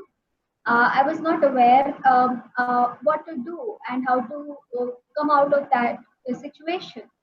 The gift of meditation entered into my life in 2010, and I started practicing pyramid meditation, friends. And from that day onwards, I never looked back. And since last 9 years, I have been practicing pyramid meditation. I can see that my life has transformed specifically in terms of my physical and mental health, and my confidence levels have improved hugely. And I really recommend each one of you to practice pyramid meditation and adopt plant-based diet. Thank you so much, friends. Now I would like to introduce my next co-host, Fultusi Rose. She is a great pyramid master from Chhattisgarh, India. She has been with PSSM since 2009, and she is a spiritual empowerment coach and founder of Zorba the Buddha Pyramid Meditation Center. I would like to hand over this virtual stage to Fultusi Rose, ma'am. Thank you so much, ma'am. Please take it. Thanks, Swati. Thanks to all the viewers, all the masters, and thanks to Patriji. It is my privilege that today I got chance to share my great experience, which is so much of experiences from last 10 years of my life, which is totally transformation. After meeting my beloved Osho as in the form of Patriji in the year 2010, I got awakened and I understood what is my life purpose. And before meeting him and before knowing Anapanasati meditation, pyramid meditation, and before knowing the 18 principles, I was suffering as a depression patient, gynec issues were there, and I was having infertility issues after getting married. I was not having child for 10 years. So I was suffering and I was in deep depression to have a child. But after knowing the spiritual science, law of karma and cause and effect, and the importance of vegetarianism, because I was before that not at all a vegetarian. So I realized law of karma and to be a vegetarian, what it makes. Then I conceived naturally, and now I am a mother of 5-year-old, my master. And I realized my life purpose that I have to teach this soul science, the spiritual science, vegetarianism, importance of it to one and all, and especially to all the women who are searching their alternative therapies or alternative options for their infertility issues. But it's all depend upon our own law of life and karma. So with that, I am now spreading spiritual science and working with PSSM, and it is a great privilege to be the part of this PSSM family from last 10 years. I forgot what is actually sadness, what is grief, because sir says always be happy, enjoy your life to every moment. So I am enjoying, and along with me, all the people who are joining me in the journey as a team, they all are enjoying their life by knowing this understanding of spiritual science. So I would like to invite our co-host, Mark Karen, and he is an agent of transformation, passionate about life, inspiring and helping people to live the life they desire. After a life-altering experience of awakening in the year 2007 and a disappointing end to his corporate-like career, he has fully dedicated himself into service of others. We are honored to have Mark between us today. I would request Mark to take over and share his life journey with us. Welcome, Mark. Wow, what a pleasure to follow up on your story. My name is Mark Cron, and I'm coming to you here from Vancouver, British Columbia, and it's a great pleasure to be part of the PSSM movement that's sweeping the globe. And yeah, 2007 was mentioned in my introduction, was a really powerful year for me, and it was a time when, through actually an ancient Indian meditation, I had a very powerful awakening, and within that, my life really changed.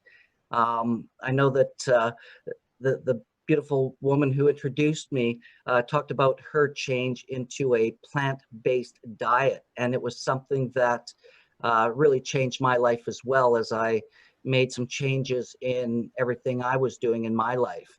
And it took me down a path of spiritual awakening, personal growth and development. And in my role within the Tony Robbins community, it became a very powerful change for me, where I was just able to help others transform their lives and really make a difference.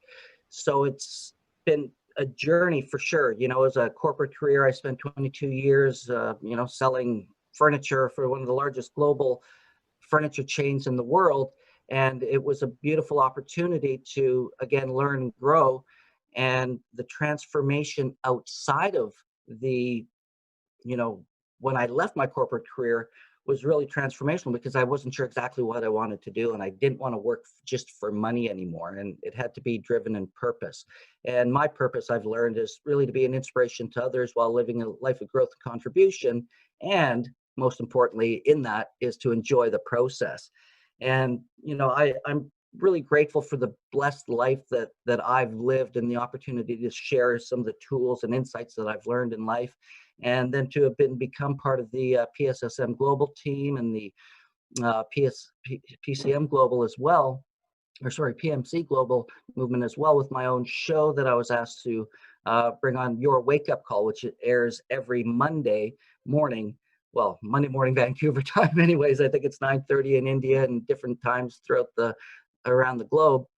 And it's just a beautiful opportunity to share and inspire people to really make a difference in their life and live the life that they really desire, that they live by their design, to be consciously aware of what we do. The power of a plant-based diet changed my life. The teachings of ancient India changed my life completely, which gave me the biggest spiritual awakenings and spiritual movements within myself that made the biggest difference. And then to have been brought into the team here that brings us here all today is just been a real gift, as I was invited to speak at Cosmic Reset in Virginia last year, where I got to meet Pari and Patriji. Was just a beautiful opportunity to share with the world and with your community the things I've learned. And it's been such a journey. I've got to meet some great people. I get to introduce our next guest on the program, a dear friend of mine and a very talented singer-songwriter, not to mention sound healer. And she's going to be bringing her gifts with you here today in a meditation and a sound journey that everybody I've ever met that sits in front of this woman and listens to her music literally transforms within, the 90 minutes of that journey. We'll be about 30 minutes today.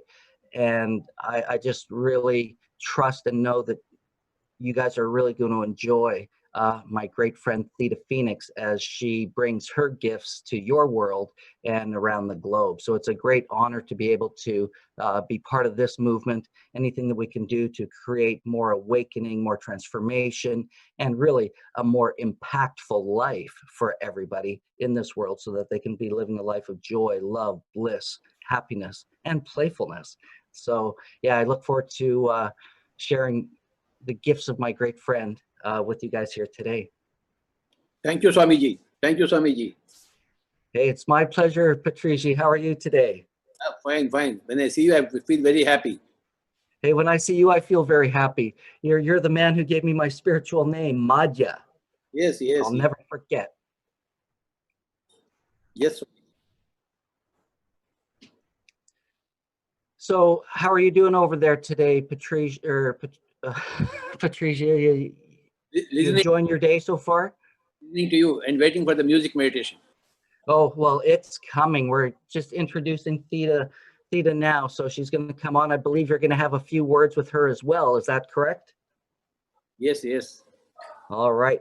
Well, let's bring her on then, shall we? Introducing my great friend, singer, songwriter, sound healer extraordinary, Miss Theda Pheonix.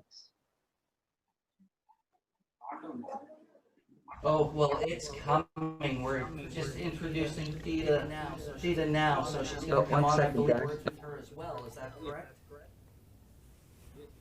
All right. Well, let's bring her on then, shall we? Introducing my great friend, singer, songwriter, sound healer extraordinary, Miss Theda Pheonix. Are you able to turn me up on the TV?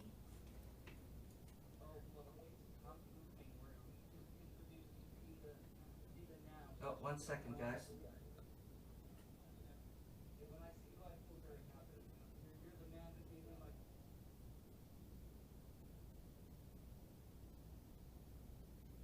Do you have a Zoom? Are you putting me into the Zoom link?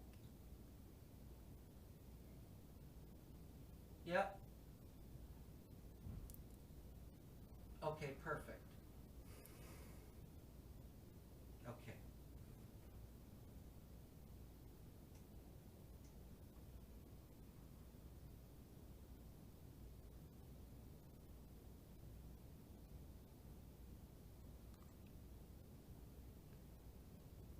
Can you tilt the camera so it's a bit more above my head? Are you guys ready to go? Can you hear us there, Pari? Okay. Can you hear me, Mark? Yeah, 1 second. Okay, here we go. Yeah, we got it, Theda. Can you hear me? Yeah. Can you tilt the camera so it's above my head on the YouTube? Are you putting me in the Zoom?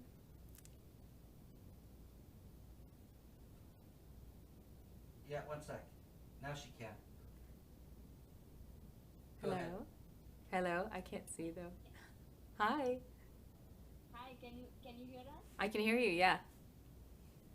How are you today? I'm very well, thank you. So happy to be here. We are honored and we are all looking forward for this sound healing today, for this meditation, to close this wonderful event. And before that, we would like you to share a couple of words about yourself. Sure. Anything specific or just a little bit about myself? Just about your background and how did you come up to be where you are right now? Yeah. So I was born in British Columbia, Canada here, and my parents were both very metaphysical, nature-loving seekers, you could say. So I feel that I've always had a spiritual connection that I felt very, very connected to, and I always had a calling in my heart to sing. And at a younger age, I had a very clear experience of knowing that my spirit came here for a reason, that I have a mission to fulfill on the planet, and it came to me that is to do with healing and helping to facilitate healing and awaken that innate healing ability that each of us has inside, to remind people who've maybe forgotten or not known that the power that we have to heal from a holistic, perspective. And I started just to sing. I always sang as a child, but I was very kind of self-conscious. And then through different spiritual, devotional experiences and mantra, I really was able to open up and free my voice and my heart and just start singing as more of an intuitive channel in the moment. And I really love bringing the, just connecting with what is wanting to come through in the moment, and really connecting from that place rather than from the mind, but coming from the heart and the moment, and from love and intention of creating more love and beauty and healing in the world. So that's a bit about me.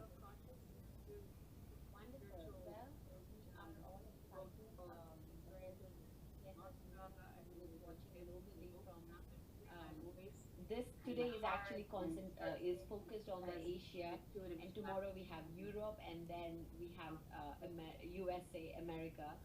So we are all waiting to hear now. Let's go ahead and start the meditation.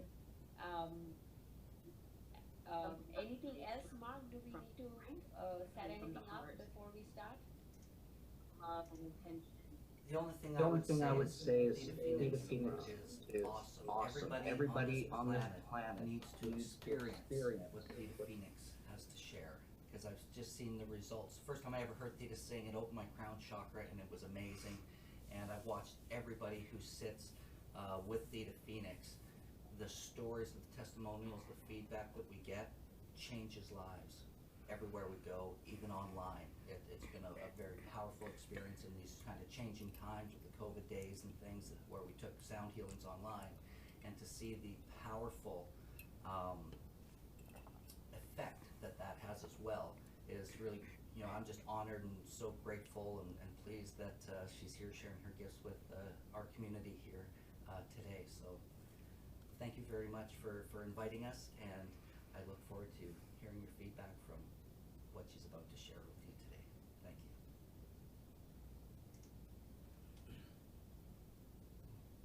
Right now, please find a comfortable space and sit comfortably.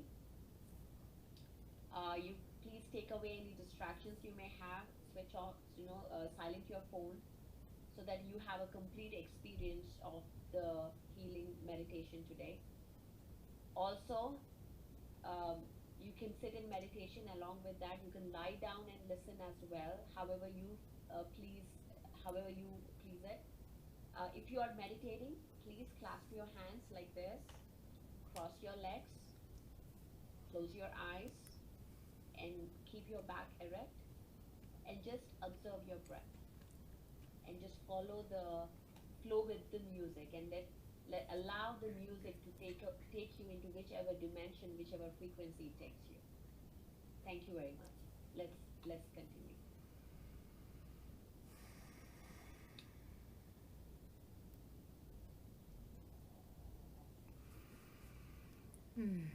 So I invite you to start by taking some deep breaths into your belly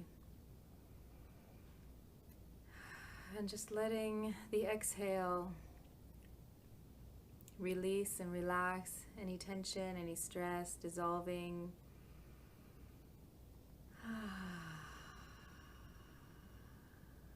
Connecting with your breath.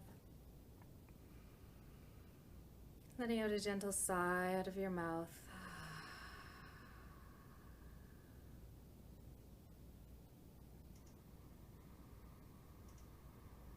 Letting yourself slow down, becoming present, feeling the surface beneath you supporting you.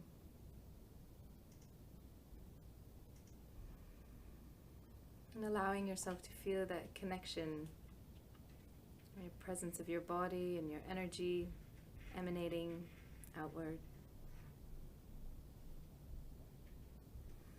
as you deepen in the present moment.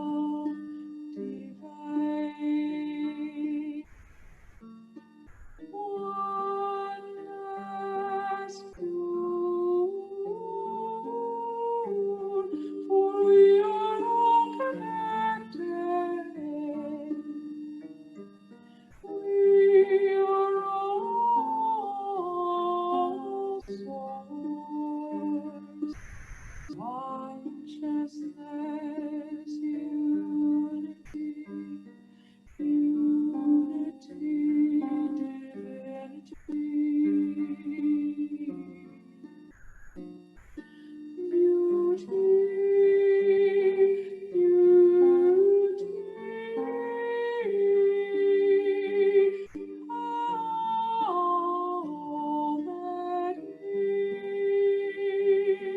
as its place, and as I open to embrace the truth of who I am. Opening to comprehend beyond the mind's illusion, my energy merges in divinity, finding the source, arriving in the center, always is and always was, is here now, all the power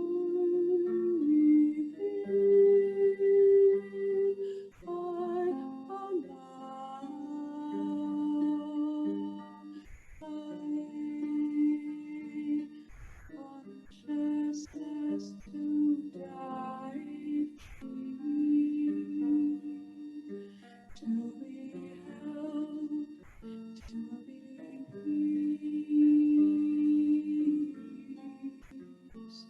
allowing,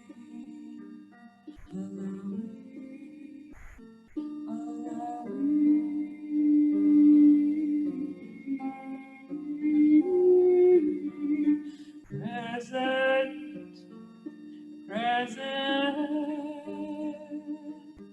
to all that is, and I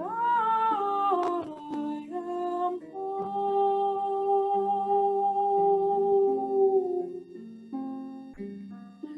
I belong,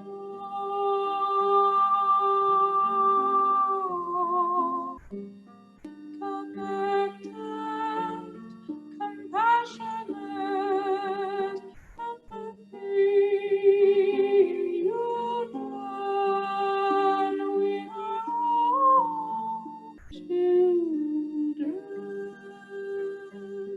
of love, of light, of love. Here we take flight in all that is and ever was. I am you, you are me.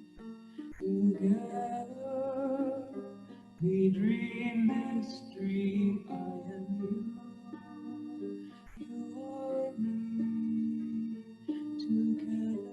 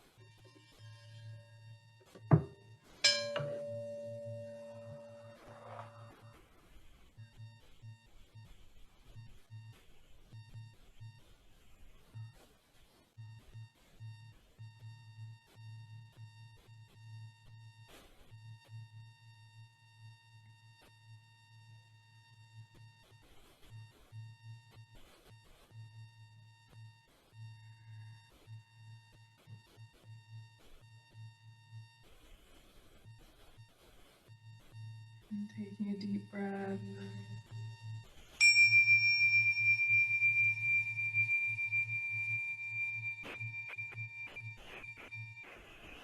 Giving thanks for this moment, this body, this life.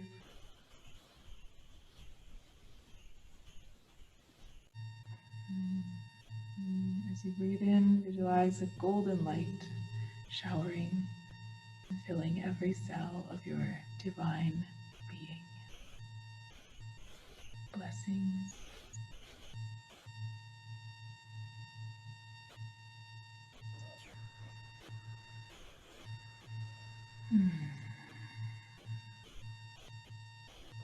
Thank you so much, Theda.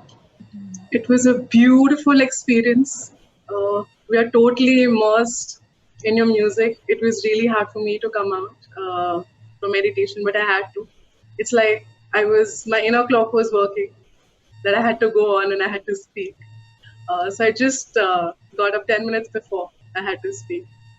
Like I just came to my conscious body. This is a very beautiful session. I can't thank you enough. If we can have Patri sir here with us, and if he would like to say something to Theda.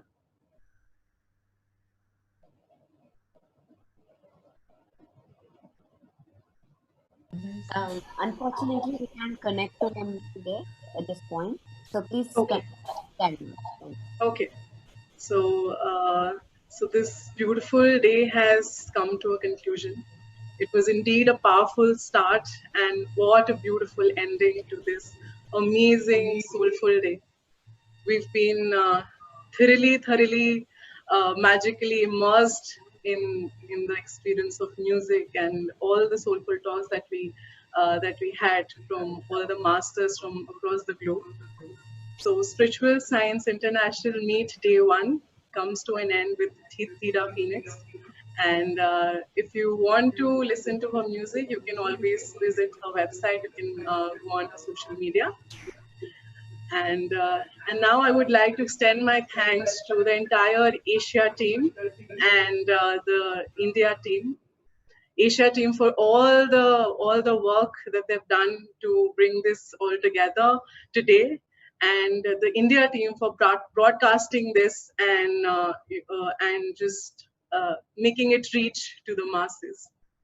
So I would like to request each and every one of you, if this entire day touched you, even a single point, I would like to request you to please bring in your family members and ask them to watch this tomorrow. There's still 2 days to go. On 11th and 12th, we'll be meeting you with more wisdom, more fun, more musicians from across the globe, and we would like to have you on board with us. And as I say goodbye today, I would like to thank all of you for being such a great audience. And I hope that you're taking away so much love, compassion, and wisdom from all the masters that spoke. I thank each and every one of you for being such a beautiful part of this event. Thank you, thank you, thank you.